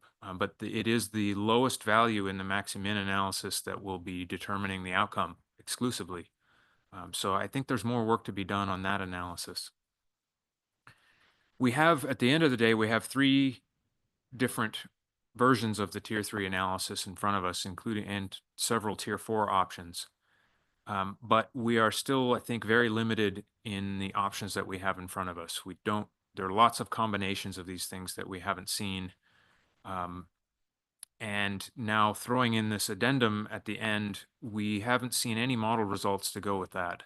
And so we don't really have a good sense of how much the model may or may not have changed beyond just the OFL that was calculated from that. That said, I think we should acknowledge that we get the message very clearly from the crab plan team that something needs to change here. There's something still not right. And so we get that message very clearly from the crab plan team. I think it's too soon to make a whole-scale change to the management quantities. So for that reason, I would recommend that we use model 21.4a, which is the Tier 3 model with the morphometric maturity, as we currently understand it, to set the OFL. But we recognize that the ABC, as we did last year, and I think the year before as well, we recognize that the ABC from this model is far too big in relation to the current biomass of males of industry preferred size. So I note that an 80% buffer on that Tier 3 calculation would allow for us to still have an ABC that would not exceed the OFL had we dropped back to the Tier 4 fallback, which I think was 3.92. Granted, that's not terribly compelling, but I think we need to find, at this point, a stopgap way to set a reasonable ABC, realizing that we will hopefully have better information in the future. And that would provide for a conservative harvest rate on the large males, pending more information and more analyses. I already went through the list of items from previous SSC recommendations that haven't been dealt with, and I think we will reiterate those. I note that some of these, particularly the mismatch between male and female recruitment, we've been asking for since 2020 to evaluate the sex ratio of eggs or larvae or something at an earlier life history stage. And the geostatistical modeling to include the Northern Bering Sea, we've been asking for since 2021. And I do think these are important to give us the context to move forward on this stock. Although I'm not suggesting that we're using it this year for the Tier 4 fallback, I think it would be helpful to bring this assessment in line with the Tanner and Bristol Bay king crab approaches to the tier 4 fallback. So we have the same approach to the survey data, fitting the REMA model using the same approach of M and male biomass in all 3 of those assessments so that we have the same stopgap. The last comment I have is with regard to the jitter analysis, but I know that's going to come up again in Bristol Bay red king crab. So I'll pose the question, do we want to tackle that one here, or do we want to wait and have some general comments about jittering and reporting those results? Yeah, thanks for that. I think my tendency would be to, unless you see a specific recommendation for snow crab right now for spec setting, to maybe address it in more general terms later.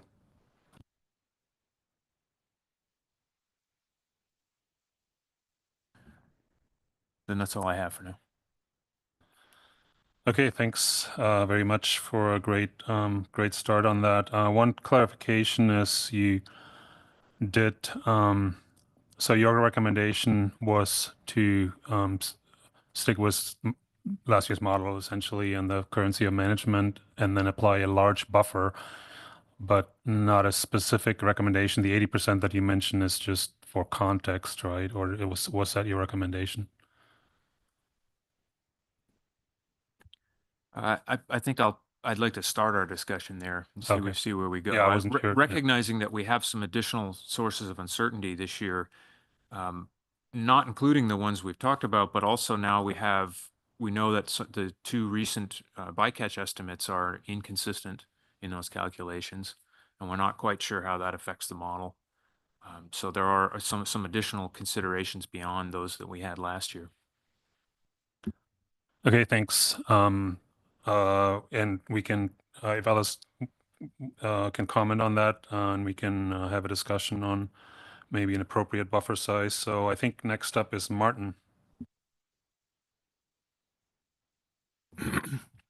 Okay, thanks. I also would like to acknowledge Cody's work on this stock assessment, as well as the crab plan team really put a lot of thought and effort into trying to find a path forward, and I really appreciate the work that they did. I was pretty encouraged by, again, like Ian, the sort of potential for doing some field work with the cam sled. I don't know that that's a BSFRF study, and we might have an opportunity to make some suggestions about how that work might be done at this meeting. But yes, that's precisely the kind of information that we need. And I sort of went back and actually found the Canadian study that's often mentioned, and it's really a pretty thin sort of observation that wasn't part of the main study. It was essentially a scuba diving observational study where they note, not even in the results of the paper, but in the discussion, that the smallest male in copulating pairs in Bonnie Bay had a carapace width of 96 millimeters. So that's the extent of the Canadian study. So let's be clear that this is really not even, to call it an observational study, I think would be putting too fine a gloss on it. It's just what the study that had other purposes found when they were out in the field. And so I just, it's just not quite for me enough to hang the management of the stock on. The other sort of observation that sort of rings, that seems consequential, is that that we are able to track the clutch fullness of the females over time, and that time series has been relatively high and consistent throughout the recent history. So there's really no evidence that the females are not being fertilized throughout the period of ups and downs for the crab population. There was 1 year immediately after the crash where it was somewhat lower, but the last 2 years it's popped back. So that's another sort of signal, I think, that we're really not seeing a issue with respect to the fertilization of the females by the male population that's out there.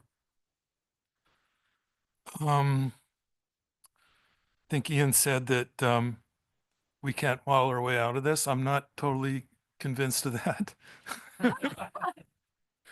And just going back and looking at the max min solution, I agree that it wasn't done the way we had hoped, and there may be ways to tweak that to get something that is useful for us. But one of the compelling things that I took from that was to see that the yield curves, when you use morphometric maturity, they go up and they're essentially flat. So there's a lot of scope for reducing the F from this astronomically high value to something that's more reasonable, that sacrifices almost no yield, but would potentially preserve a higher percentage of the larger males. And I think there's a solution there that I think that we could explore with some further work with that type of sort of, not necessarily even the max min analysis, but looking at sort of the trade-offs with the level of fishing mortality, as well as the amount of mature males, as well as the amount of larger males that I think could potentially give something that is a reasonable compromise. And it might be something like the max min, or it could be something different. So I would encourage there to be some more work along those lines. We sort of talked a little bit about maybe trying to have some kind of collaboration between SSC members and the assessment authors, and to work on this over the coming year. And it seems like that some kind of collaboration like that would be beneficial. And I'm sort of open to suggestions about how we might put something together like that. It could be either, I think it'd be useful to formally create some kind of collaboration and to try to pursue the kind of work that I was suggesting over the coming year.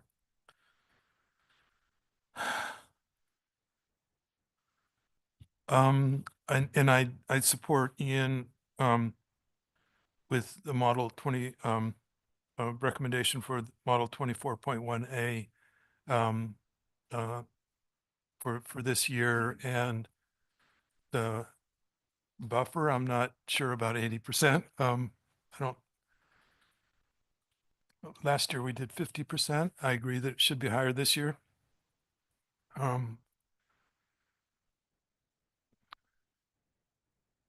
I think there's somewhere between 50 and 80 would be okay. What's the midpoint of that? Yeah, I think that's as far as I've taken it. Thanks. Yeah, thanks for those additions. And last up, we have Chris Sidden, or last of the leads.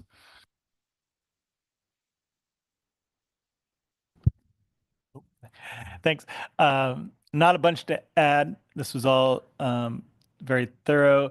I guess the one thing I'd really like to just make sure that we all wrap our heads around is, like, I agree, we need better information on the reproductive biology, ecology of this stock or species. But the evidence we do have suggests that those small animals aren't really adding much to the population. So I think we as a community need to recognize that as we get more information, that may be the answer to to some of that. And so moving in this direction as we're going, and having a large buffer and thinking about our understanding, I think we need to just be cognizant that we could be moving in that direction as opposed to saying we don't have enough information, so we're going to fall back on things being more or less conservative in that regard, and thinking about if it's mature, it's adding to the population. So I just want us to be cognizant of that fact as we move forward. Other than that, I think I agree with this model, 24.1A, and I would suggest, in essence, I was thinking similarly as Martin, and I would just throw out a 65% buffer that's acknowledging that we have some more uncertainty than we did last year, but not a full 80% that Ian recommended. So I'll stop there. Thanks. Okay, thanks. Other comments, Sherry? Sure. I guess I have two thoughts. And the first one I'll put out there just as something to think about. I know that there are lots of SSC requests for different things. And one thing that I'm wondering is if there's a way, or if we want to prioritize some of the requests that are there in case there's only time to, do few by next year. So that's just food for thought. The other one was I pulled up our last year's minutes, and we said that the buffer last year was due to concerns about the high fishing mortality rate for F-35, the uncertainty about reproductive capacity of small males. The SSC recommends the buffer of 50. And one of the things that I was wondering was, we've got the same conceptual concern about the reproductive capacity of small males, but if I remember correctly, the survey showed that there's a higher percent of small males relative to large males in the population this year. I'm not sure, people that have looked at it more may need to track that. And so I'm wondering if that in and of itself is a reason for a larger buffer, because it's the same concern, but applied to a larger population. So it was just a thought. Thanks.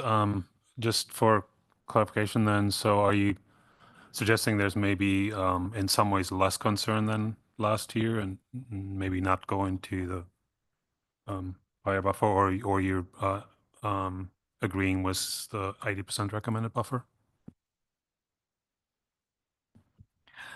I need to go back and look at the survey from last year and this year, but so if the mature population last year had, say, 50% small males that we were concerned about their reproductive capacity, and this year has 90% small males that we're concerned about the reproductive capacity, I agree that our concern is greater, and that the buffer should be greater, but I don't have an amount for that, so I'll go back while we're working. No, thanks. That helps. Other comments on this, Ian? Maybe just a follow up to Sherry's comment.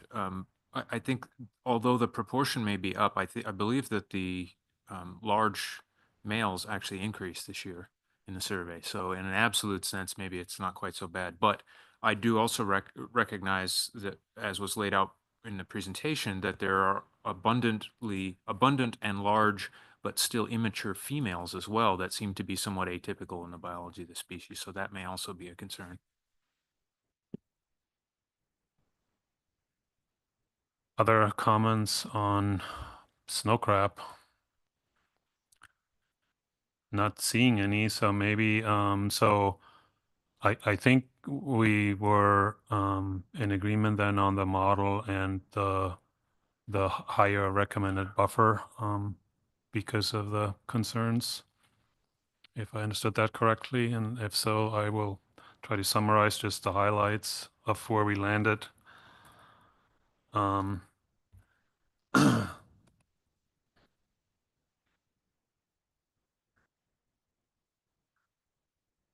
Perry, did you have a comment? I was just unclear if we landed on a specific buffer recommendation. I think maybe I misunderstood, but somewhere between 50 and 80 and a proposal of 65. And I guess I missed the 65% proposal. Was that? Oh, okay, sorry. Yeah.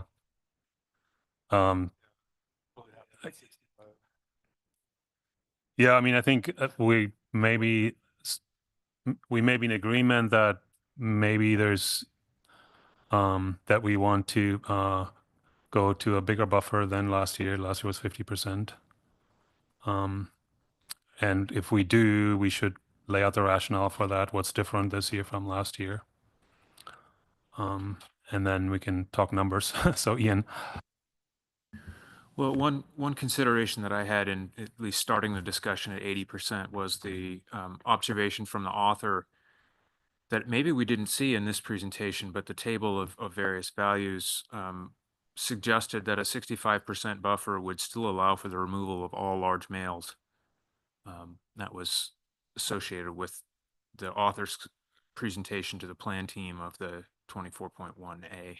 And I don't know if that's changed now with the new version. I guess we wouldn't be using the new version anyway. So that was part of my rationale, but I'm certainly just throwing us out there at 80 to start the discussion and willing to consider.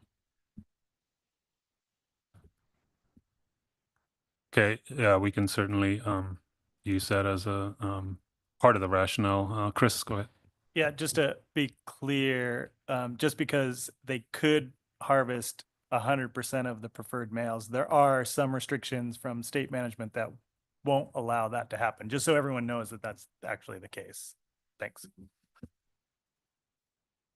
Yeah, and I mean, I guess this all kind of hinges on the big question whether they're, what's the reproductive potential capacity of those smaller males, and we've sort of bracketed it here with two extremes, either that they all can contribute or only the very large ones, based on somewhat limited evidence.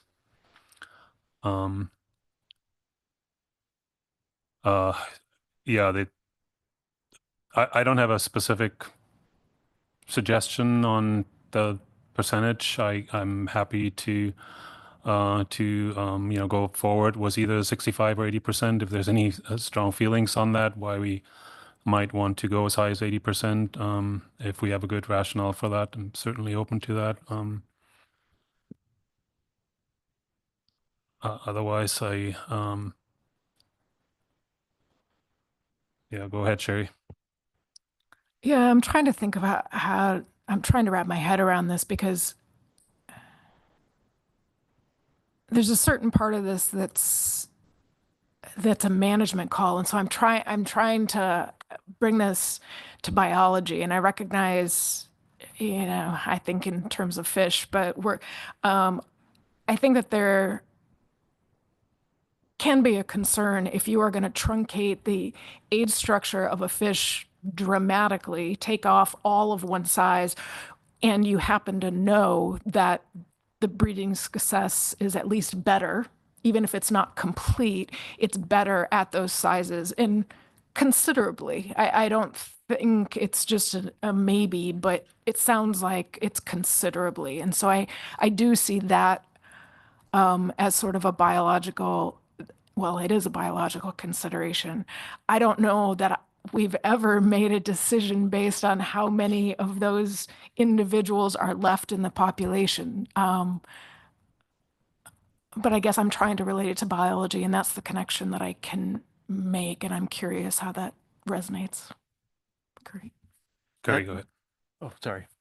Yeah, no, I've been having similar thoughts. So as we've had the discussions over the course of the day, thinking about kind of what portion of the population are we trying to conserve? We have a de facto limit in terms of the minimum size that the industry is willing to purchase, which protects some component of the male population. We often think of big, old, fecund females being incredibly important from a fisheries perspective, but the female component of the population is protected. I guess, thinking about where we place this buffer, I have a lot less faith that this is an incredible conservation concern if we move from 80% to 65%, given that the industry, well, at least the industry preferred size is going to protect part of what we know is at least functionally mature and morphometrically mature. So, I mean, in that light, I would think that you know, a 65% buffer or something in that range, acknowledging that we're sort of throwing numbers at a wall here to find something that feels appropriate, seems more than conservative enough from my perspective. Yeah, thanks for that. I mean, I tend to agree. I think the 65% number was the one that Ian had brought up as being brought forward in the context of the analyses as well. I forget the exact rationale, but if we can capture that, then at least we have something more than throwing numbers at the wall, hopefully. So unless there are, okay, go ahead, Bob. I'll be brief. I agree with Curry wholeheartedly. I think that, had we not had the new data come in on the bycatch, that, even 50% was adequate conservation, given what we know or don't know relative to the mating ratios and size at mating concern. I also think there's evidence of a substantial amount of juvenile females that are likely to molt to maturity. That's probably the same case for the males. They're probably all from a year class that started at a larger size and with a lot of potential for a future successful reproduction. So I think 65% is more than enough. And again, just to really address this unknown with the increase in with bycatch. And I don't know that I would even support the 15% increase, except if the data we do have, the one little table, does show a substantial increase in that OFL from the information that we have. And again, we don't have complete information to make this call, but it does look like there's a fair amount of variability by adding that those bycatch data. Okay, so I think we're kind of coalescing on the 65%, and we'll provide some justification for that. So in terms of my recap, I'll keep this very short. Our minutes will certainly thank the authors and plan team and everybody involved for the tremendous amount of work that has gone into this particular assessment, and we really appreciate the authors' additional analyses, in particular also that revisiting of the reference points, the max-min analysis. We'll note the public testimony, note some of the positive trends in the population in terms of incoming smaller size classes. In general, we also acknowledge the improvements in the model overall, and I guess tend to agree with the plan team that that's a big improvement, that we don't want to necessarily go to a lower tier, because we do have a reasonable model. Nevertheless, we'll have some recommendations on the model itself, and mostly reiterating some of our previous recommendations regarding differences in male and female recruitment and the Northern Bering Sea component in particular, and others. Those were the ones that I guess we might prioritize.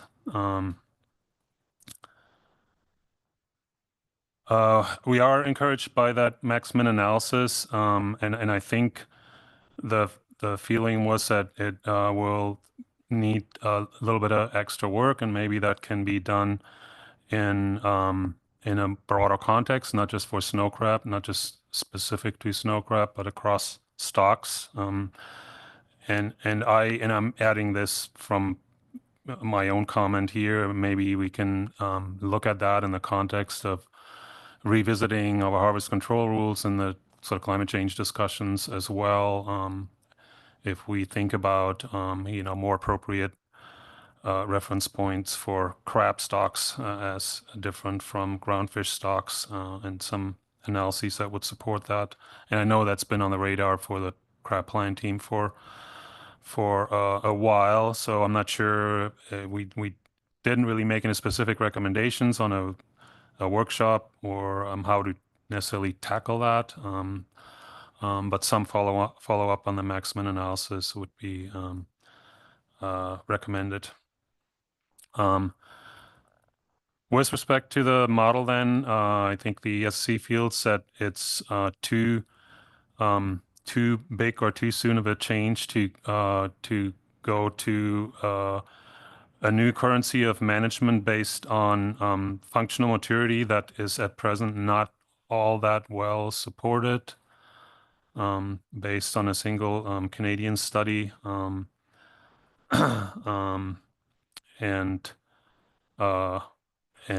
that may be, you know, too extreme and too conservative, going all the way to that at this point.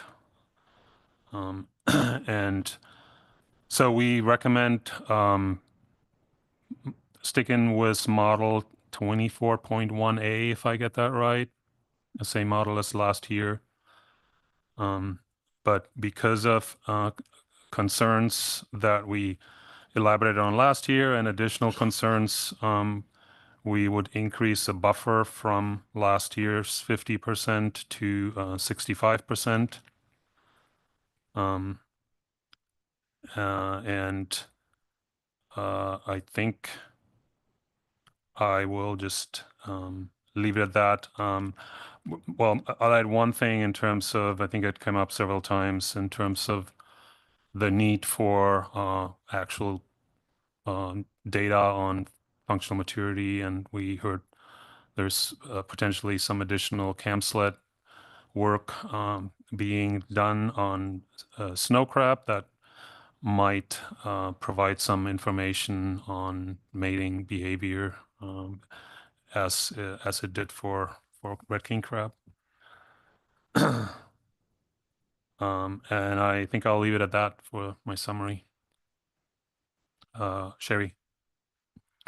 Sure. I think that it's worth, this was something that was mentioned in our discussion, but going back to the tier 4 calculation and asking and clarifying again what we're looking for in that, aligning that a little bit better with Bristol Bay and Tanner. And I think that will have to do with morphometric maturity, natural mortality, male abundance.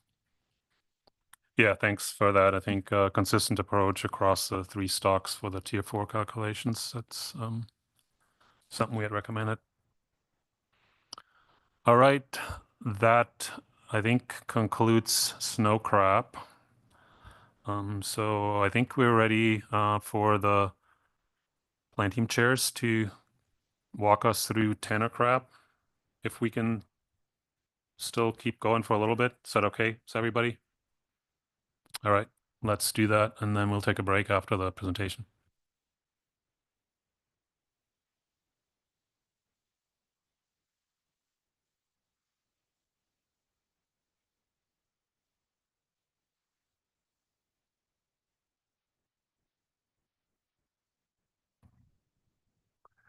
Okay, so I'll be talking us through Tanner crab as well. Similar order, a quick fishery update. There's no ESP at this point for this stock, although we're talking about developing one, and then I'll go into the OFL and ABC final specs.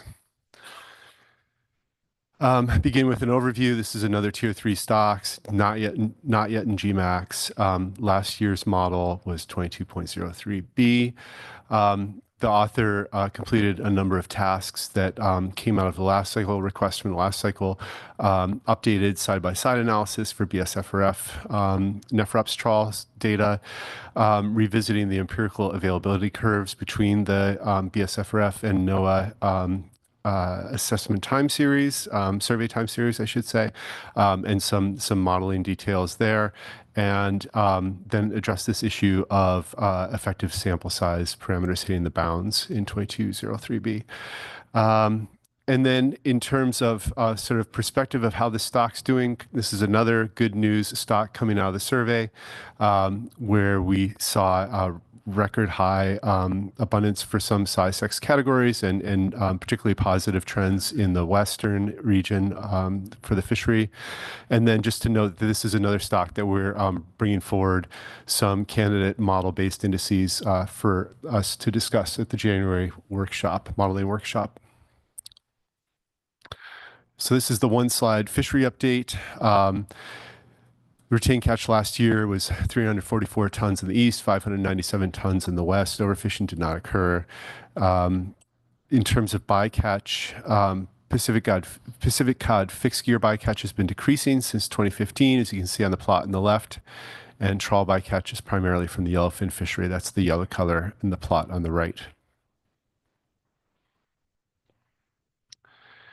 Got two schematics leading through a number of bridging analyses that the author presented, not prevented.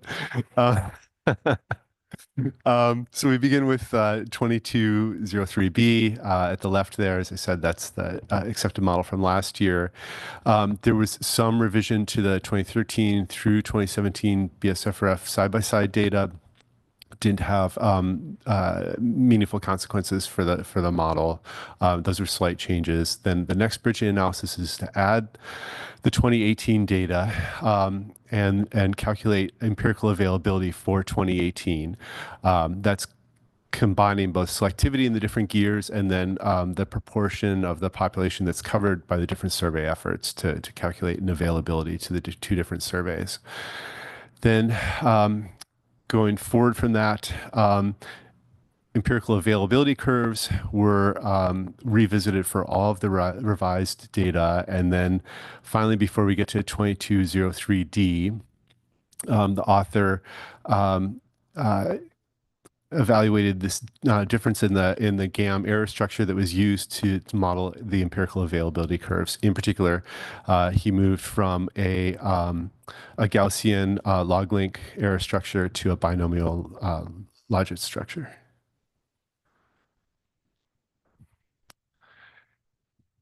And then another series of bridging analyses that he conducted were just based on bringing forward each new data source, one data source at a time, to evaluate if there are any impacts on model behavior. So just reading you through the row at the top of the slide, adding the 2023-24 directed fishery data, adding the groundfish bycatch data, adding the directed Bristol Bay red king crab fishery bycatch data, and then finally adding the 2024 survey data from NIMS. And then the last step is sort of the most consequential, and that's addressing this issue of the Dirichlet multinomial effective sample size parameters that were hitting the bounds. And so that's under the results bullet point on the left-hand side of the plot, where he notes the Dirichlet multinomial effective sample size hitting the upper bounds, and then goes through the different size comps for which that was true in the different iterations of the model. And so the fix that the author implemented for 22.03D5 was to take the effective sample size parameters that were still hitting the bounds and to fix those at values near the bounds. And his interpretation that he presented to us is that when the Dirichlet multinomial effective sample size is getting larger than the actual sample size, that's essentially reverting to a simple multinomial likelihood. So that was the fix that he implemented there, and then the CPT recommends that model 22.03D5 that results.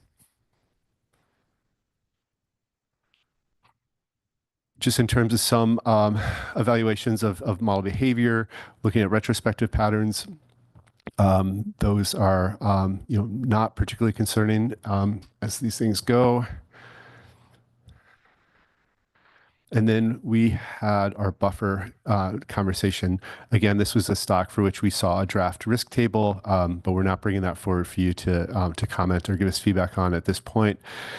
In terms of the sources of uncertainty that we considered for the buffer, there's continuing concern over the model performance. In particular, this model continues to be overly optimistic about the abundance of large crab for the fishery. For instance, set an OFL of 36,000 tons for the 2023-24 fishery. The author highlighted the issue that we've been discussing today, which is continued concern over F35 and B35 for this fishery, given that same disconnect between size and maturity and size at full selectivity for the fishery. And then something that has changed from last year is, for a number of years, we've been seeing smaller crab appear in the survey and then fail to survive and grow into larger size classes. That seems to be less of a concern at this point. With all that taken on board, the crab plan team recommended retaining the 20% buffer from last year. So that would give us a recommended OFL of 41.29 thousand tons and an ABC of 33.03 thousand tons. And I'll stop there and see if there are any questions. Curry. Yeah, just a clarifying question. Did you say that there wasn't an ESP for this stock, or there is? I thought Yeah, through the chair. Thanks for the clarifying question. There is not an ESP, a formally constituted ESP, and the way that rolls out is when the first time we have an ESP for a stock, we have a full report that discusses the utility of each proposed indicator and what the science is behind that, and then we move to a report card format for subsequent cycles. Because this was one of the stocks for which we were rolling out a risk table, there was sort of I forget the term we were using, but it was generalized ESP. Thank you. So we're just taking sort of off-the-shelf metrics that are available, subsetting them for this stock, and then using them in the risk table. But we're hoping to bring a draft ESP forward for our May meeting. Curry, follow up, and then Martin. Mike. It's not a direct follow-up, but okay. So one of the questions that I had, and this has been a persistent challenge with this assessment, despite extensive efforts from the author, with the NIMP survey, it fails to capture multi-year periods of highs and lows. It misses the peaks and the valleys. And so I'm curious if you could capture some of the plan team discussion about other ways that additional model flexibility might be warranted to try to address this behavior. Yeah, thanks for the question. And I guess the first thing I have to report is that we didn't have detailed discussions about that in this context, in this cycle. We have had general conversations about, for instance, the convention of fixing M and the convention of fixing growth intervals per molt.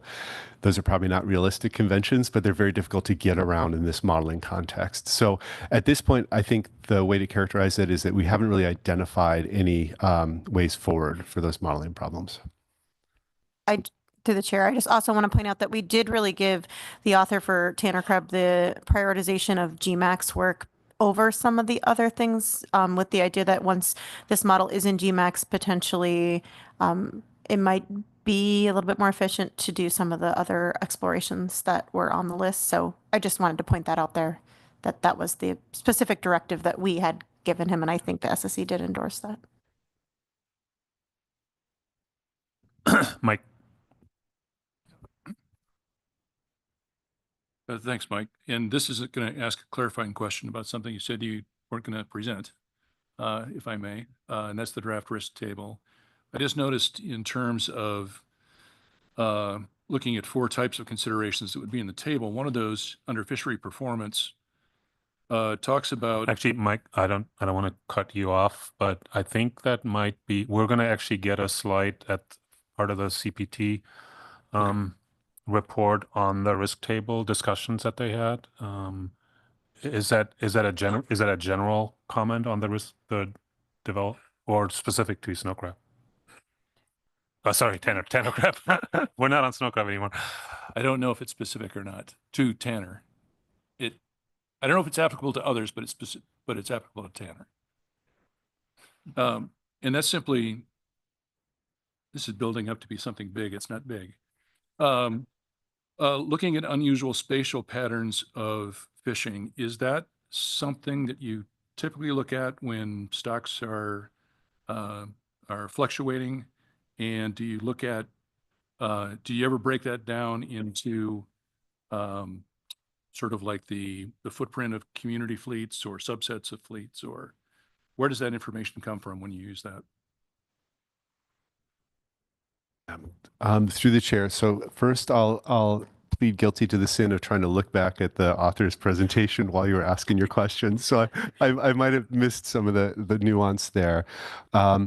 I think it's fair to say that we don't have any norm for how we evaluate concerning fisheries information. We certainly at this point are not evaluating spatial difference in fishing effort from different communities. And I'm sorry, I'd have to look back to look at the specific information we got about fishery performance this time around. I saw it was rated as a 1 normal concern. So I think that does get to more general questions about how we're going to handle those issues in the risk table framework. I think at this point, the little discussion we've had would be for situations where, for instance, CPUE got very low and you had a situation where TAC was not very easily or was not been able to be captured by the fleet. That's the kind of thing that would signal concern. But we really haven't had in-depth conversations about that yet. Ian. I know this is a crab thing, but can you remind me why there is no estimate of the minimum stock size threshold, but yet you know how to calculate the OFL? Through the chair. We are projecting out the OFL for the 24-25 season. The minimum stock size threshold that we have only includes the last completed crab fishing year, which is 23-24. So that goes to June 30th, 2024. So we have a minimum stock size threshold and a BMSY that pertains to the full, that's the last completed crab year. And then we take that data that stops in June 30th, 2024, and we project out an OFL for February 15th, 2025. But the MSST that we compare back to is not inclusive of that information for that 24-25 fishing year because we don't have a completed fishing year there. We just have a projection of what the OFL would be.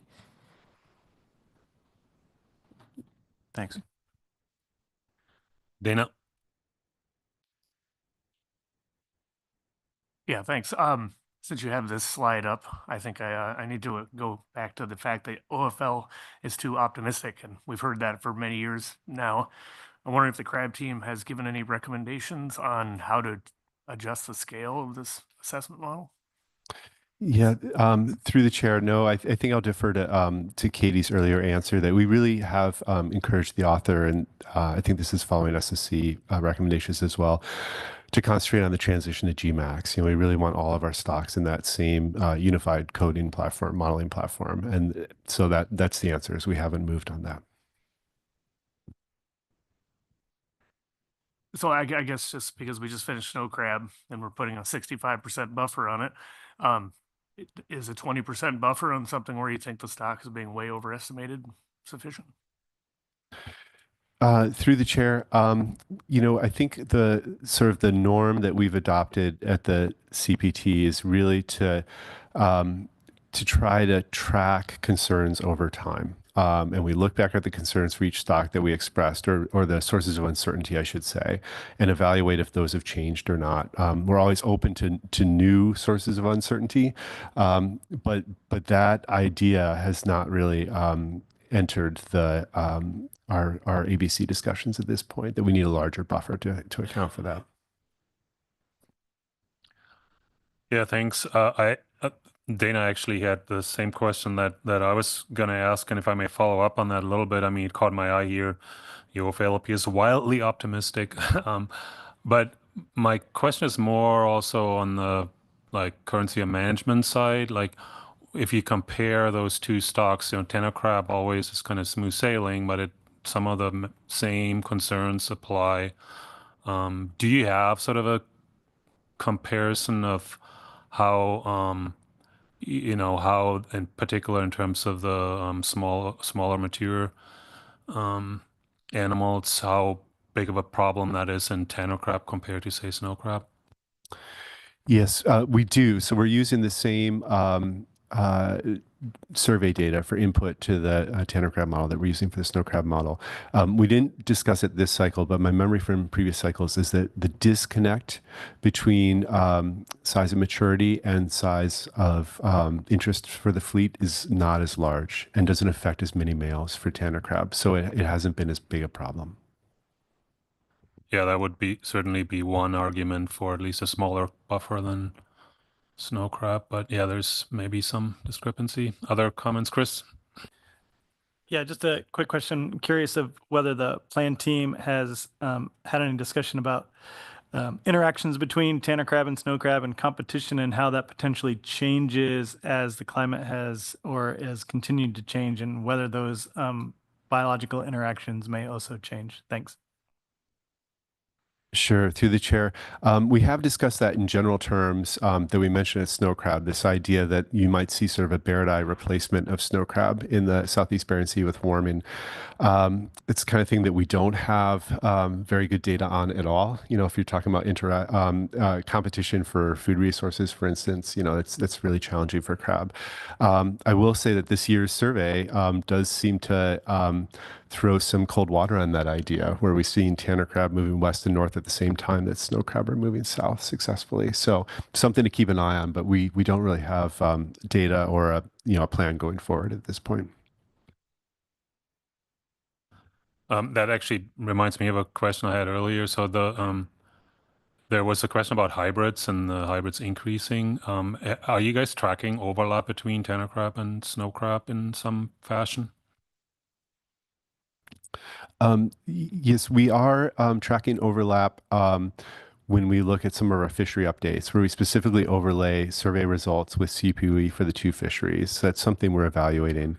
And then I guess one thing to say about the hybrid data is I know they're very important for management of both species. I know they're important to the stakeholders. But in terms of looking at spatial patterns in our hybrid data, we often see observer effects dominating those spatial patterns. So, you know, that's a data source that I really try to advertise caution with. It's a really difficult, very subjective call to make on the deck. Yeah, thanks. Any other questions for the plan team chairs on Tanner crab? Not seeing any. I think that brings us to public testimony. I did not see anybody signed up. Let me just refresh that real quick.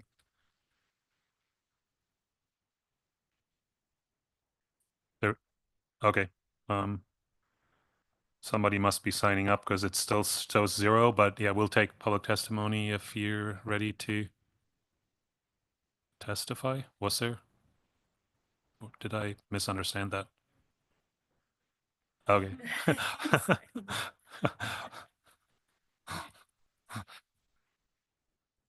You're writing your testimony?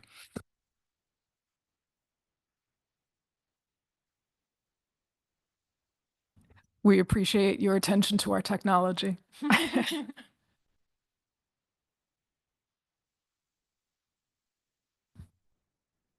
Okay, you're good?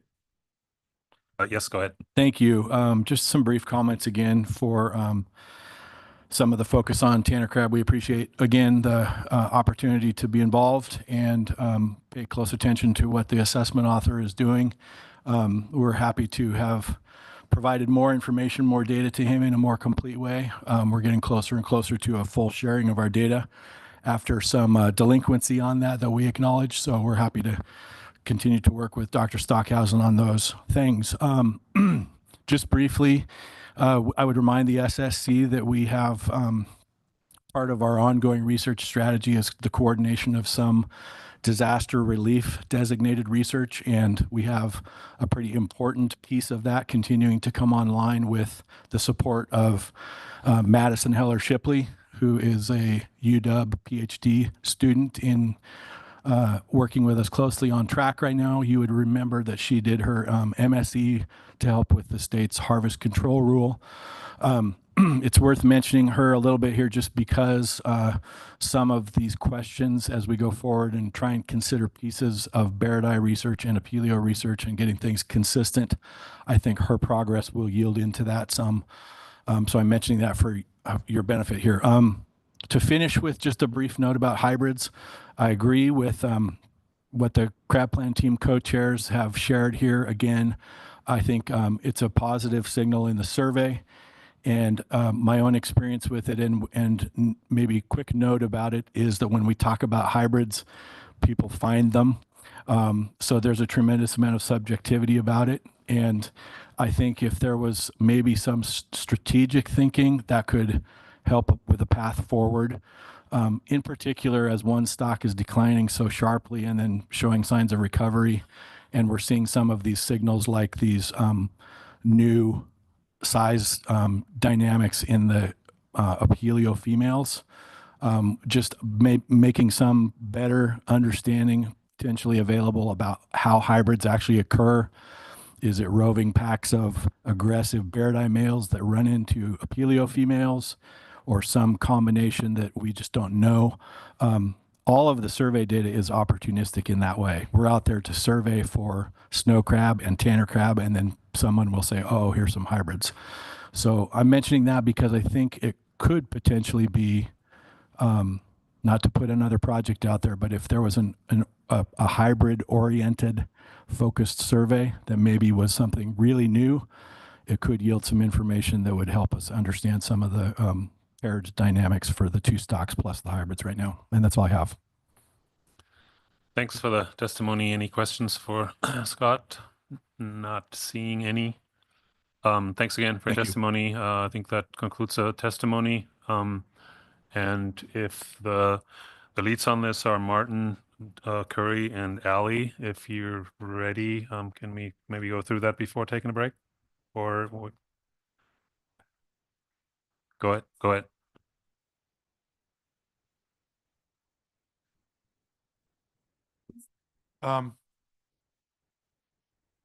So let's see. So we want to thank the author for their extensive work in documenting and addressing previous SSC requests. I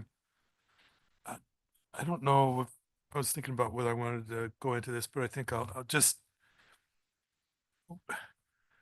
this is what was the documents that we received for tanner crab. We received a safe document that was 367 pages long.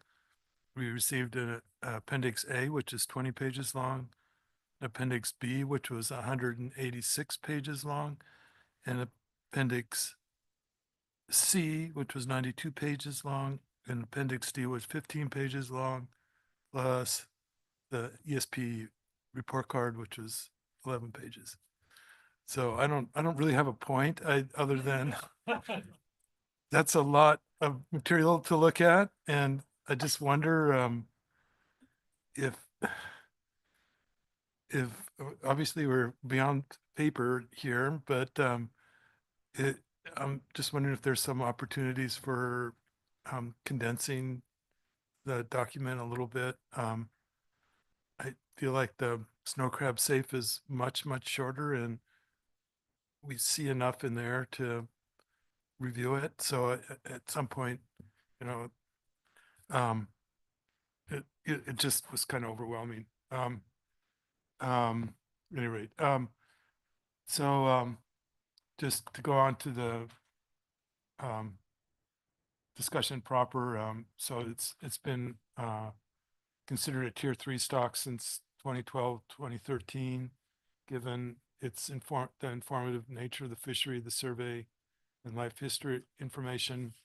Maybe try to go better. Okay, sorry, yeah. The ADF and G management sets the TAC for tanner crab significantly lower than the OFL and have been for quite a while. That was the same last year. But the fishery was open in both management areas, the east and the west. Survey results in 2024 were positive across the board, increases with both sexes in the eastern and western management areas. There was a particularly strong increase in the western area. And the size composition was consistent with the cohort moving through the population that was seen in the previous survey, which is an important outcome given that we have seen other pulses of Tanner crab fail to appear in subsequent series. Model 22.03D5, I think Buck is using some creative numbering here. Really differs from the previous assessment model only with the inclusion of the 2018 BSFRF survey biomass and some slight changes to earlier BSFRF data. And then the 2023-24 fishery and survey data. The assessment author addressed the SSC's primary concern in June about parameters hitting bounds by fixing the two Dirichlet multinomial effective sample size parameters near their upper bounds. Model 22.03D5 generally had a reasonable fits to the indices of abundance and to the removals in the directed and bycatch fisheries. Had a small maximum gradient for the MLE indicating model convergence, although retrospective bias in mature male biomass and no parameters hitting bounds. The jitter analysis was successful in identifying a MLE solution. Results are consistent with the 2023 assessment, but the same issues remain, such as overestimation of the abundance of large crab in recent years. Due to the Tanner crab maturing prior to entry into the fishery, the OFL is a very high rate. This is similar to snow crab, but not as extreme. I think the SSC should support model 23.03D5 for harvest specifications. The author recommended dropping the final year or recruitment to calculate the BMSY reference point, which sort of more corresponds to standard practice for crab. I think we should endorse that. The stock status is above BMSY, placing the stock in tier 3A. And so the stock is not overfished, nor is it subject to overfishing. I think we should, there was a tier 4 model that was developed according to SSC guidance. Should the tier 3 assessment prove unusable, we appreciate that. The buffer, the CPT recommended a buffer of 20%, which continues the 20% buffer recommended last year. I think this is maybe open to discussion, but my first take would be to continue with that 20% buffer. Arguably, we're in a less uncertain situation this year than we were last year because the sort of confirming presence of recruitment, which was a concern last year. So I'd certainly be open to reducing the buffer a little bit further if other people agree. I appreciated the draft risk table that was in Appendix D. They noted increased concern for population dynamics due to quantification of reproductive output, but no other concerns, no elevated concerns for other categories. I really think that uncertainty is really more related to the assessment rather than the population dynamics. But we appreciate there's always going to be some subjectivity and room for disagreement in how you score the risk table. And the SSC finds that process of being evaluating a broad range of factors that could impact the assessment and the stock be valuable. The SSC agrees with the assessment author and the CPT on priorities for improving the Tanner crab assessment. The first is the transition to GMAX The second is develop a consistent approach for using the BSFRF survey data to inform trawl selectivity and catchability for tanner crab, snow crab, and Bristol Bay red king crab. And then some previous unaddressed recommendations to first incorporate the annual multi-maturity data as implemented in the snow crab assessment, and then explore differences in the spatial distribution of small male crab in the NIMS survey to look at whether the year classes that did propagate through into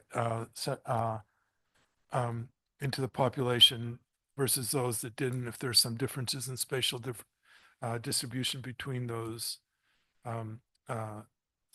year classes, and whether or not there's any environmental conditions that would be associated with those.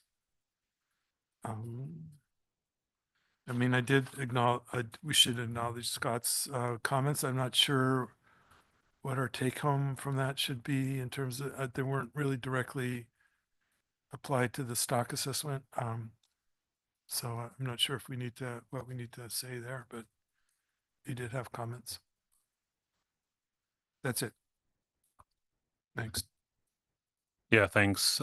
Yeah, on the comments, just sort of characterizing the comments, and to the extent that there was, you know, that we addressed them in our recommendations. Curry, go ahead.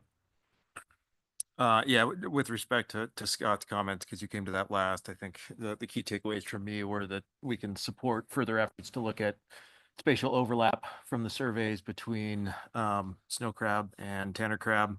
And there is ongoing research underway by Maddie Shipley to address some of these questions further down the line. Martin's comments and characterization of the assessment were incredibly comprehensive, so I don't have a ton to add here. I would concur that we should support 22.03 D5 for use in specifications here. I think we should also make sure and commend the author for their successfully bringing forward a set of viable tier 4 models as a fallback. This has been a kind of longstanding request given some of the challenges that are inherent in complex crab models, and I think the author did a great job of bringing that forward. Once the plan team co-chairs come back up, I do have a follow-up question regarding the time frame of reference. There was a bit of discussion in the document.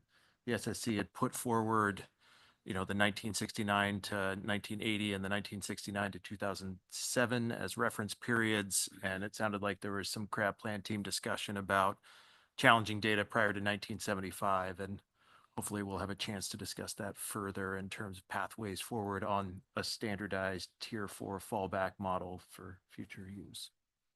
But I think that stands as a lingering question. We should highlight that.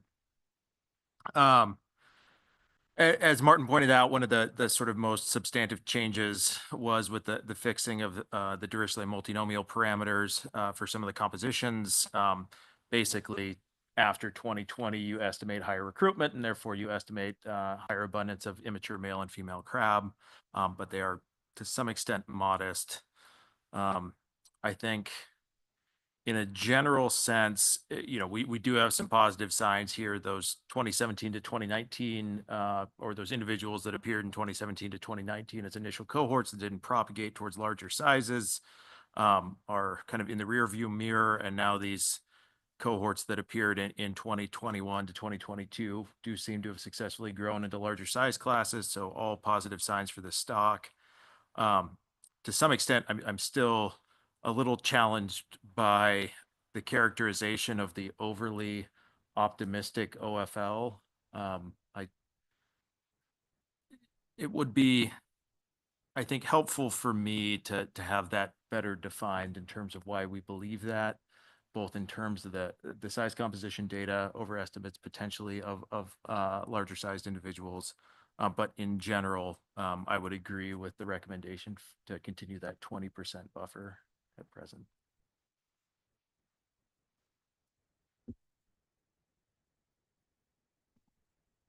Okay, thanks. Ellie, you have anything to add? Yeah, thank you guys. I agree with a lot of the comments that have been said so far. I think we're seeing some really positive signs for the stock from the most recent survey. We've got increases across all of our categories. I think this alleviates some of the concerns that that we had regarding the pseudo cohorts. Speaking to what Martin mentioned as a potential justification for reducing our ABC buffer. I also was happy to hear that some work on model-based indices is forthcoming. And I think that we should note that we continue to support this for Tanner Crab. Thank you to the author for his work on this assessment. As Martin mentioned, it was a lot. But I did appreciate the 4 appendices. It was just a lot of reading alongside a large SAFE document. But I thought they added a lot of context to the assessment. I really liked the draft risk table as well. I thought that was pretty comprehensive for a draft risk table. So I thought that was really great to see. I agree with everyone, plan team, ourselves, that the top priority should be this transition to GMAX, and it sounds like that's the plan over the winter here. I would suggest again that we could reiterate that this might be an opportunity to simplify the assessment a little bit.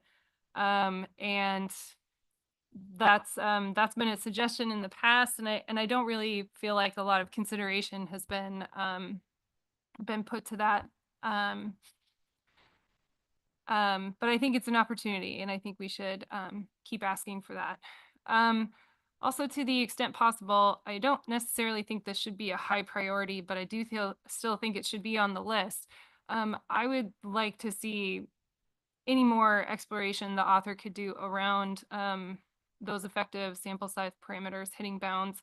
I think that fixing those parameters, it feels like a temporary fix that might just flare up again once we have a working GMAX model that we're all happy with. So I don't want to lose sight of that. I think it's a fine temporary fix and we want to move to GMAX, and that's the priority. But I think that should continue to be perhaps on the list for further exploration. I think we should be supportive of the draft ESP that's coming forward. I think that'll actually be really interesting because we have some really interesting fishery dynamics for this particular stock.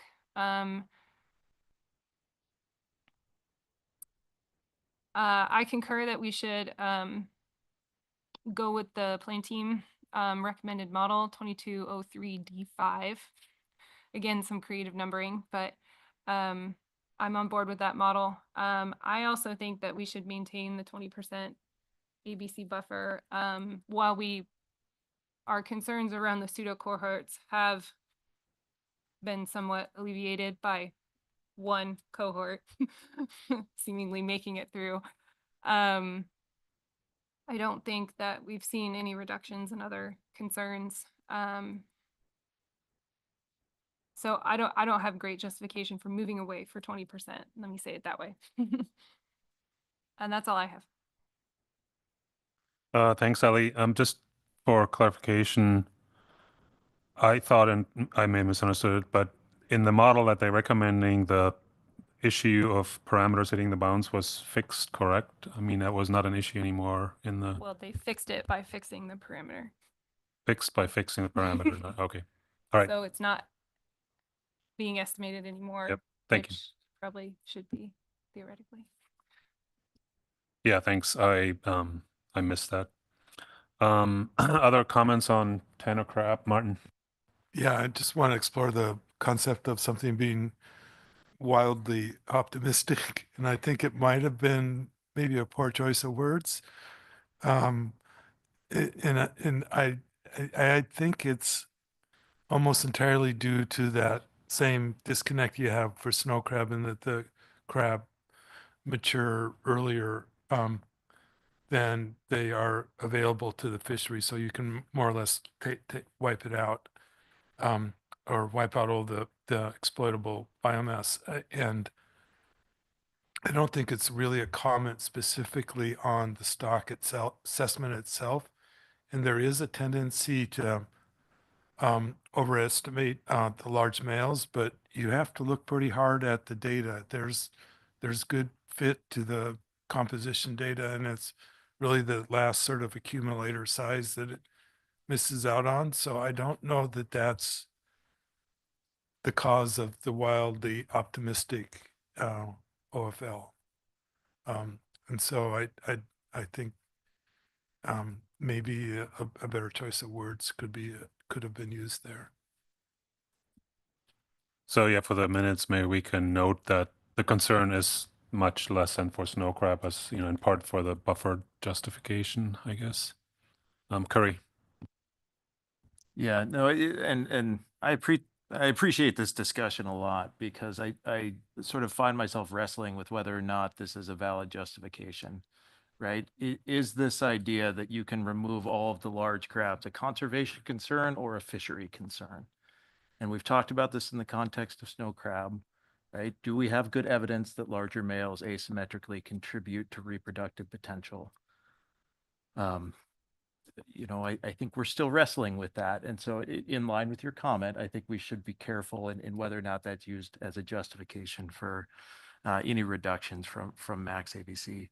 I'd also highlight in that context, if we're thinking about it, when we look at fits to the NIMS survey data, both the existing model and 22.03 D5 tend to not fit that last survey index, which is quite a bit above, which if it were the opposite case, we would use that as a justification for increasing a buffer if the model was way above. And it does feel a little inconsistent not to sort of suggest that we reduce the magnitude of that buffer given that fit, but there are other reasons for it. But I just wanted to point that out. Other comments on Tanner crab? Dana. Yeah, I don't want to belabor the buffer argument, but just want to point out that this isn't like the only year we've said this is an optimistic model. I mean, the TAC is what, 10% of the ABC every year? I mean, so this has been something, it's not a new thing. Thanks. So it doesn't affect your recommendation for the buffer, though?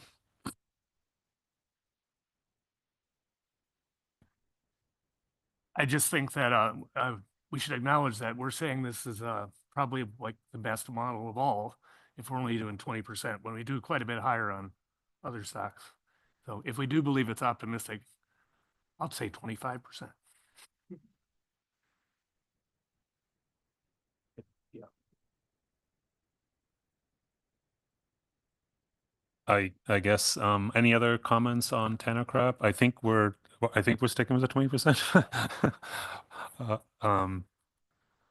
In the absence of a stronger rationale. I mean, it's consistent with the past anyway, and I mean there's some positive signs and some increased concerns, as Martin pointed out, perhaps. And the concern is less than, I mean, I think relative to other stocks, certainly relative to snow crab, the concern is less, which is some rationale for a smaller buffer.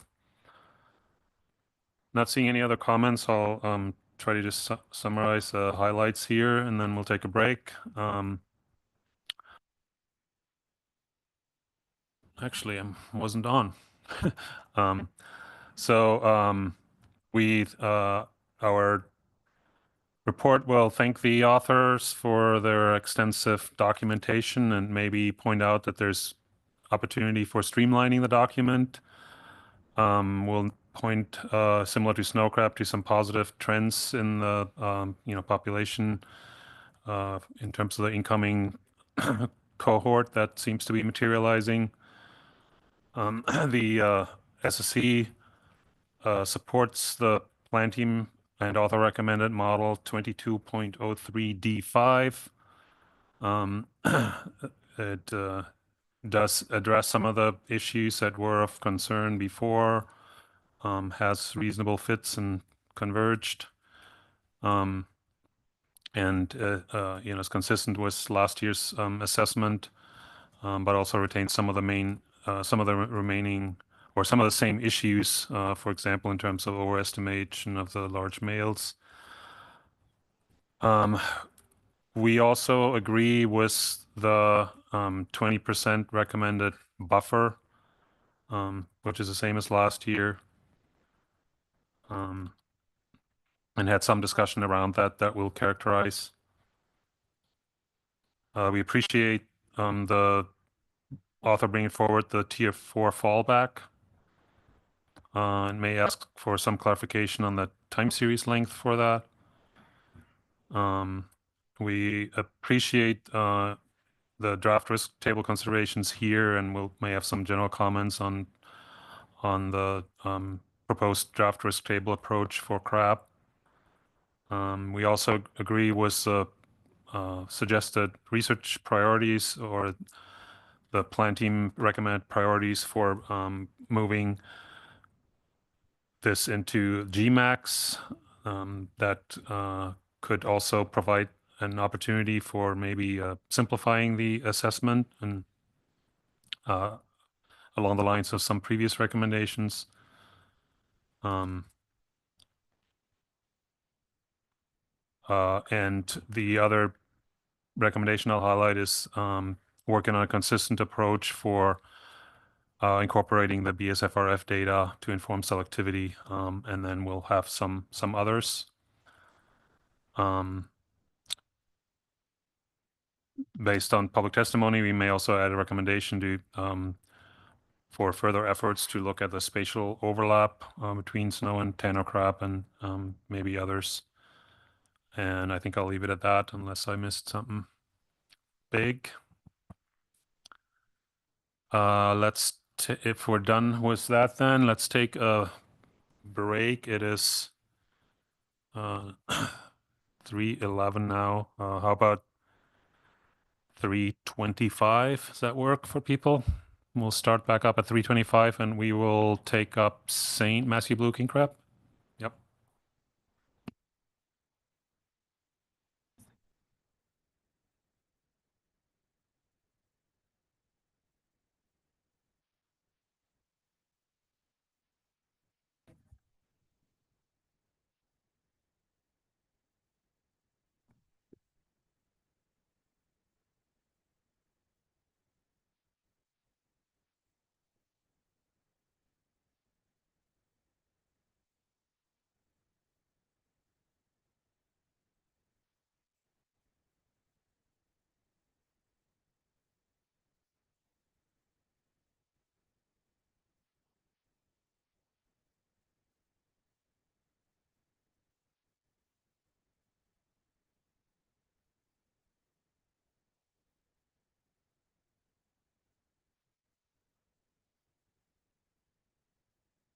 You prefer it?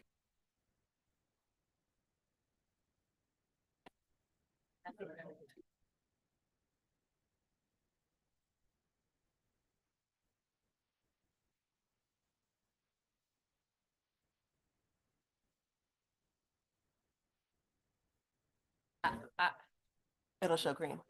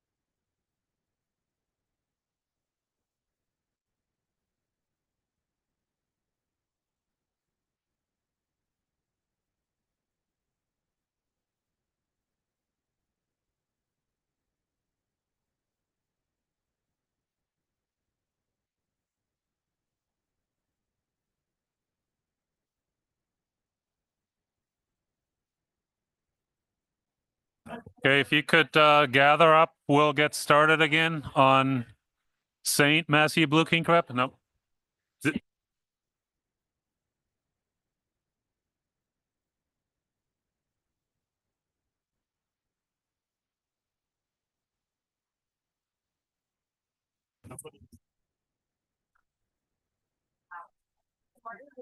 I guess I did hear it. Okay, we're gonna get started again on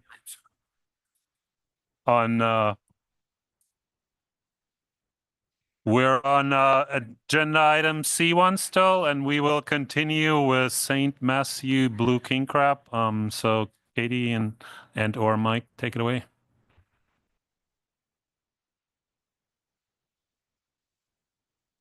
All right, as I'm waiting for the slides to come up, I'll just, St. Matthew Blue King Crab is on a biannual cycle. So we're at an even years for this stock. It's under a rebuilding plan, has been since 2020. So that's kind of some of the emphasis for doing it every other year is we have to update on, NOAA has to update on rebuilding every other year. So it's helpful to have an assessment to do that.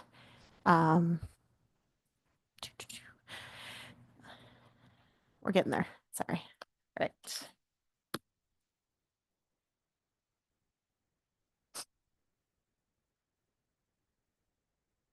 It's okay.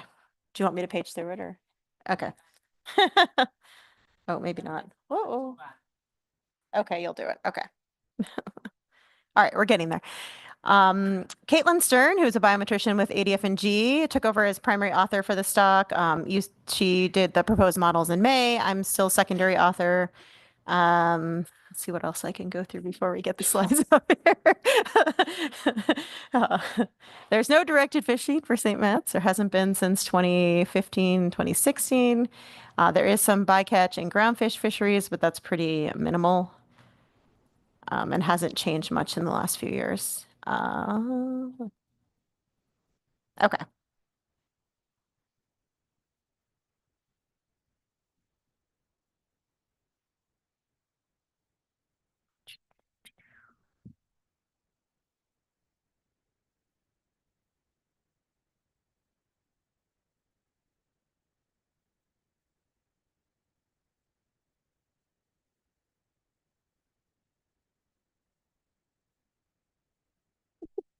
It's okay. Oh, we're getting there. Yeah. Let's go back. Let's see. Oh, I won't touch it. There we go. This is good. This slide's fine. All right. I think I already said some of that. This model is in GMAX if there's any, and has been since 2016. It's one of the, due to its simplicity and borrowing a lot of life history information from other stocks. It's one of the first stocks that has been in GMAX. Just total catch last year was much less than the OFL, therefore overfishing did not occur. Recent model issues haven't really changed that much since the last time you guys saw this, and are ones that we talked about in May. Kind of just since the 2010s, some different trends between, there's an ADF&G pot survey that's done triannually, and then the NIMS trawl survey that is annual. And just some poor fits to that since 2010. And there was some divergence in those two surveys, but you'll see that we had, well, actually, I don't think I show that in my slides, but in the document, you'll see that the 2022, and I think we showed this in May, 2022 ADF&G pot survey showed kind of an increase in the stock compared to what we had seen before the rebuilding plan went into place. And that seems to coincide more with what we've been seeing in the NOAA survey. The models that we saw here for final specifications included 4 models. 16.1A was point 1, sorry, not A, sorry. I got a little caught off with starting with all the slides, sorry. 16.1 is the base model that has a fixed natural mortality of 0.18. We had then asked the author to bring forward 24.1, which is a model that has a fixed natural mortality of 0.23. If you recall from recommendations in May-June cycle, the recommendation was to use that natural mortality that's being estimated in Bristol Bay and then use that in the St. Matt's model. In addition, the author did provide some sensitivities to the loss of the high density corner station, those are 16.1A and 24.1A. And those are really to provide us context for what the expected change is in the biomass estimate coming out of the survey based on losing those corner stations. It wasn't meant to be a long-term solution, and I think something that came up earlier today is, how we're moving forward with loss of those stations for some of these stocks will be something that we'll have to discuss kind of in a broader framework as a plan team. Here you'll see I threw in Mike. Oh, there. Sorry, is there a question? Question, Curry? Just a very quick clarifying question on 16.1A and 24.1A. So that is sensitivity to losing those corner stations, but maintaining the same stratification scheme?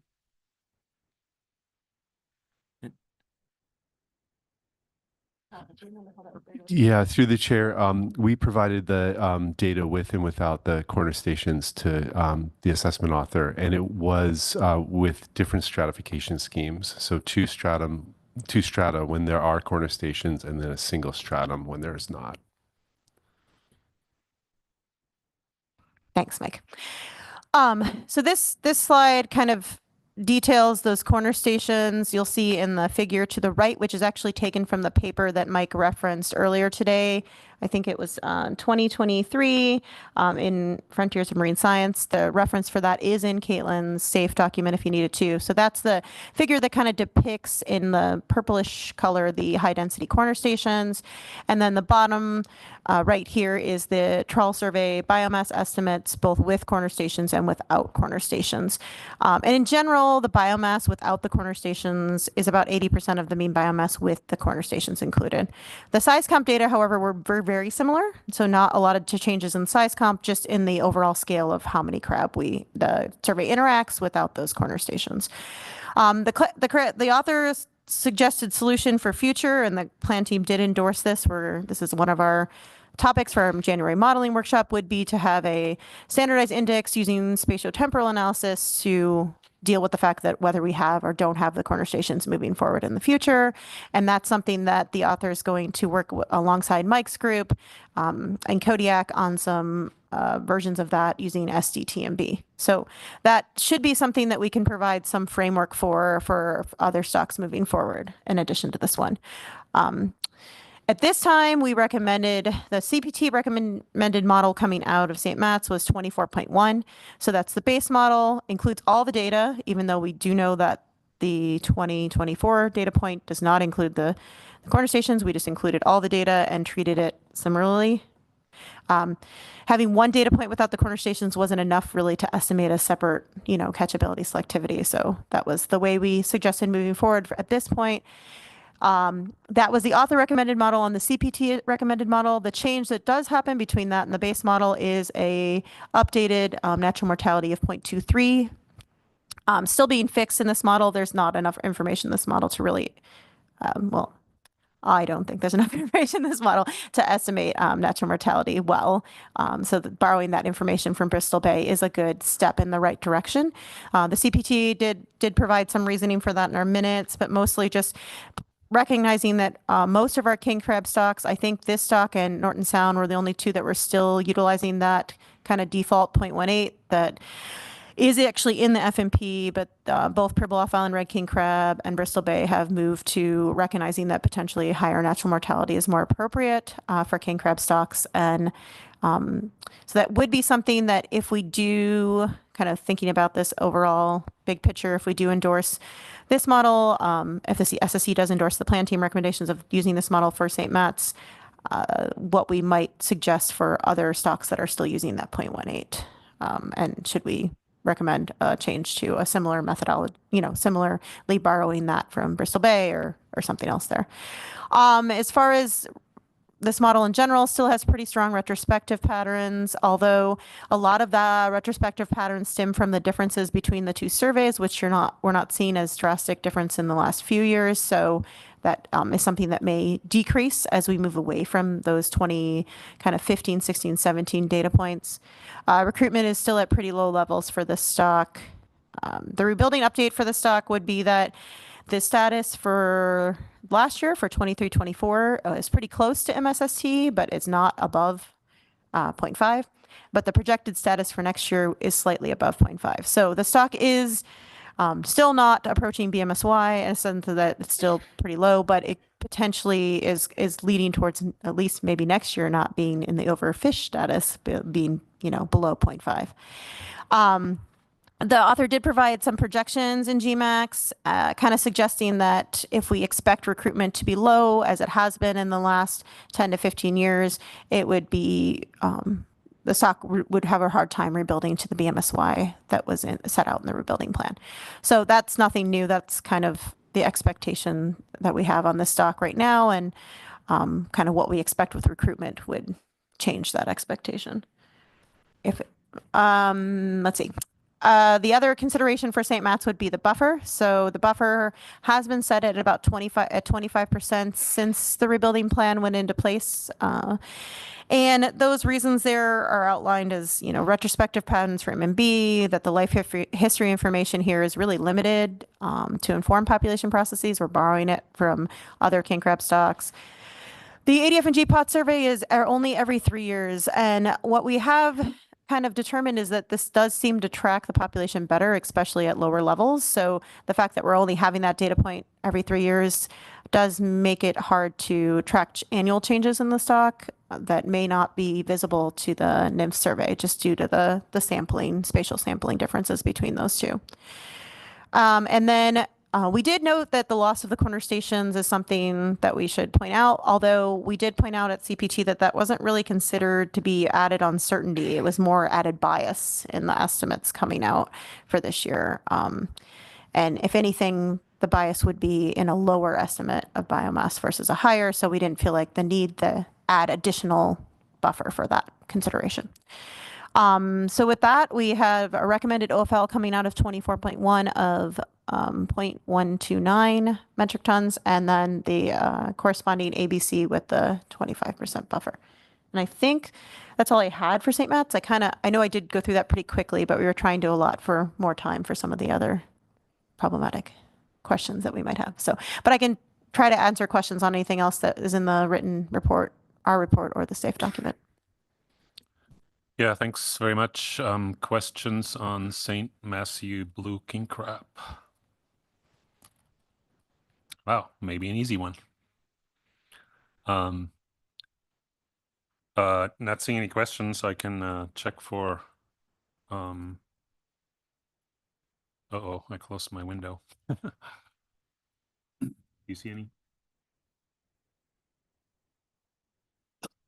Okay, it doesn't look like we have public testimony on this stock, so we can go straight into our discussions. And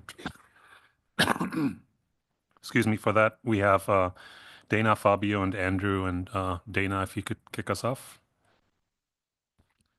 Sure thing. Thanks. So we want to welcome the new stock assessment author and thank the plan team for their presentation today.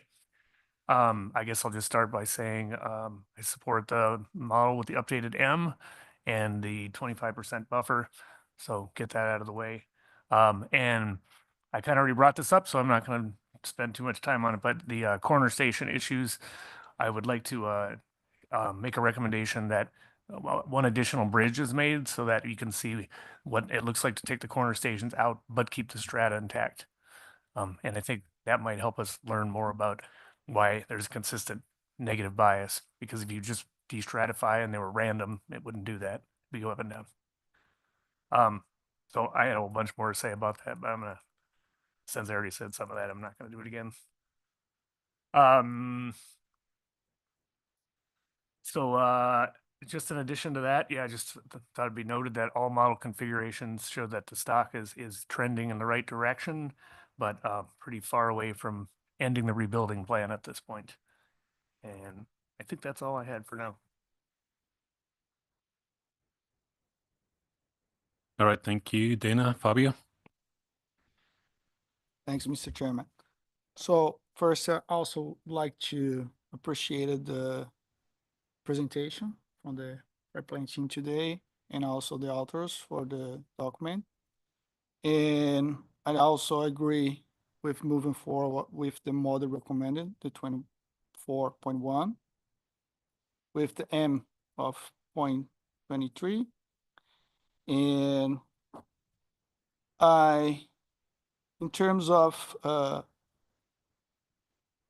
what CPT suggested for using the SDM, TMB, or VEST as the way to do the comparison for the coordinate station, I also agree with move forward with that. And one of the, I also want to highlight the continued issue for in terms of the limited life history information for, and that's not only for this species, but for most of the crabs. And I do agree that there is also a need to keep moving forward with like trying to explore more all the life history information for this species. And that's what I have. Thank you. Thank you. Next up is Andrew. Yeah, thanks. Well, I won't belabor it. I'll just agree with what what the other co-leads said rather than just repeating everything. Thanks. Thanks. Other comments on St. Matthew blue king crab? Dana. Yeah, I just had just a real minor thing in table 8. There's like missing values where there should be some, and I just want to say it out loud so I can put it in my notes. Thanks. Thanks for that. Not seeing any more comments. I'll just briefly highlight what our minutes will reflect. We'll be extending our welcome to the new author. We support the new model that was brought forward with updated mortality 24.1. We will have some suggestions for additional analysis on dropping the corner stations, looking at both 2 strata and 1 strata versions with and without the corner stations. Like we saw for several other stocks, some indications are that the stock is trending upward, but this one is still under rebuilding and will probably stay there for a while. And highlighting the lack of life history information for this stock, but I'll leave it at that. All right. Before I go on, I'm gonna add a couple minor things here at this point. One is we have one addendum to our associations. Jason has another association that he didn't reveal earlier.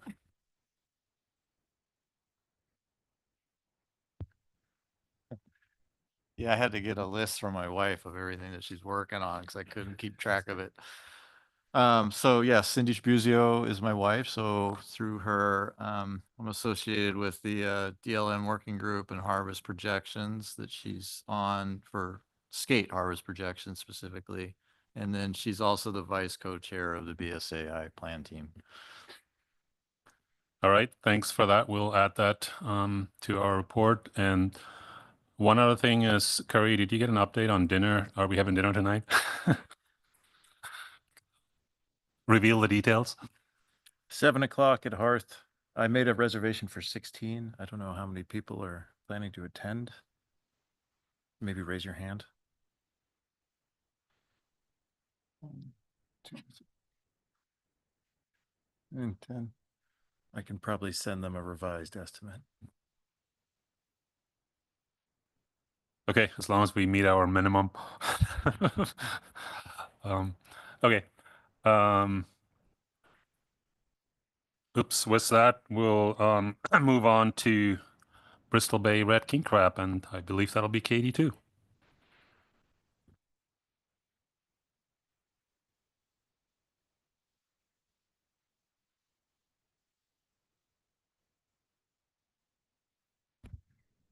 All right. So the Bristol Bay Red King Crab is our 4th and final stock that we're doing a final assessment for at this meeting. As Mike did for the other 2 main stocks, we do have an ESP report card for the stock, and there will be 1 slide on fishery updates. The ESP is pretty extensive. I just kind of try to summarize some high points here and a couple things I wanted to point out. that have been things we've been tracking for a while for Bristol Bay are just cold pool extent. This year, the cold pool did not extend into central Bristol Bay, although however, it was still a kind of near average bottom temperatures for Bristol Bay. The pH, bottom water pH in Bristol Bay has been declining. However, there was a slight increase in that in 2024, and we had some discussion during ESP on why that might be, some hypothesis there, but kind of in general still declining, and that's something that we are concerned, especially for red king crab, due to laboratory studies that show some thresholds that were pretty close to some thresholds where it may be impacting shell development and things like that. In general, still pretty high above average sockeye salmon runs, and low chlorophyll A suggests potential poor larval feeding conditions and survival to settlement. And then just some additional input on the female spatial extent is something that we're tracking for this in the ESP also. And with just more recent years having high survey catches, kind of more in the southeast part of the Bering Sea. That was seen last year and this year in the survey.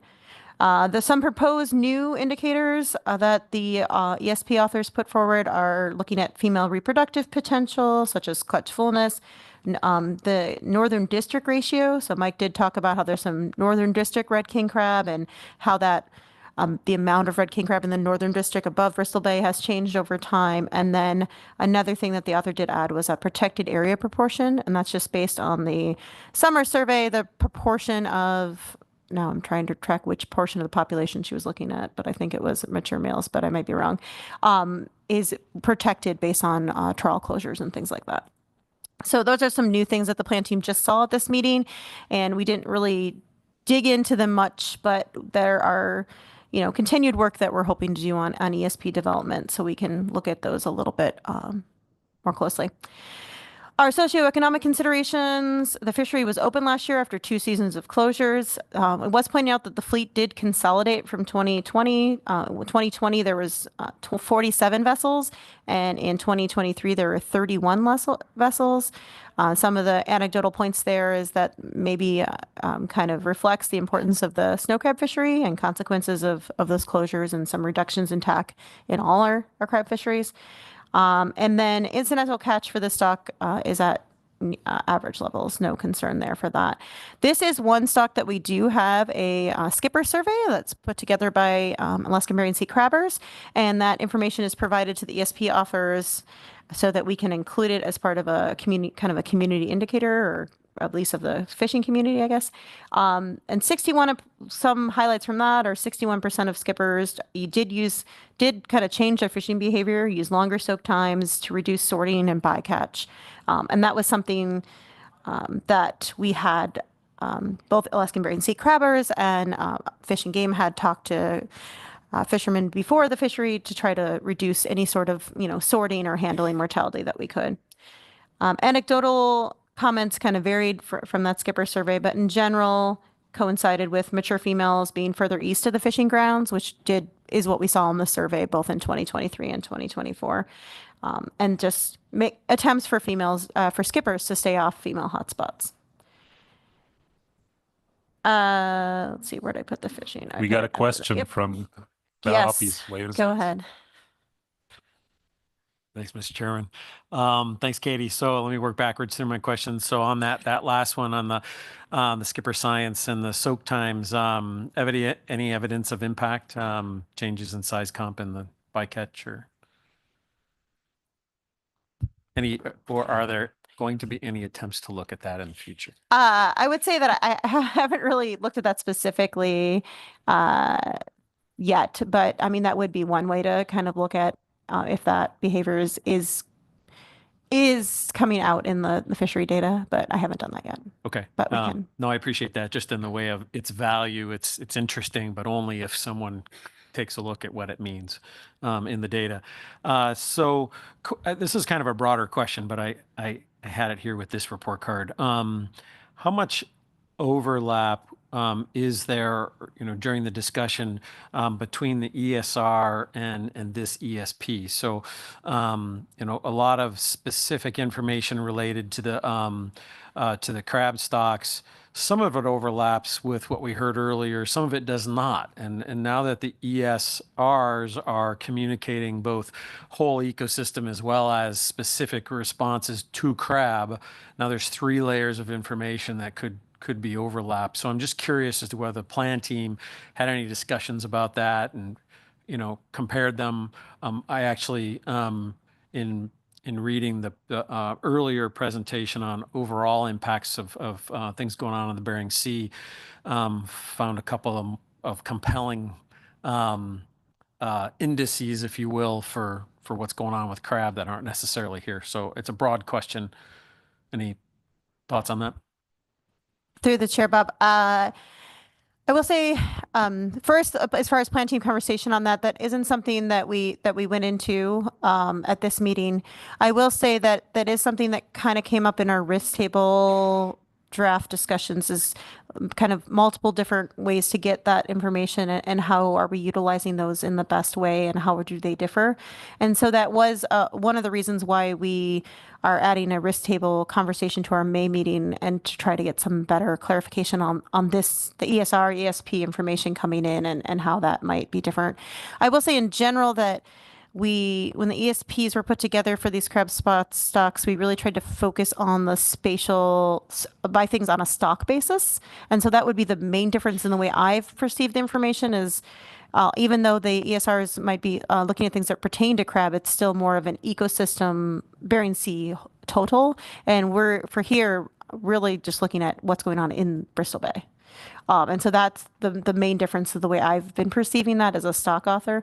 But I will say that some of those different data streams is something that we do need to kind of address as a plan team as to how they all go together into our big picture. Follow up, Bob? Yeah. Which the dark one? Oh, that one works. Thank you for that. Appreciate it. Makes sense. Follow-ups, different topic here. I noted that the index for juvenile sockeye salmon, you mentioned sockeye in there, changed to be more about the annual inshore run size. You're using one index versus the other. Any discussion on that? Is that more about thinking about who's eating crab versus who's competing with crab? Through the chair, Bob, I think we don't necessarily have a strong, I think it could be competing for food. It could also potentially be some predation.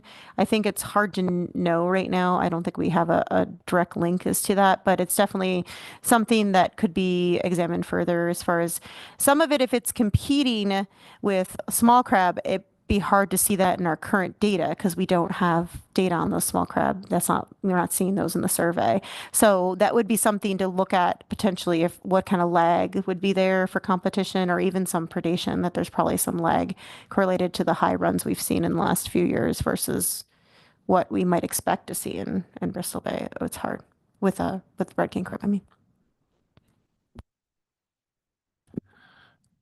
All right, thanks. I think we're good. Go ahead. Okay. Bristol Bay is a tier 3 annual stock assessment. It's in GMAX, has been since 2018. Mature male biomass did increase from 2023, still low compared to the long-term average. As I already said, the directed fishery was open this last year after 2 years of closures. Estimated mature female biomass is higher than it's been in recent years, but it's still pretty low compared to where it has been historically.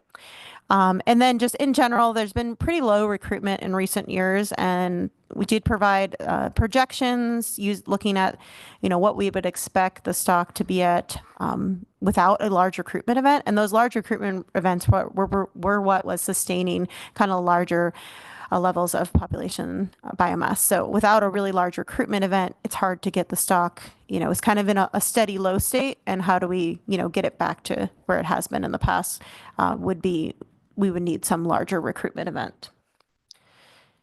As far as fishery overview, the TAC was about 2.4 million pounds, and the overall total catch mortality was less than the OFL, so therefore overfishing did not occur.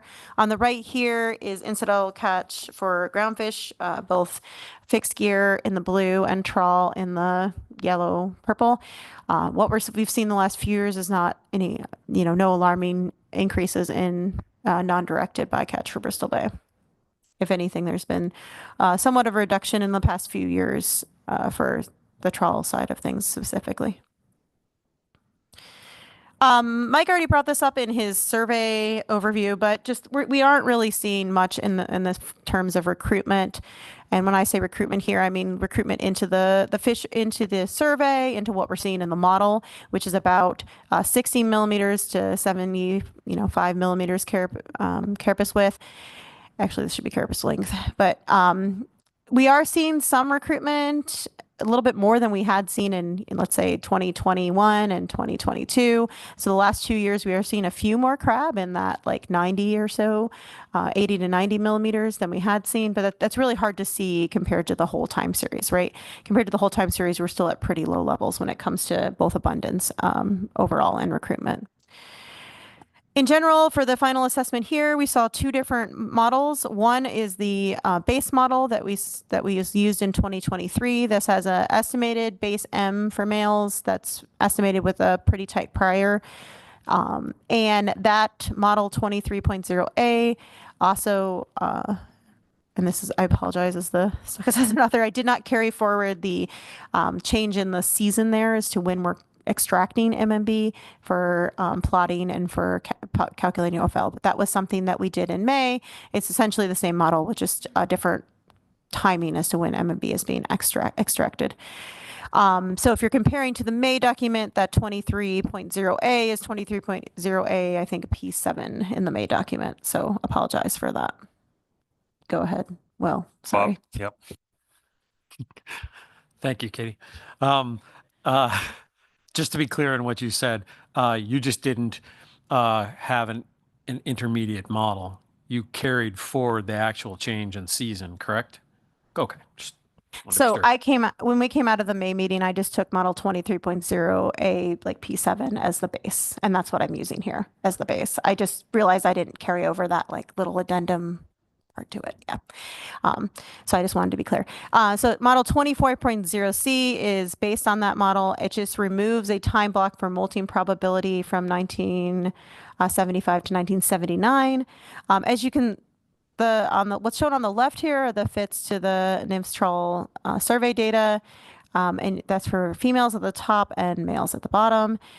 Not really a lot of differences between these two model runs as would be expected. The only differences are from that 1975 to 79, just because there's a different molt probability. Females are still declining in the model estimate, even though we are seeing a little bit higher female levels in the survey, just kind of a declining trend there. Males had a small increase in modeled survey and trial survey results. But as you can see, the last 3 to 4 data points for males in the survey data are still kind of similarly within their confidence bounds there.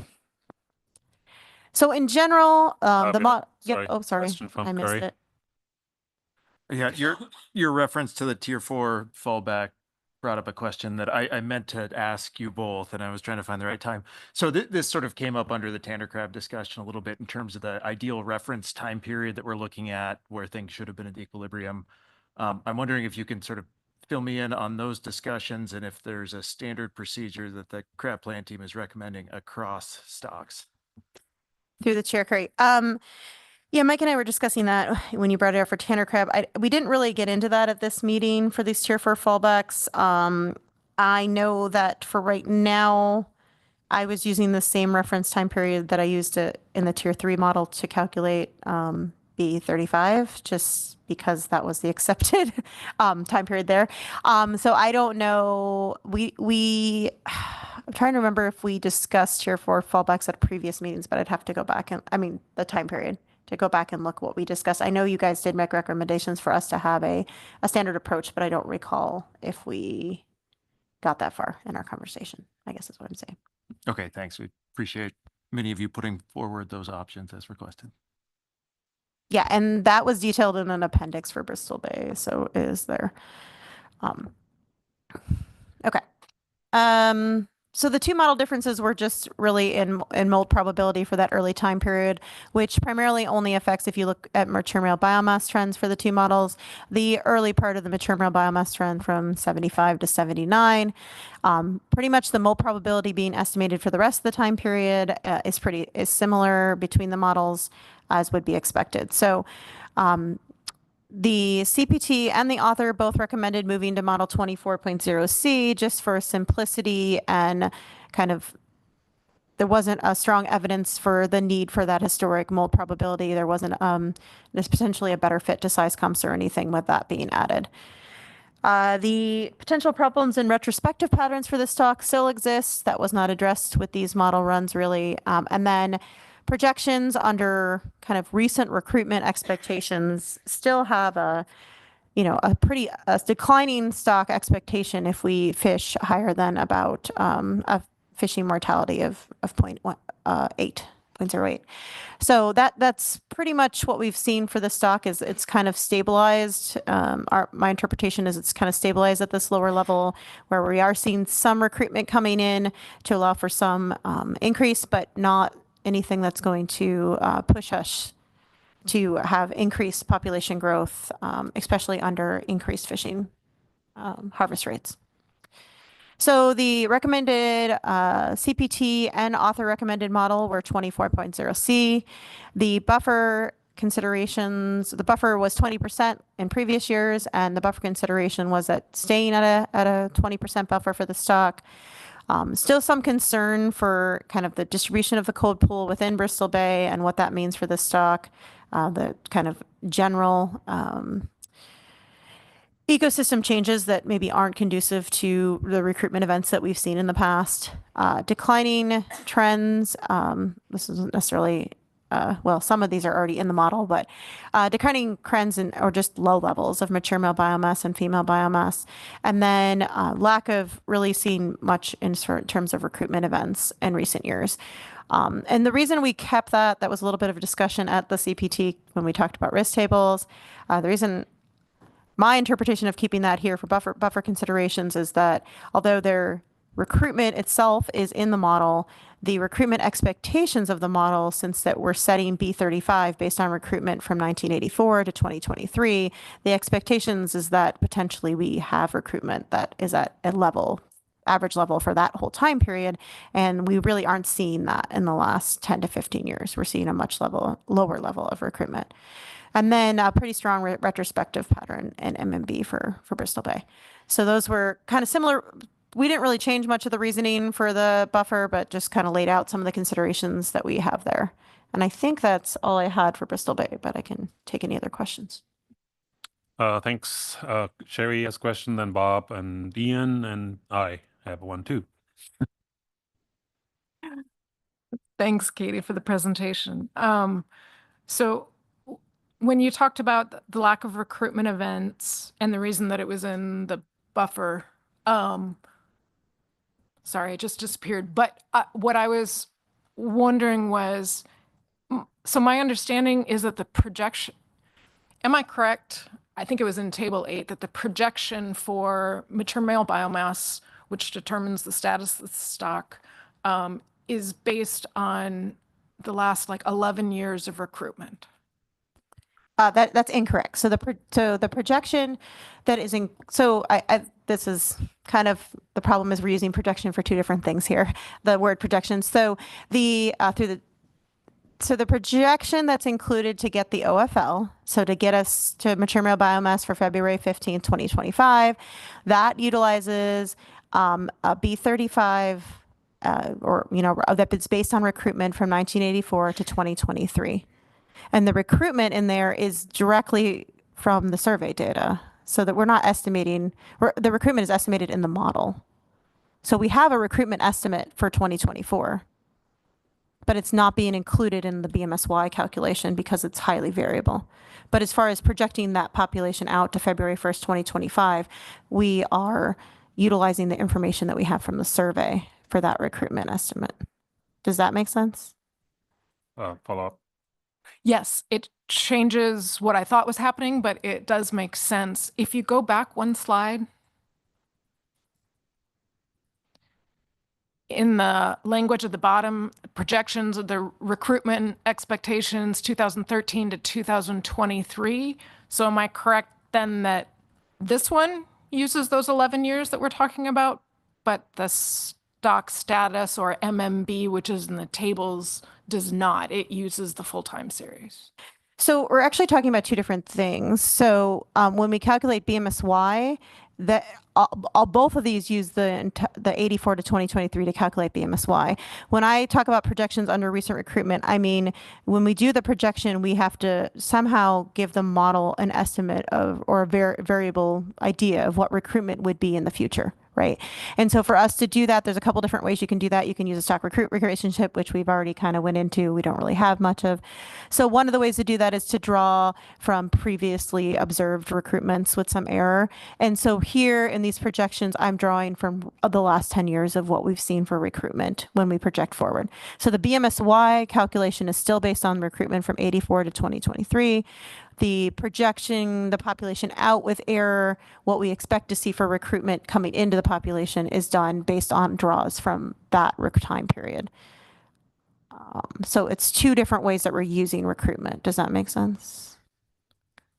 Yes, totally understand that B35 and how you're doing it here with resampling. Yep, got it. I think the piece that I missed was that, so can you tell me if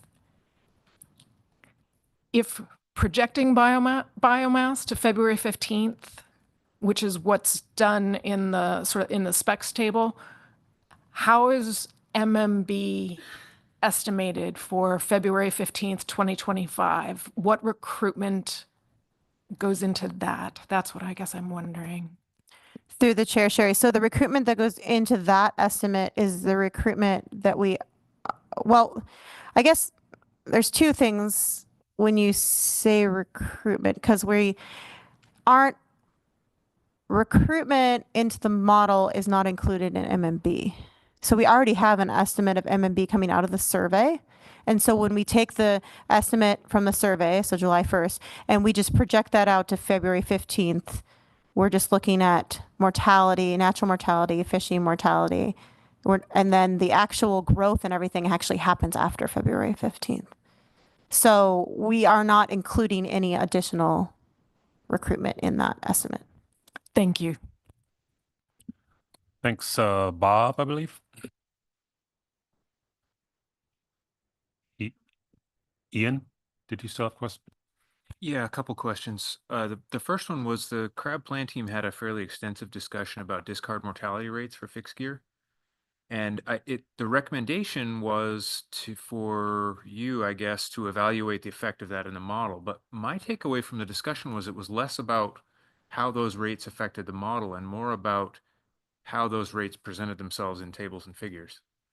So I'm wondering if you were intending that effort to include breaking out the fixed gear, so people can see what those estimates would be.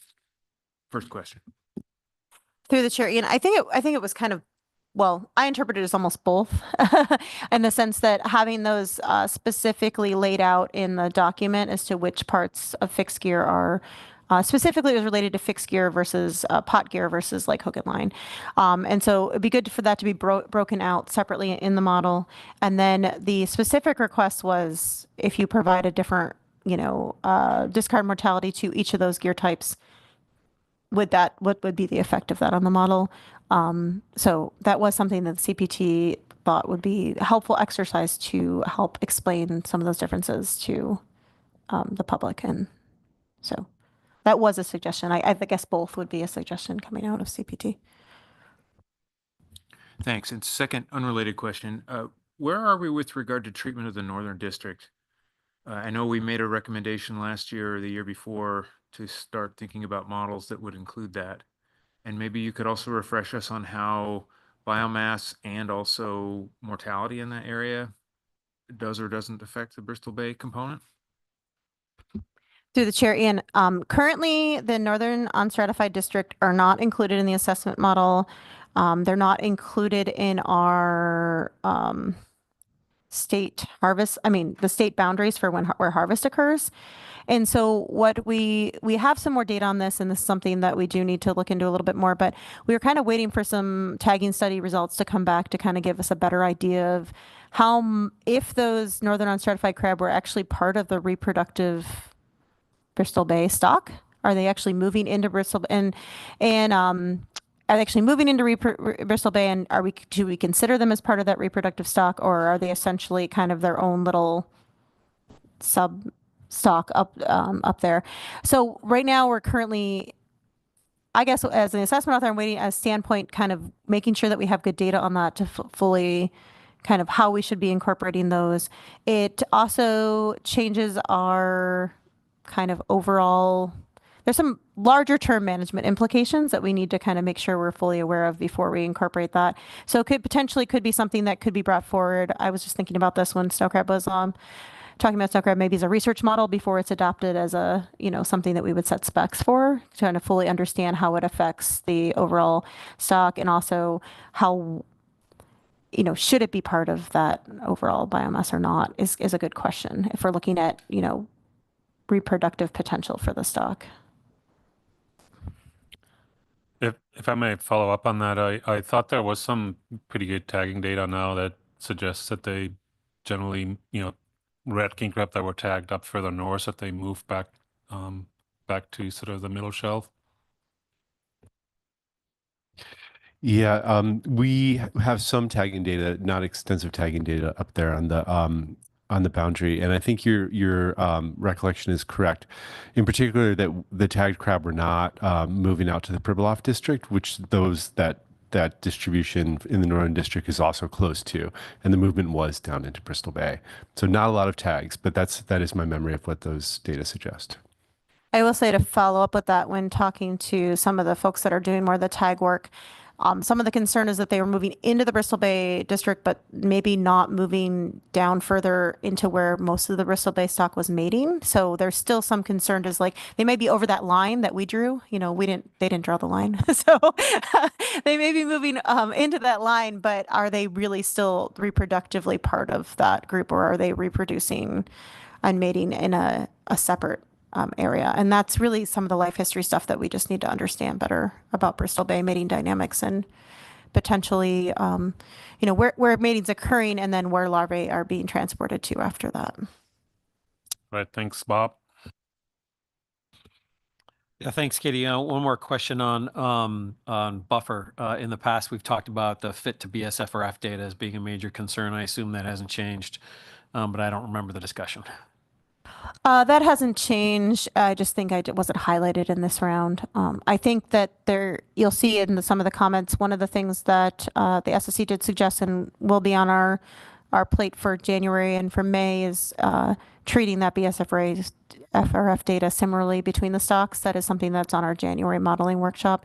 So that may be something that can be achieved through different methods. Sherry and then Ian. Sure. One more question about the buffer. So last year we noted that the SSC wouldn't have considered low biomass as part of the buffer, since that's actually already incorporated. And I did note that was still one of the reasons that you had put, and I was wondering if there was something additional that we're missing about the declines in abundance that should be considered that for some reason we haven't. Through the chair, Sherry. No, I think that was maybe just a carryover that we didn't strike after your suggestion. So sorry about that. But yeah, I think I do recall that conversation now. We just didn't get into it at the plan team. Ian, go ahead. Yeah, there was some discussion at the plan team about the model where you removed the two parameters and you actually got a better fit in the likelihood. Were you able to verify after the fact that that was due to the prior contribution to the likelihood and not a convergence issue? Through the chair. And yeah, I was able to go back and look, and that really is due to the way the priors are being calculated in GMAX. So that's something, an addition on my plate for January would be trying to report those so that the priors are not like prior. I think before we were able to subtract out the priors from the likelihood so that we can be comparing between the two models. I actually had a quick question on those projections that you showed earlier. Was a shorter recruitment time series. Can you refresh my memory of is that that 2013 through 2023 period, was that based on some early analyses of where there might be a breakpoint or just taken some recent years? Yeah, so that was just based on the last 10 years of recruitment, basically. We haven't, G did do some breakpoint analysis on this many years ago, but I haven't done anything recent to look at regime shifts or anything for Bristol Bay. That is something that's kind of at a state level, we are considering potentially doing some light MSE looks at harvest strategy changes, and that's something that we have kind of tried to repeat some of the original stock recruit stuff. And more recent years, you don't really see much of a stock recruit relationship with the recent low recruitment. So, yeah, that wasn't really based on anything more substantial than just the last 10 years.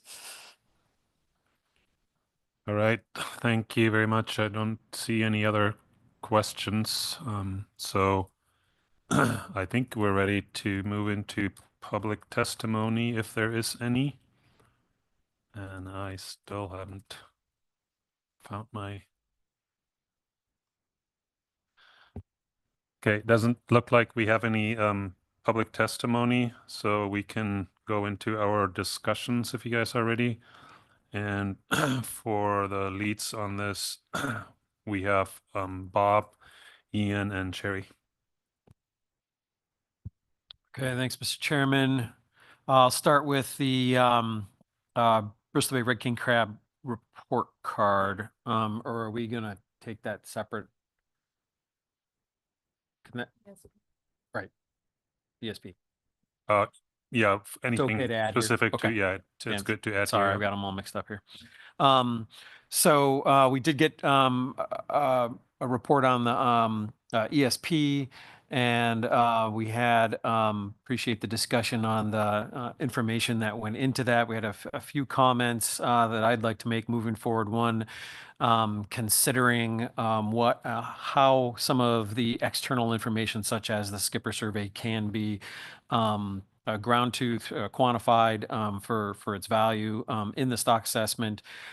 Second, considering how we can, I'd like to recommend that we consider the ESR information that is now being presented specific to the species, which I find very valuable, and just making sure there's overlap between that and the specific ESP indices that are being used, and make sure that those conversations are being had. So you mean avoiding overlap, not making sure there's overlap? Making sure that there is discussion to avoid overlap and create synergy, and yeah. Yep, you're right.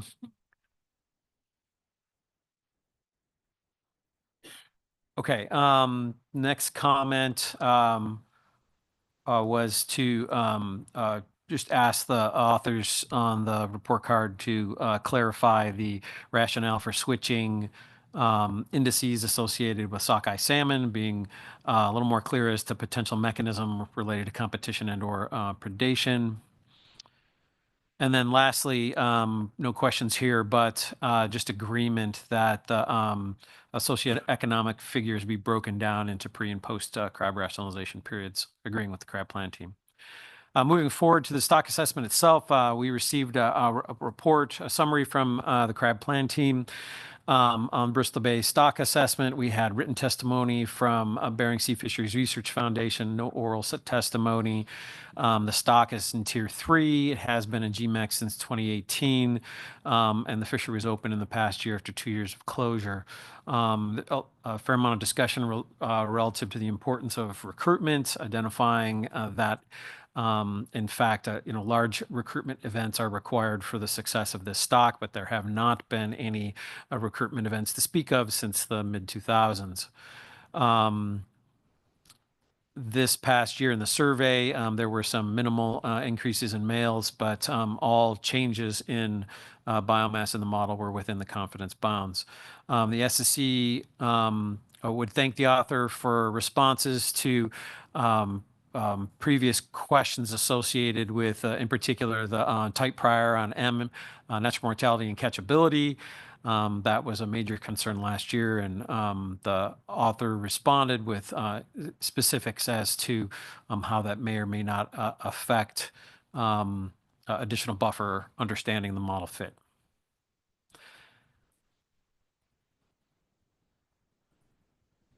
Two model scenarios were prepared for this report. 23.0A, which was presented using an updated GMAX version, and the author noted that the correct seasons were also provided in the model within this base model 23.0A that was discussed at the May 2024 meeting. The second model 24.0C was the same, only it removed the 1975 to 79 molt probability block. So there were constant molt probabilities throughout the time series for both males and females. There was also a Tier 4 a fallback model that was conducted with the same reference periods. We would note the appreciation for the author putting the options for this effort in the appendix, and noting that it wasn't discussed at the CRAB plan team. Differences between the models were minimal. Retrospectives still existed in 24.0C. I would recommend that the SSC support the CRAB plan team and the author's choice of model 24.0C, and that the stock be remain in Tier 3B. And noting that the stock is not approaching an overfish condition. I'd also recommend that that we support the CRAB plan team recommendation for a 20% buffer. However, noting that some of the rationale for that has changed slightly, it still has a large retrospective pattern, which is, I would say, the largest rationale for the 20% buffer. There's also additional comments associated with effects of cold pool instability, and the comment that there has been no recruitment, acknowledging that it's not the recruitment itself, but the expectation that we should be seeing some recruitment given the status of the stock. And then lastly, the continued lack of fit to the BSFRF data. Future work, we'd recommend agreement with the CRAB plan team on discussions of handling mortality. There was some discussion as to whether or not that was just meant as a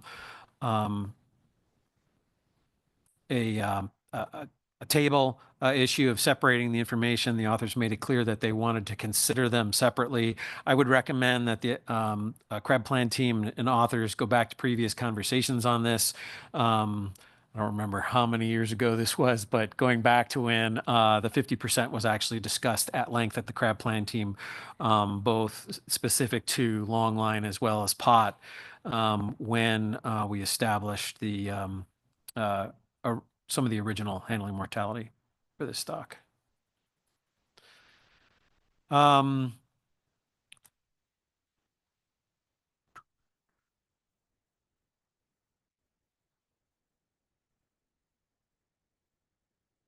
And risk tables we'll take up in another item.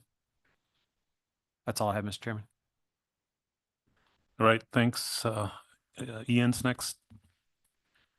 I have very little to add to Bob's thorough summary. I agree with all the major points that he made.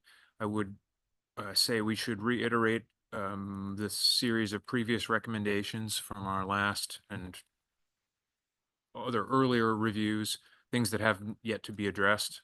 We should reiterate those comments, particularly things like further investigation of the Northern District, Bayesian model, diagnostics for any time posteriors have been reported.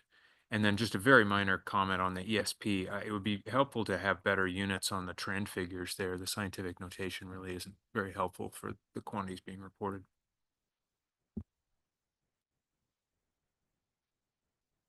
Thanks, Ian. Sherry.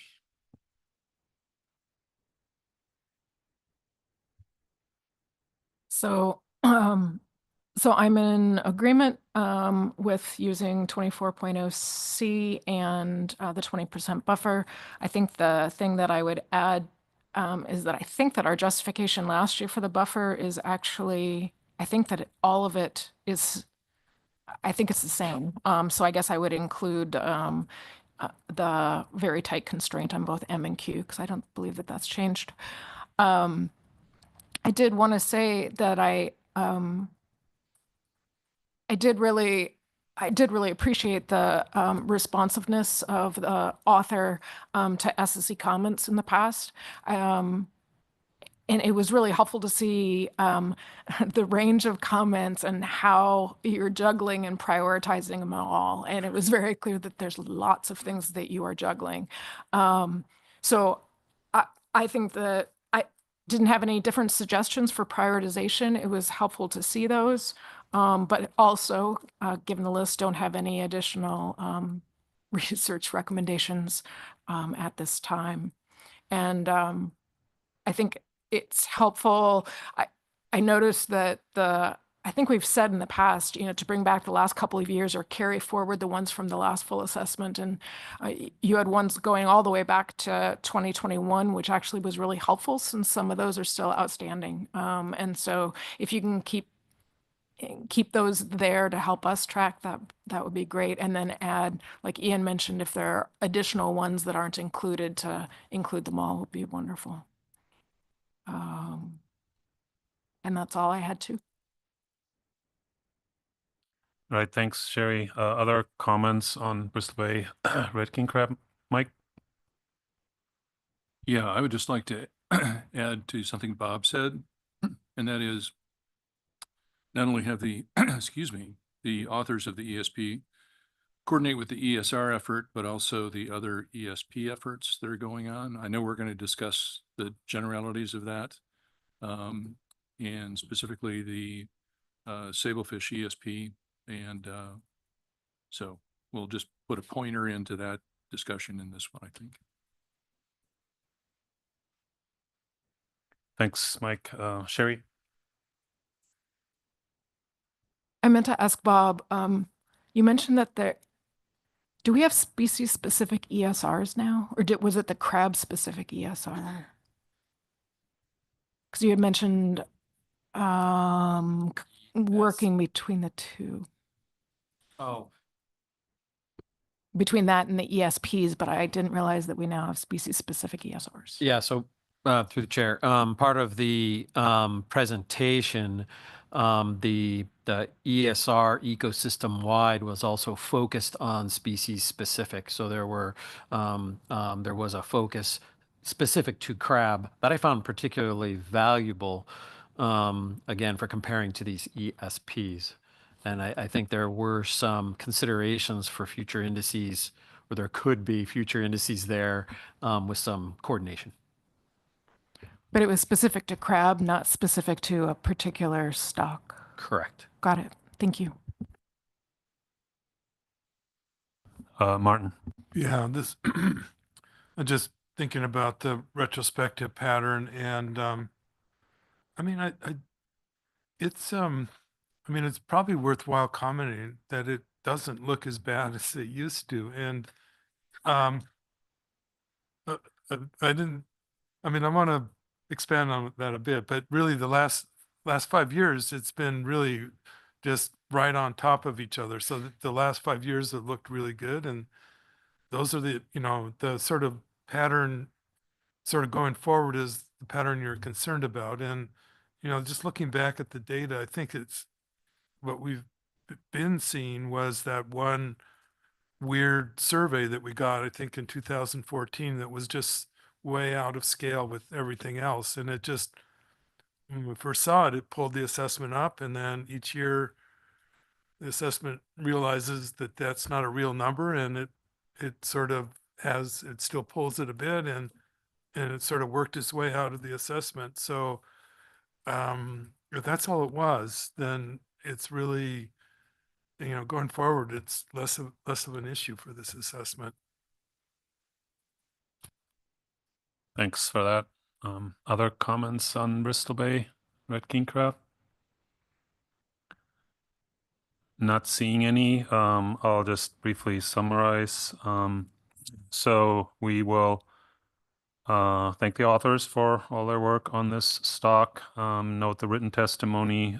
We appreciate the ESP report card, and have some comments on that here that I won't all repeat, but maybe noting that there should be some consideration of how to reduce potential overlap or coordinate between the ESR, ESP, and then also with other ESPs for consistency. And we had a few other comments on the ESPs. With respect to the stock status, we note the persistent lack of recent recruitment events still. We appreciate the author's response to a lot of our previous comments. They brought forward 2 models, plus the tier 4 fallback. The SSC supports the model choice 24.0C that removes the mold probability blocks early on, which made minimal difference. And we also support the 20% buffer, noting perhaps a slightly changed rationale, but still a retrospective concern, although we'll note that it has improved somewhat in recent years. The low recruitment, the lack of fit to BSFRF data, the tight constraints or tight priors on some of the parameters. We also support CPT recommendations on handling mortality and others. We suggest providing some additional justification for the handling mortality rates based on maybe some of the older work to clarify those and in evaluating reasonable handling mortality rates. We also reiterate some earlier recommendations, and I'll just note here the further investigating the role of the Northern District and whether that should be treated as part of the same stock. And I'll leave it at that unless there's any major items. All right, that brings us to 4:30. I'd like to keep going through at least the model runs, proposed model runs, see how long that takes. Am I missing anything? No. So we have proposed model runs for Norton Sound Red King Crab and Aleutian Island Golden King Crab, and whatever order you want to present those in is fine. The leads are on both of those are Brad, Fabio, and Bob. Okay, thanks. So we'll start off with Norton Sound Red King Crab. I'll present those proposed model runs. Beginning again with an overview, this is a tier 4 assessment. It's done every year. It's not currently in GMAX, but that's really the topic today. It's bringing it into GMAX. Final specs will be set at a special virtual CPT meeting in November. We just realized we had that scheduled for election day, so we're going to maybe try to move that. And then the specs will be set in December by the council. Model 21.0 is the current accepted model that was accepted 3 cycles ago. The model that we're comparing with today would be called Model 24.0. And that's just a GMAX implementation of 21.0. And then just to note, this is the 3rd stock that we're planning to bring forward model-based estimates for consideration at the January modeling workshop. Really, the balance of my discussion of these proposed model runs is a comparison of fits for GMAX and Model 21.0. The take-home message is that they're all quite similar to each other. So beginning with fits to the different trawl survey data that are available for the stock, quite similar results for the two models. Fits to the summer commercial standardized CPUE. Just to jog your memory, there are 3 directed fisheries for this stock, which makes it unique. There's the summer and winter commercial fishery and the summer subsistence fishery. The summer commercial fishery is by far the largest of the 3. And then fits to the size comps for the 3 directed fisheries, also quite similar between GMAX and 21.0. And then finally, the last fit that I'll show is rather the time series, I should say, for mature male biomass for the two models, also quite similar.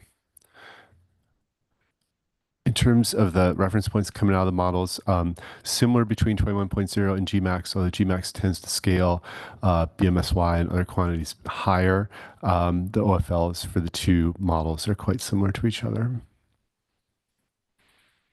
That might be, nope, here we go. And then just to summarize our conversation about this proposed move to Gmax. We had a few requests for the author and then a recommendation.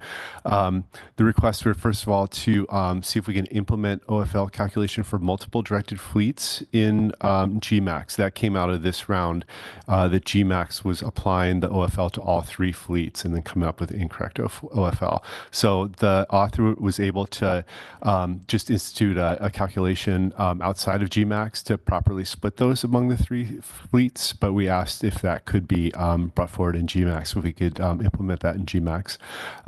We can we can calculate correct OFLs either way at this point. We also requested a retrospective and jittering analysis for the Gmax models for us to evaluate. And then we just had a request. There are actually 3 different trawl survey time series that inform the stock assessment model, and those were plotted together for model fits. So we just asked for those to be plotted separately. Then our recommendation was to bring forward both models for final specs in November with the intention of accepting the Gmax implementation. And I'll stop there. Yeah, thanks for that. It's great to see that finally implemented. Questions from Brad and then Bob. Thanks, Mike.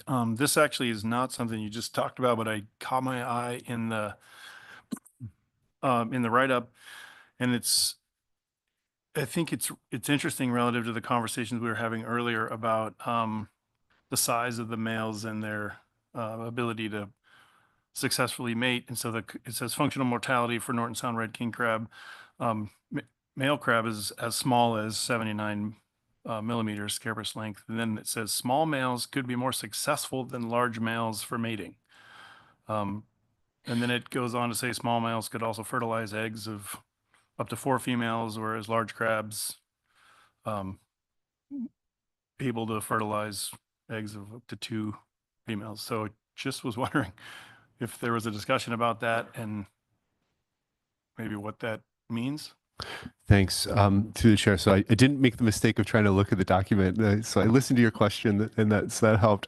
And so we did not discuss that. And I believe that is referencing some captive mating studies that have been going on in the Kodiak lab, both with Bristol Bay and with Norton Sound red king crab. And I would hesitate to characterize the results to date with Norton Sound specifically, but we do see quite small male crab able to fertilize females for both stocks in the lab at sizes quite a bit smaller than the cut lines that we use for maturity currently. And those small crab are able to mate repeatedly at times. My memory, and this might be Bristol Bay, but my memory was that it was the larger males that were able to carry out more successful mating rounds in a single year than the small crab. That's just my memory. Big caveat with all this, and it really has played out more in the snow crab discussion, is that if competition is the key factor, then lab studies without competition are maybe not as informative as you would wish. Thanks, Bob. Thanks, Mr. Chairman. Thanks, Mike. 2 questions. One, on the higher scaling of BMSY and other parameters, it seemed to only be in the last couple of years. It's not over the entire time series. Was there any discussion about what might be driving Gmax to fit higher just in the last couple of years in the time series? Yeah, through the chair. I'm not sure that's a nuance that we picked up in our conversation, that it was just in the last few years. Yeah, so we did not discuss that. Okay. Thank you. And then if I may, second question here. I have to read it. Oh, there was a comment about the fact that all the data are already done and and the final assessment's already available. Was that a real a request to shift the timing of this, or is the probability of those data always being available low, so we're staying status quo here? Yeah, through the chair, we did discuss the fact that all the data are in hand this year. Going forward, when we do the Northern Bering Sea survey, that won't be the case. You know, that those data will be slower. And so I think status quo at this point is fine. Thank you. Other questions on the Norton Sound red king crab?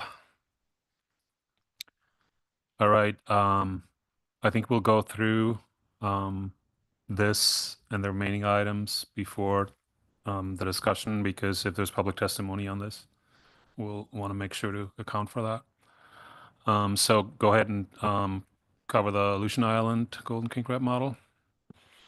All right, great. So this is a proposed model runs for Aleutian Island golden king crab. This is normally something that we took up in January. With us not having a January CPT meeting, the author provided them to us in the September meeting.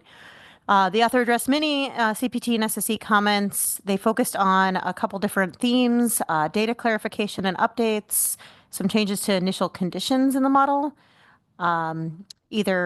So the data clarifications, those were detailed by the author, had to do with some of the catch from the 93-94 season, and they tracked down some of those issues and why data was being used maybe in size comps and not necessarily in CPUE standardization, and kind of track those down.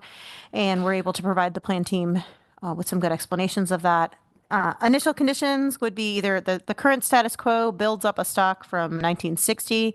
There was some bias correction that was done with that as an option. The other option would be starting the model in a non-equilibrium conditions in 1981, which is when we have data for the stock. So those are the two options that the author presented. He did a lot of explorations for data weighting for this model that were presented to the CPT, and then also provided some model runs looking at the cooperative survey data in the EAG. And so I provided this graphic that Tyler provided us at Plan Team, and I think it kind of steps through the different models that he presented to us. So you'll see that the base at the top was the one that we saw that we accepted in May, June. And then the update season and data were all updates that were made to the base model based on either data input or updates to a season calculation similar to what we saw with St. Matt's and Bristol Bay as to how we're outputting the mature male biomass in what season of the model. So that led to 23.1. And then those two models that I've circled here are those that look at two different initial conditions. So one would be the current initial conditions with just a bias correction, which is 23.1C. And then models 25.0 all have initial conditions that start not in non-equilibrium conditions when we have data in 1981. And then the further data weighting analysis that was done was all based on that 25.0 conditions. So there was quite a bit of data weighting and comparisons that the author put together. And for sake of time, I'm not going to go into a lot of details there. In general, the author recommended moving forward with 23.1C as the base model. So that's just a similar base model with some updates and a bias correction for building up the recruitment from 1960. With model 25.0B as an alternative. So this one begins in 1981. Sorry for that typo here. That begins should be another bullet. In non-equilibrium conditions. It has equal likelihood weightings, and the science composition weights are based on variability in the data, which is a little different than how it had been done previously. So those are the two models the author recommended bringing forward for May 2025, and those are the two that CPT recommended. The author did say that they could bring forward a model 25.1 that includes the cooperative survey data and the EAG. However, there was a pretty extensive discussion at CPT on including this data as a separate fleet and some of the assumptions that are going into it and how valid those assumptions are, and some a little bit more data digging that the author wanted to do to make sure that those were characterized best as possible in the model. And so we at CPT didn't feel like this was a model that we would pick as a final specifications, and therefore we didn't request the author to bring it forward for final specs in May, but we would encourage the author with the change in timing that if there's time that he has to work on this between now and then, that we could hear an update on it in May, but not have it be something that we would use for final specs. And then there's some future recommendations that the author had, and the CPD primarily endorsed those. One of those that we're hoping to bring up at the January modeling workshop is utilizing the GMAX framework to do some simulation studies. And this kind of came up in the idea that potentially some of the issues with the EAG model fit were due to some maybe potentially time varying parameterizations, and doing simulations would allow it how well we can detect those in the model before we go about trying to estimate them. So that was something that we do have on our agenda for the January modeling workshop. And I think that's the last slide I have on Aleutian Island golden king crab, but I can take any questions. Yeah, thanks for that, Brad. Thanks, Katie. Just a quick question. There was a point in the crab plant team minutes where it was talking about diagnostics for residuals being unsatisfactory related to data with soak times greater than 30 days. Can you speak to that? Seems like a really long soak. I believe that refers to some of the cooperative survey data.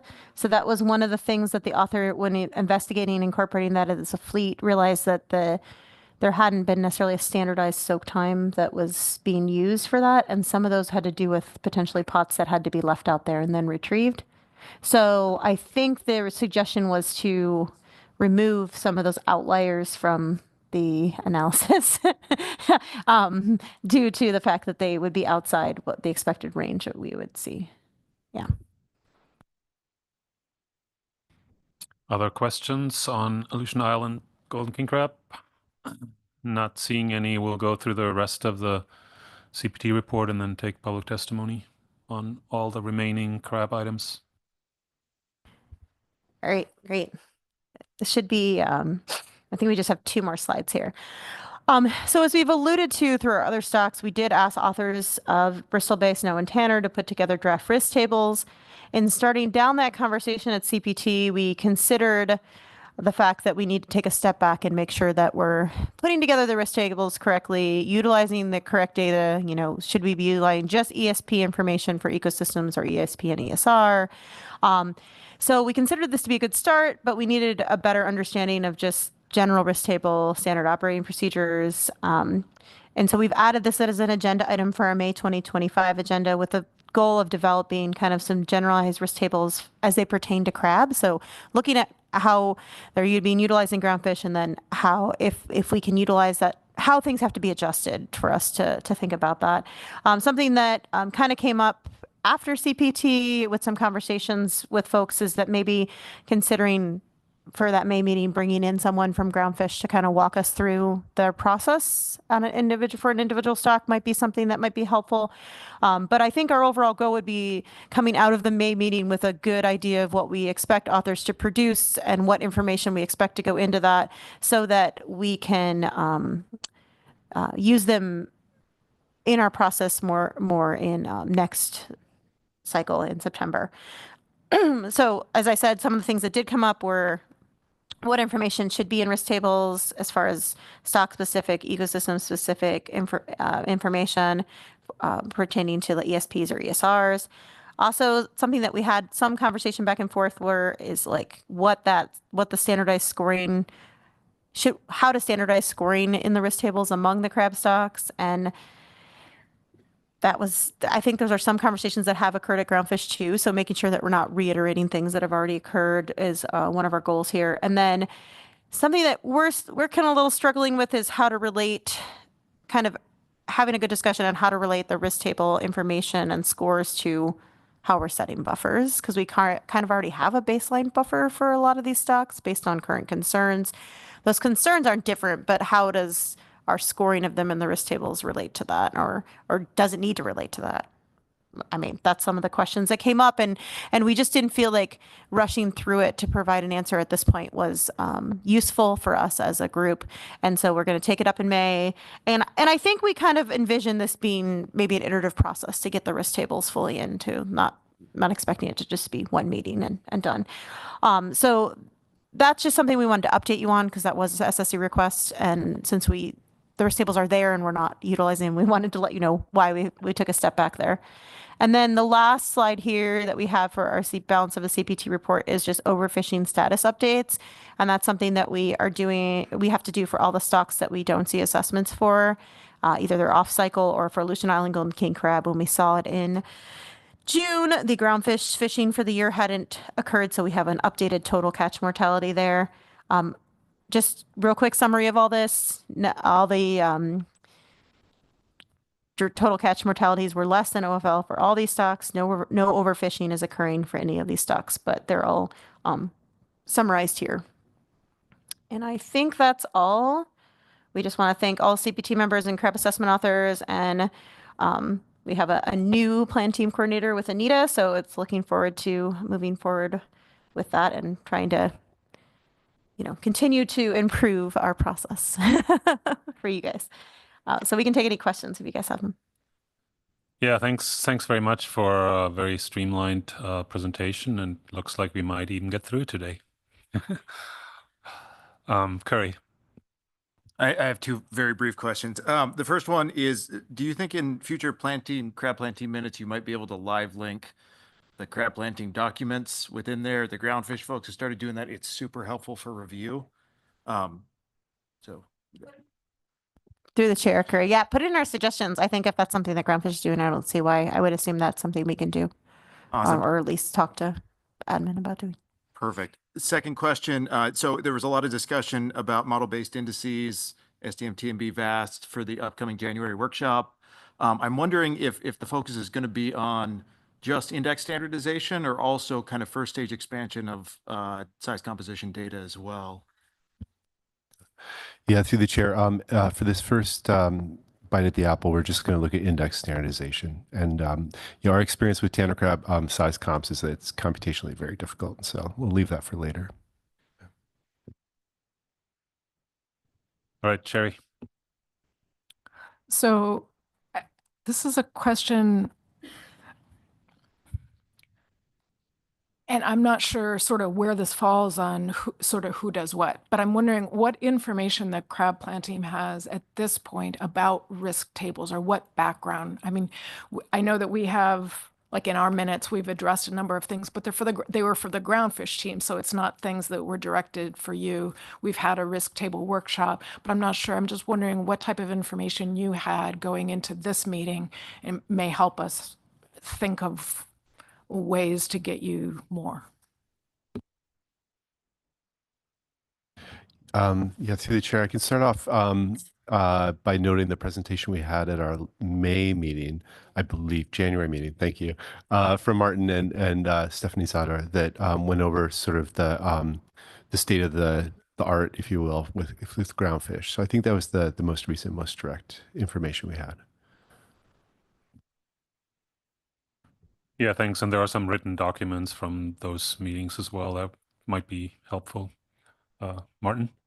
Yeah, I'm thinking it might be worthwhile for you to invite Stephanie and myself back when you take it up, because we certainly have thought through a lot of these issues. Martin, will unless you have a question now, we'll hold that for. We're not in discussion quite yet. I'll hold that. Yeah, we still got to do public testimony, so yeah.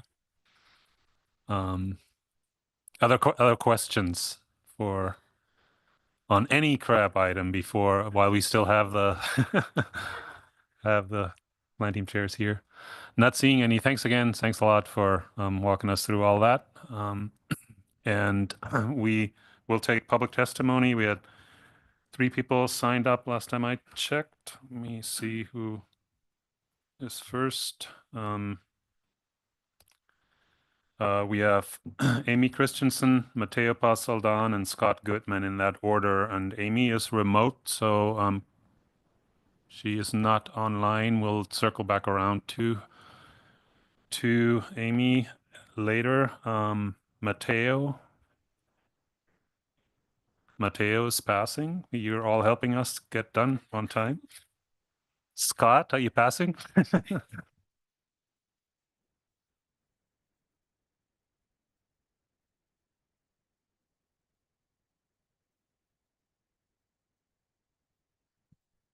All right, one more time. Thank you. Scott Goodman, Executive Director for Bering Sea Fisheries Research Foundation. With just a few closing comments here, I think in the context mostly towards what is going on with the strategy to change a survey. And I think in a big picture, this is super important in crab world.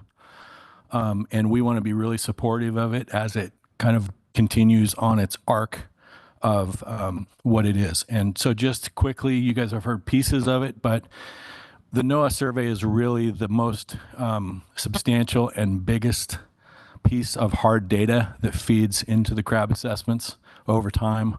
And we've done an awful lot of research since our inception to come up with a way of scaling or calibrating some of that data over time.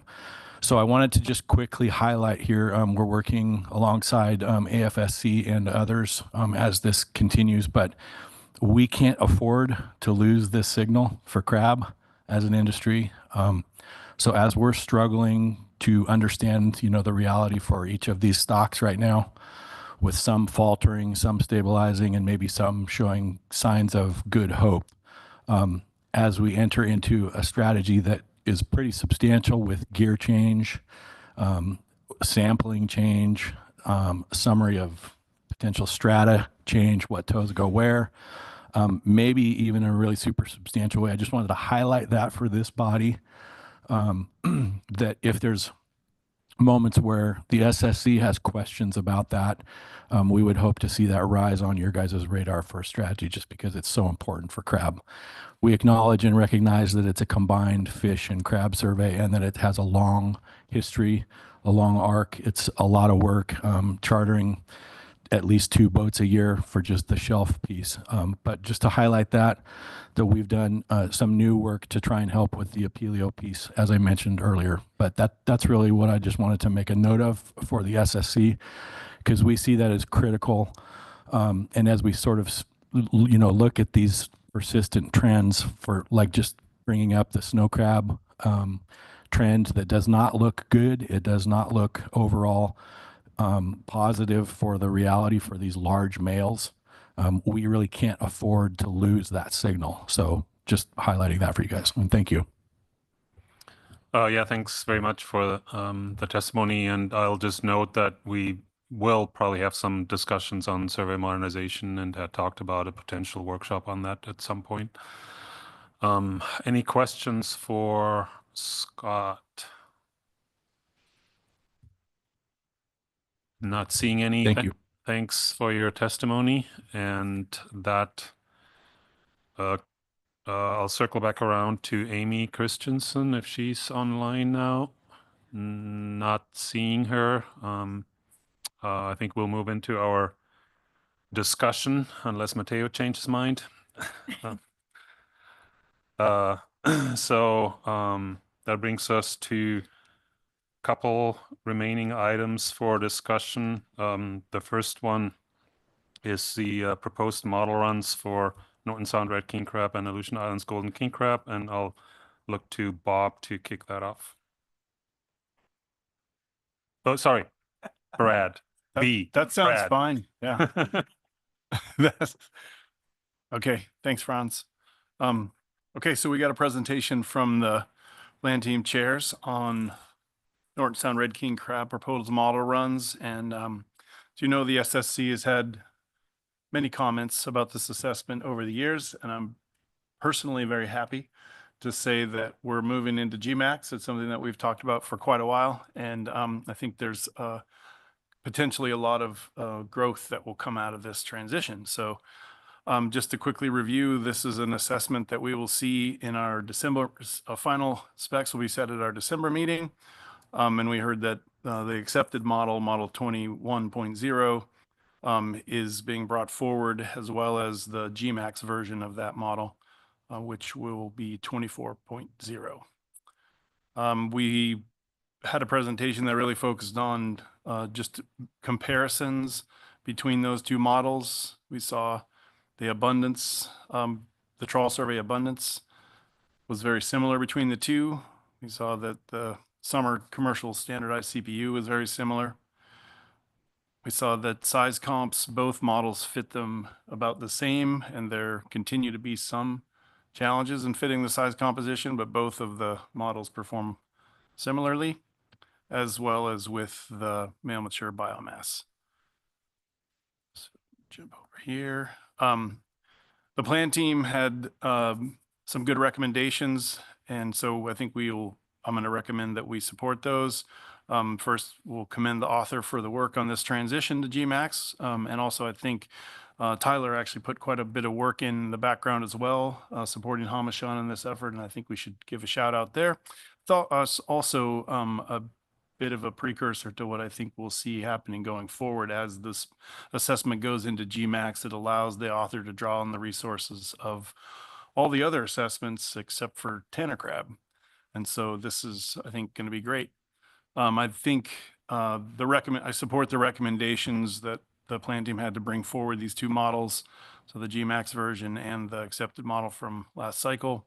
And with the caveat that the author needs to continue to implement the CPT and SSC adopted approach for calculating OFL for multiple directed fleets, which has currently to be done by hand, but we heard a recommendation from the plan team that that be implemented into GMAX as soon as possible. Support the recommendation for retrospective and jittering analysis for the GMAX model.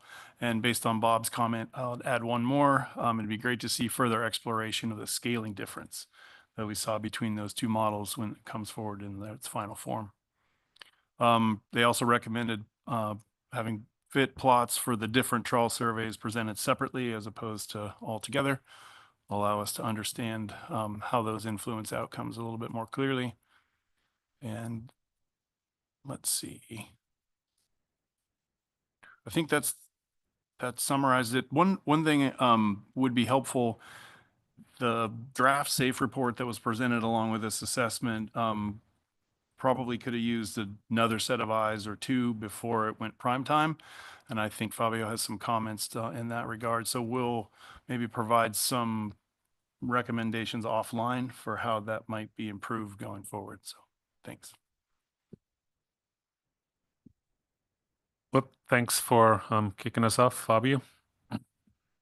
Thanks, Mr. Chairman. So I do agree with everything that Brad said in terms of the recommendations from the CPT, bring forward the model 21.0 and the 24.0. That's the GMAX version for that model, with the intention to accept that. I also want to, as Brad pointed out, talk with the CPT in terms of the draft document that is in the CPT meeting. There is some comments that I want to do, but that offline. But other than that, I don't have anything more to add. Thank you. Yeah, thanks. And just for a process, it's not uncommon for us to kind of provide separate editorial comments and stuff on documents to the authors. And Bob. Thanks, Mr. Chairman. I agree with the thorough review of my colleagues and have nothing to add. Okay, thanks. I think before I summarize, let's just do Aleutian Island Golden King Crab as well, Brad.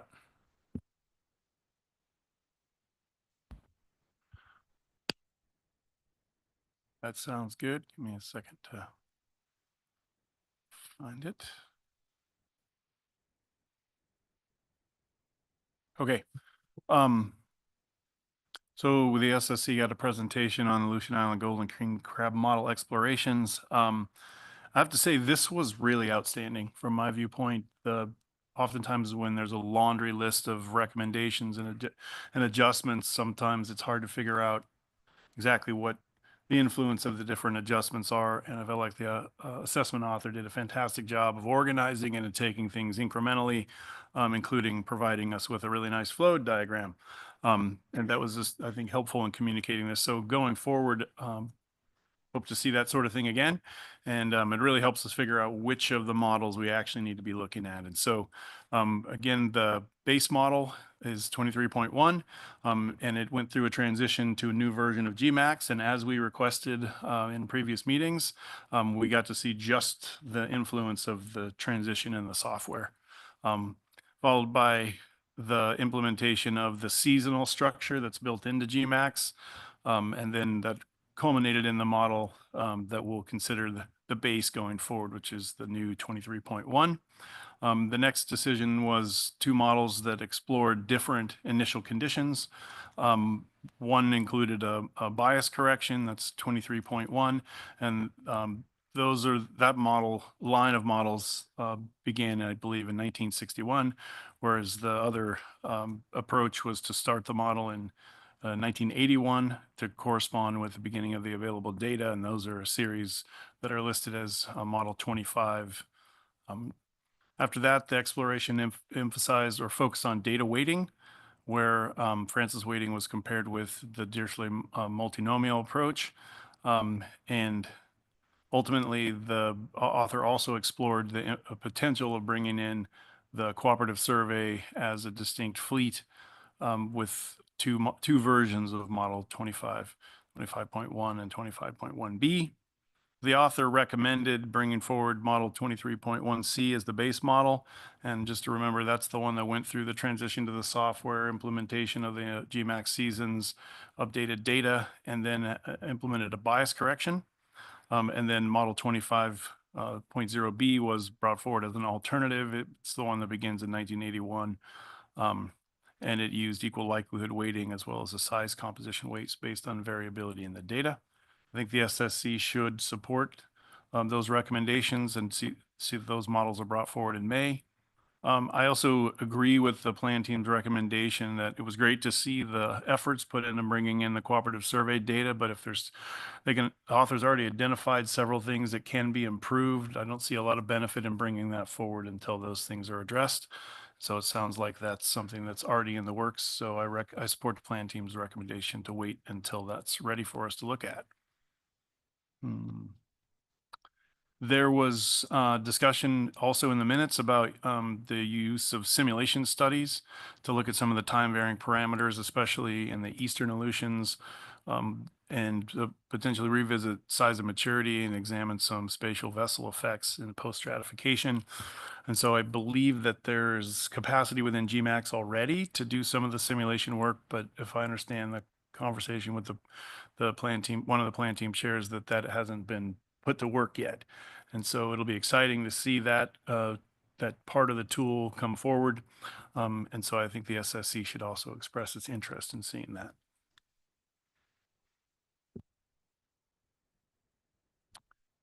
All right, thank you. Fabio?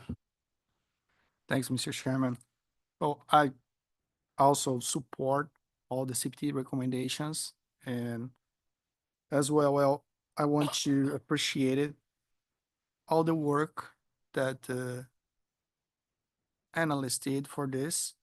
It's a lot of model explorations, and I really appreciated that. And I don't have anything more to add. Thank you. Thanks, Bob.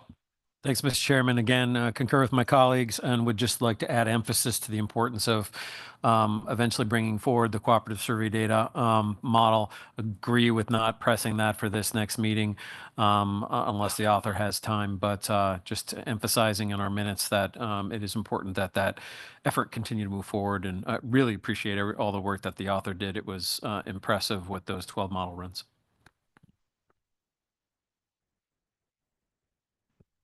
Okay, thank you. Other comments on Aleutian Island Golden King Crab? Seeing none, I'll just briefly summarize Norton Sound and Aleutian Island Golden King Crab model runs. It sounds like we generally agree with plan team recommendations in that regard in terms of the models to bring forward for Norton Sound Red King Crab.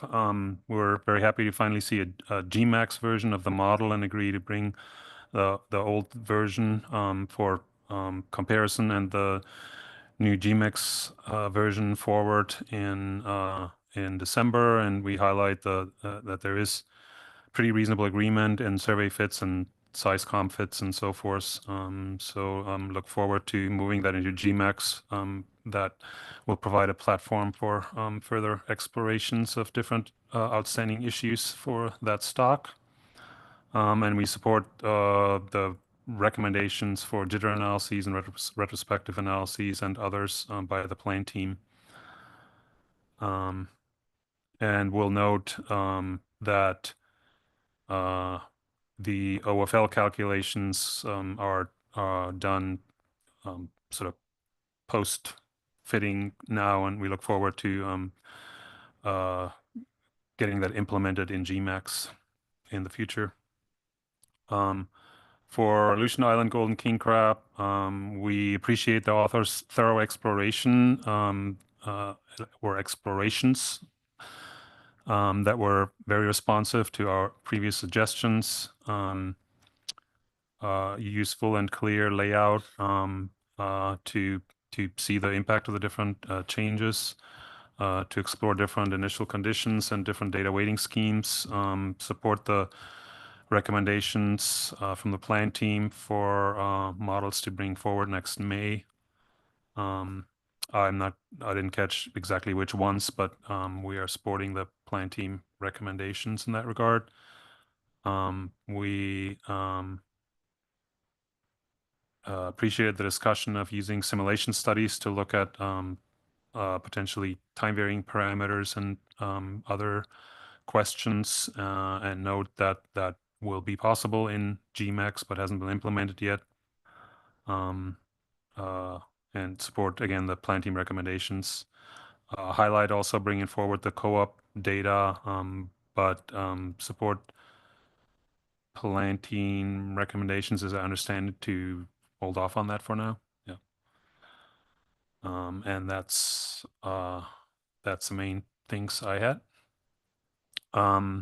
That brings us to the last discussion on overfishing status and any remaining items, including if we want to circle back around to any general survey issues, and in particular the risk table slide 2. And I think Ali and Bob are leads on that. So Ali, take it away. Are we sure we want to tackle survey? I'm kind of wondering if that might be a long discussion. We wanted to talk about survey modernization. Just wanted to bring it up. We could do it. Power through. We could do it if we want. But. Well, I'm not. I guess I'll look to you guys. We weren't really. I wasn't going to the survey modernization discussion now. We're going to receive a brief update from Bob on the status of survey modernization and whether we what we might tackle in a workshop in the spring. I'd rather have that discussion then, but if there's it's fine. Survey issues related to these this current round, we can. No issues, but we do typically summarize it. Yeah. I can go through that pretty quickly. Yeah, if you think it's reasonable, dinner's at 7, so we have plenty of time. Huh. Yeah, I guess if I will try to summarize. I mean, if briefly it's survey. easier to streamline it and split it out, then why we can take this up in the morning. It might be more efficient. Then you don't have to comb through your. I could do fast. It'll be okay. Yeah, I don't want you to I just comb wanted through you all to your. note the time. Yeah. That's all. Okay. Okay, yeah, if you think you can do right. it efficiently now, then Yeah. we'll do it. So I think I can do survey discussions efficiently, and I actually think risk tables are going to be pretty efficient as well. So yes, we received, as usual, an excellent presentation from Mike on survey results this year. I think we continue to be impressed with the rapid turnaround time, both for the survey crew and for the crab assessment authors to incorporate those data. Just noted some differences in the survey this year, given the ongoing survey modernization efforts, which we'll talk more about under item B4. In general, survey results appear to be somewhat mixed, but I do think that we should continue to register some concern for a lot of our stocks. I mean, with the exception of snow crab and tanner, both of which showed really positive, promising signs of presence in the survey. The other stocks have continued to decline. And so I do think we need to continue to register concern with that on the record.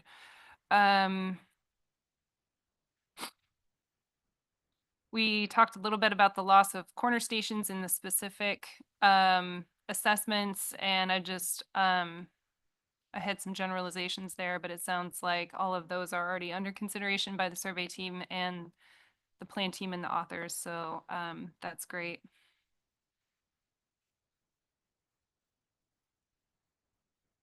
And that's all I can stop there for survey. If Bob has anything else, or I'll roll into overfishing updates. Yeah, it's up to you if you want to split it out this way. It probably makes sense. Bob, do you have any comments on that? I do, Mr. Chairman. Very similar, not a lot to add. Ally covered, I think, the high points, the key being implications to no corners, especially for low biomass stocks, especially when we end up with a zero with Pribilofs. There was just a question and answer regarding the relationship correlation between increased survival being noted in tanner crab and the potential for spatial distribution or relationship to spatial distribution. So I would recommend that we ask that the authors for the survey work consider that in the future. There was some discussion on why the data were presented only starting in 1988. So I think there's we should have a request to be more specific about why 1988 when some of the stock assessments are using previous years, and maybe just provide that as a reminder each year. We also noted in the survey presentation the remarkable number of larger animals for snow crab and the length frequencies, and I think we should recommend that mechanisms for that increase be considered relative to temperature during hatching and how that implications that has for future heat wave events. And then my colleague had a question about the implications of the different size modes in peacod stomachs. And so I think we should, again, ask authors to come back and consider if there is overlap with those size modes relative to the diet data that was provided earlier in the ESRs. That's it for the survey. Thanks. All right, thanks. Allie, you want to continue? Sure. We received overfishing status updates for 5 stocks. Western Aleutians Red, Pribilof Island Golden, Aleutian Islands Golden, Pribilof Island Blue, Pribilof Island Red King Crab. Total catch mortality was below the OFL for all these stocks, and so overfishing did not occur. I have some more detail, but it is just summary information. That's all I have for overfish status determination. Anything on that, Bob? No addition. All right, moving on to risk tables. I would say that the SSC commends the progress that's been made to develop risk tables for our BS8 crab stocks. We now have those available for several stocks. And the crab plan team noted some aspects of implementation that merit additional discussion, and they're planning on developing a set of operating procedures at their May 2025 meeting. mirroring what Katie mentioned in the presentation, I think we can note in our minutes that the implementation of risk tables for crab stocks may necessitate some different approaches than for groundfish, but to the extent possible, and we've commented on this before, the approach should mirror that of groundfish, and just note where we need to differ. I think we can look forward to the next iteration of risk tables for these stocks and hopefully for additional stocks in the future. And I think they've already provided some great benefits and discussion and context to the assessments. So I think we're already realizing benefits from even just the draft versions. And that's all I have for risk tables. Thank you, Bob. Thanks, Mr. Chairman. Appreciate that overview. A few things to add. Just want to specifically thank the authors who brought some of those risk tables forward, even though they weren't used. They were drafts, but obviously thought went into that process. So very much appreciated that. It was good to see kind of where those could be going.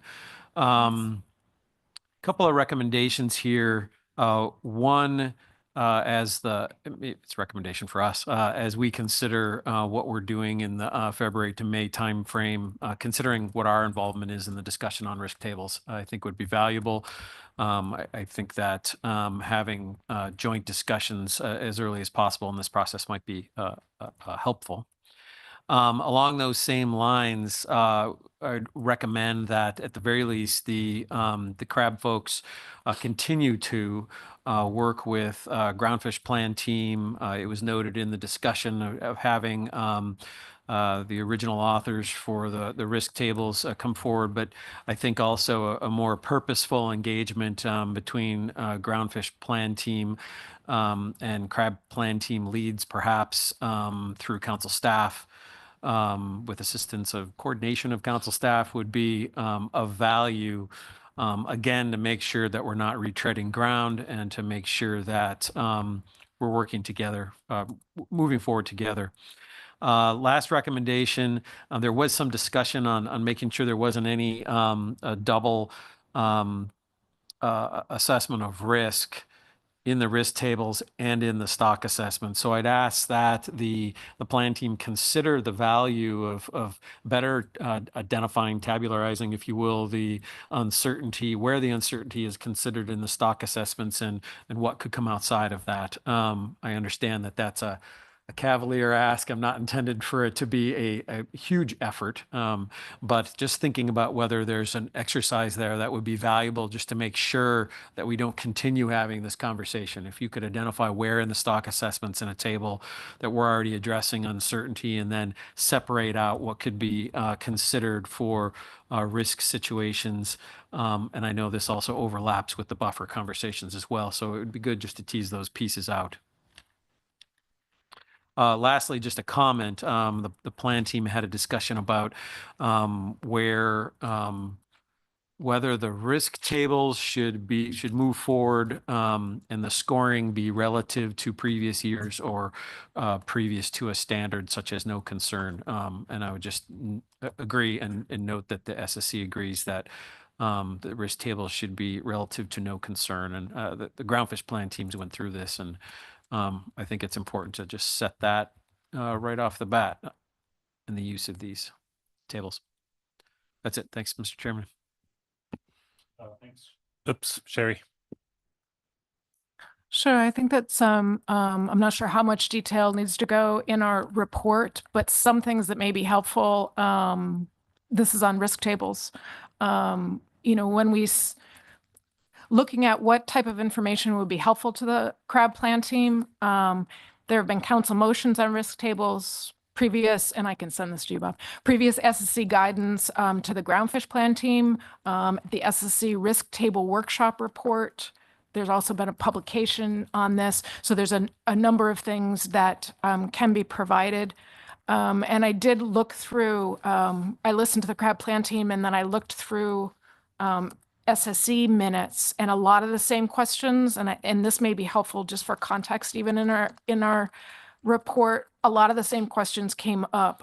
So questions, how to determine relative influence of stock-specific or indirect ecosystem indicators, concerns about double dipping across categories, whether scoring is related to the previous year or overall, the definition of risk, which I don't think that one was recognized during the crab plan team. Sort of what is risk, and then also, can risk lead to positive buffers? So all those things have been struggles that we've worked with in the past, and that there's information on, so they don't have to reinvent the wheel.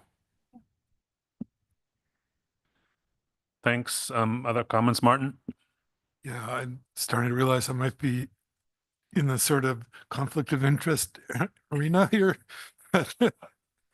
I do, I think Bob kind of caught most of the points I wanted to make earlier. But the things that have been sort of worked out is how the information comes from the ESPs and the ESRs to inform the risk table. And I think Calais and Stephanie have thought about that and can provide some advice to the CPT. So it might be good to include them in an upcoming meeting. And I guess I'm not 100% in agreement with Bob about how risk tables would be used for crab, because the issues are a little bit different for crab because there's already a buffer, and the sort of on the groundfish side, we're trying to motivate a rationale, or trying to find a rationale for reducing the ABC from the maximum permissible. Whereas for groundfish, we used a buffer last year, and we want to decide whether we still think that's appropriate or whether we should change it. And so, I mean, that's in practice what happens. And what it might be useful to think about the risk table in a way that, if we look at our scores and the concerns that we have for this year compared to last year, as a way to help with that decision, which is a little bit different than the way it's handled for crab. And maybe, I don't know if this is something the SSC needs to weigh in on, but that's how I think we had thought about it and tried to present it to the crab plan team when we talked to them in January.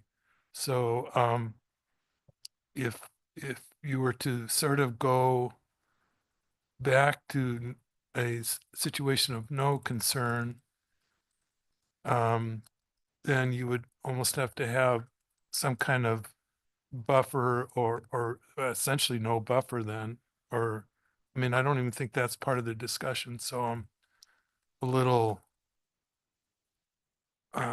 concerned about what you would do with that if that's the way you were thinking about it. Yeah, thanks, Bob, if you want to respond to that. Yeah, that'd be great. I appreciate that, Martin, very much. I guess I am still confounding how we use the additional buffer with how we're using these risk tables. I mean, you're spot on. What we do in crab is different from what we do in groundfish, and I guess I'm advocating for pulling the two processes a little closer together. But I would agree, if we are not going to be considering the buffers currently used, and the risk table process is going to be completely different, then going back to considering the previous year is important. I still think that it's unwise for us to move forward in a process that just looks at the previous year, because we run the risk of just adding on from year to year without really centering ourselves back on the core information we have. So I can see doing it both ways. But for me, it's all tied back to that buffer, which is why I agreed with the recommendation from the plan team.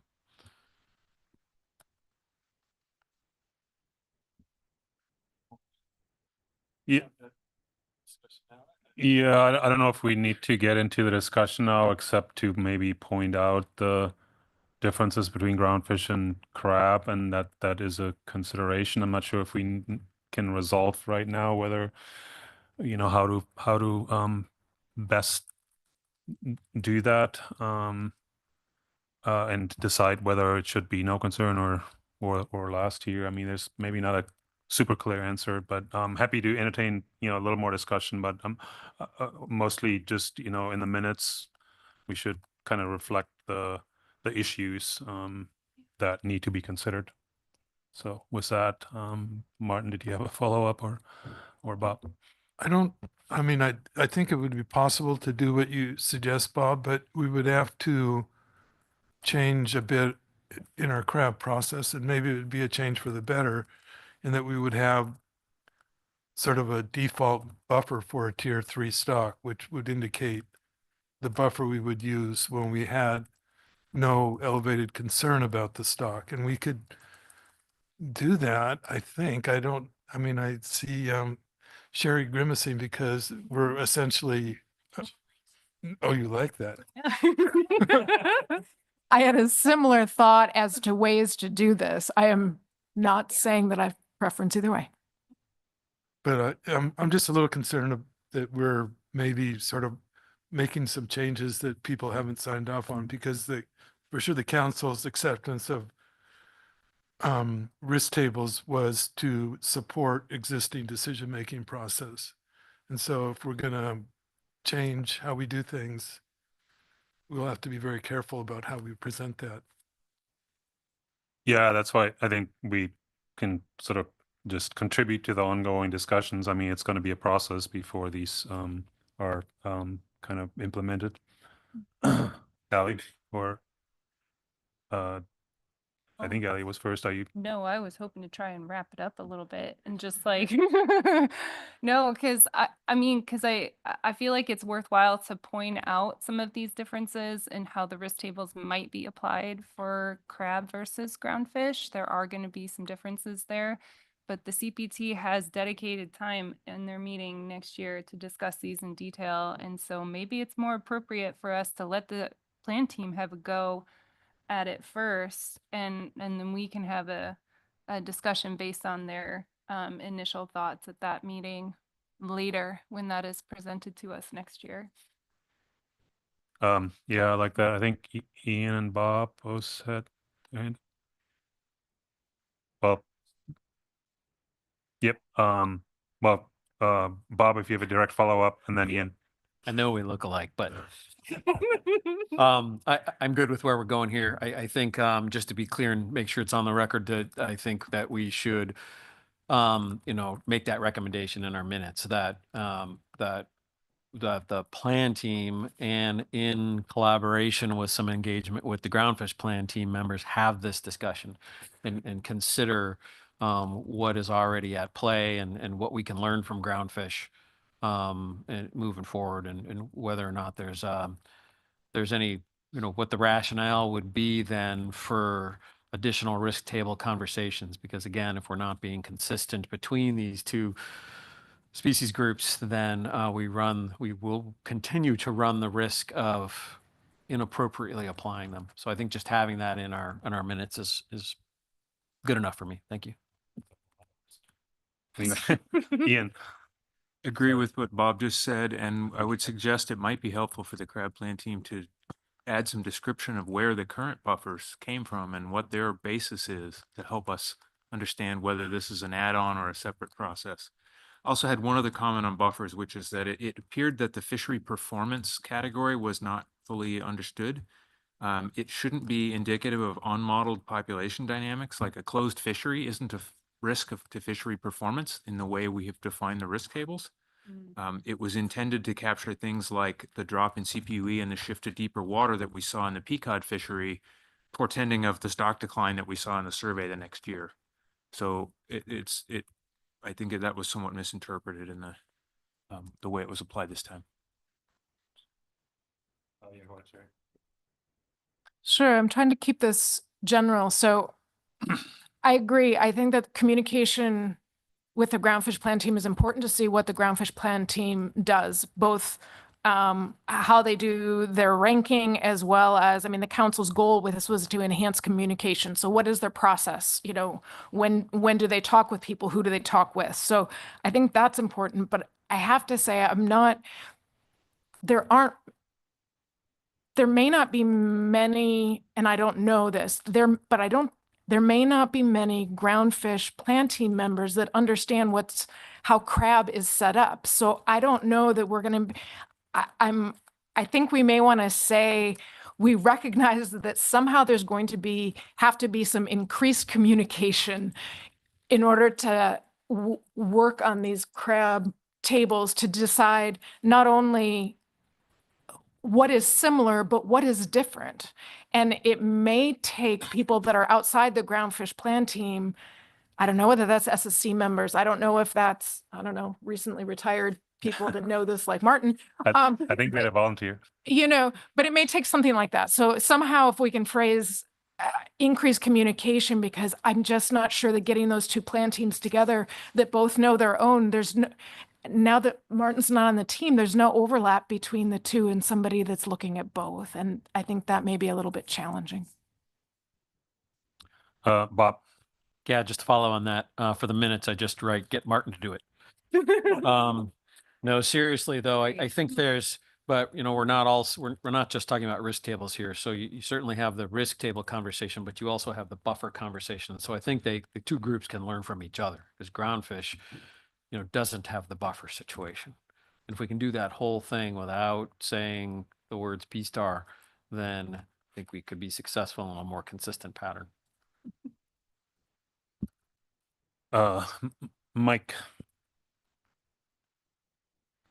Yeah, and this is a follow-on to what both Sherry and Bob have been talking about, and Ian, in terms of defining of risk. And I know we have brought this up in the past, and maybe this isn't the place for it, and maybe it comes under the ESP discussion later.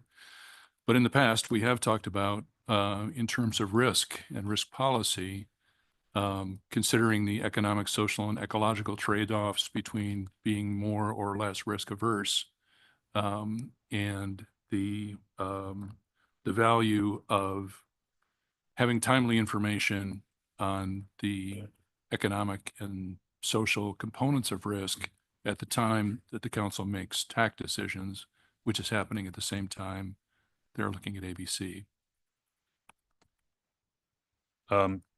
Sherry, do you have a comment on that? Yeah.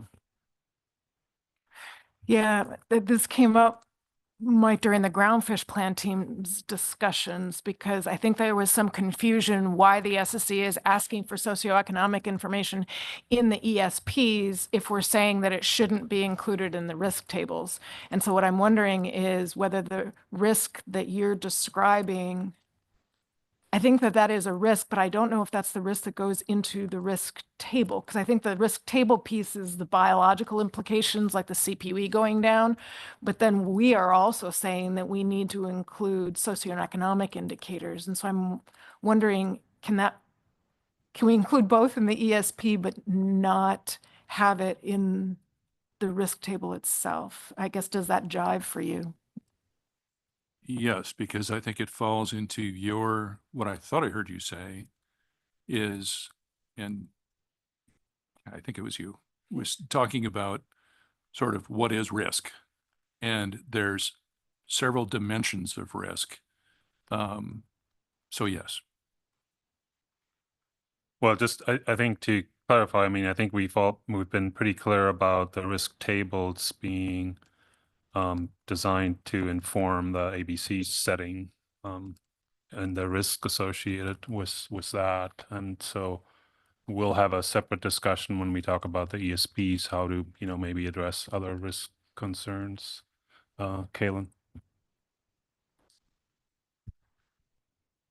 I have a comment along those lines since this came up. I think that we can go back to some other language we've used in the past around the fact that social and economic information related to fishing behavior, decisions, and outcomes can be relevant to understanding the actual stock status. So that would be one pathway through which social and economic information could enter this process. And there are reports on how you can improve actually your stock assessments if you understand and integrate this data. So I think there is a point to be made there about what social and economic information, or a question to be asked, what social and economic information, what context, how is it measured? That's relevant for even ABC. And then separate from that, I think, is what maybe Cherry was picking up on, which is that social and economic information is also something that should be available to the council for tax setting. And so there are those two separate pathways. And so I do actually think pathway one could be a pathway through which social and or economic information would enter a risk table. Yeah. So I think actually the answer is maybe yes, sometimes to a certain extent. And then also there's this other pathway. Yeah, thanks for that. And I mean, I think through the fishery performance column, you know, it certainly already enters the risk considerations in terms of setting ABCs. I'd rather separate the discussion on the broader discussion to take that up in the context of the ESP for the sablefish that we'll get, and have that discussion there where the you know, where other socioeconomic information goes that doesn't directly affect the ABC or OFL, if that's okay. Other comments on Ian, go ahead. Apologies. Is this the last stop for crab? This is the last place to get in crab comments today? Yes, I think so. Okay. We're on. I have two, sorry.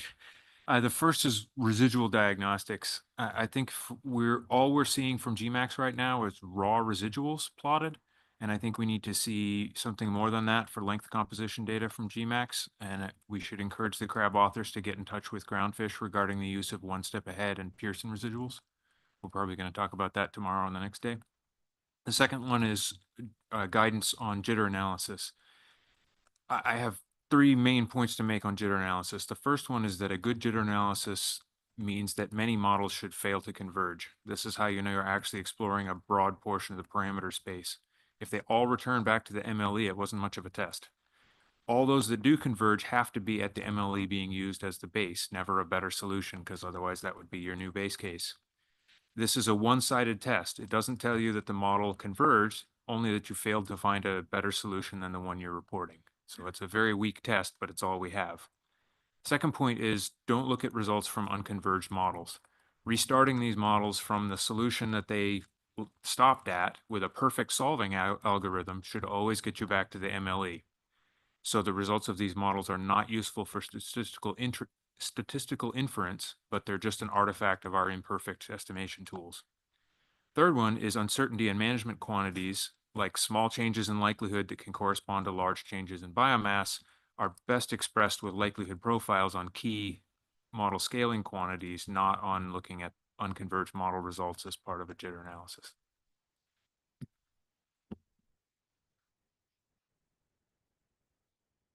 Okay, thanks for that. Any other general comments or on this topic? Martin, yeah. Yeah, I'm pretty much on board. There's one piece that maybe you talked about or didn't, is there are situations where you converge, but it's not at the MLE. And so would that cause you to fail? So you haven't found a better solution, you found a worse solution, but it did converge. And I think that's might have been what we had seen in some cases today. And how would you interpret that situation? Is that a test of the model or failure of the model? Ian. I would say they didn't converge. Your minimizer, your algorithm stopped there and told you it converged, but they didn't actually converge. If they converged, they would have gone back to the MLE. I mean, there can be dips in your likelihood surface. it doesn't have to be smooth surface. If you get stuck in a dip because you went off to some weird parameter space, that's a problem with your algorithm. I agree. That's a local minima. They didn't converge to the global minima, or the one at least that you know about.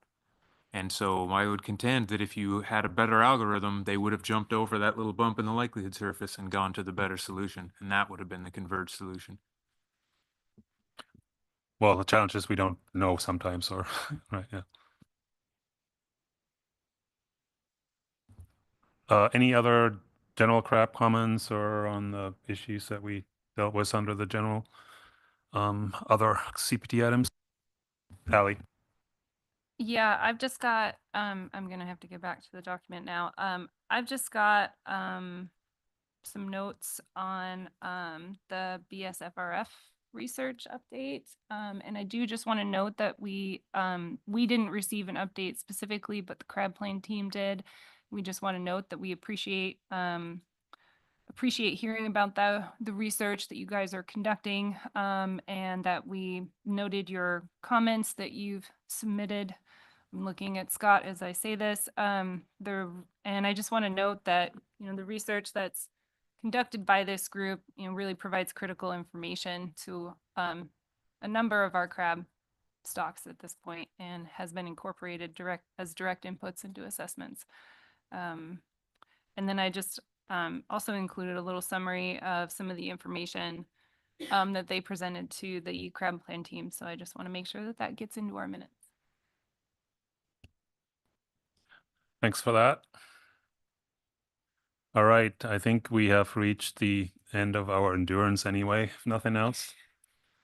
So in the interest of wrapping this up, I'm going to keep this very brief as well. So we talked a bit about the surveys and just noting some of the trends, maybe a comment on the corner stations, but we also spoke to that under some of the individual stocks. Did request some clarification maybe on the timelines when the survey data start for each stock and what years are used in the model and so forth, just to highlight that for us when that information is brought forward and the rationale for it. And noting that we would encourage the the survey folks to take a closer look at potential causes for the number of large females that are immature.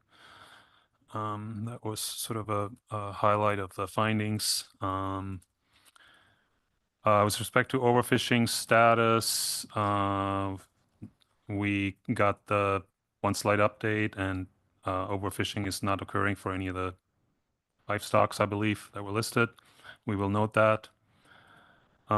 We had some discussion on the risk tables, and I will not summarize all of that, but we appreciate the progress or the overview of what the crab plan team's thinking is, and also appreciate the draft tables that were provided. We support and encourage additional coordination with groundfish plan teams and others that have some expertise with groundfish risk tables. And I think we have a volunteer in Martin to help out with that. And also a number of other documents and sections of previous SSC minutes that we'll provide to the plan team chairs that might be useful. Also encourage them to include the ESR and ESP authors in those discussions, because they would be, have obviously worked with the groundfish plan teams to inform the risk tables.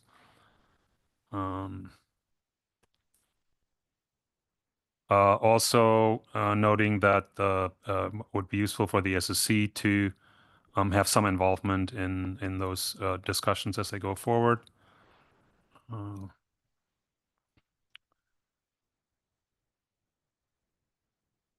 We had a fair bit of discussion on the issue of whether the risk tables should be, relative to the no concern or relative to the previous year. And I'm not going to summarize that, but we'll have some a section in our report that will kind of highlight the issues and the differences between the groundfish and the crab situation, and things to consider for the plan team, but recognizing that the plan team the CPT will take this up again next May. And again, encouraging collaboration with others in that in further developing those risk tables. And we have some general recommendations to the crab plan team and authors in terms of the residual diagnostics, and also suggesting some coordination with maybe groundfish folks on taking similar approaches to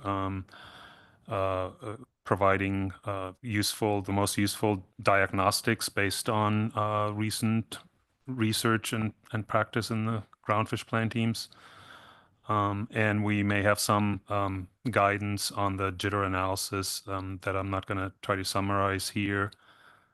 And then finally, we'll note our appreciation for the BSFRF research update, and we'll have some comments on that in our minutes. I'll leave it at that unless I missed something big. All right, getting at least one thumb up. I think we can hopefully wrap it up for the day. Thank you all for sticking in there. I'm glad we got it done anyway. It's almost 6 o'clock. I'll see you all at dinner at 7. And can you give us a name again? What's the Hearth? Yeah,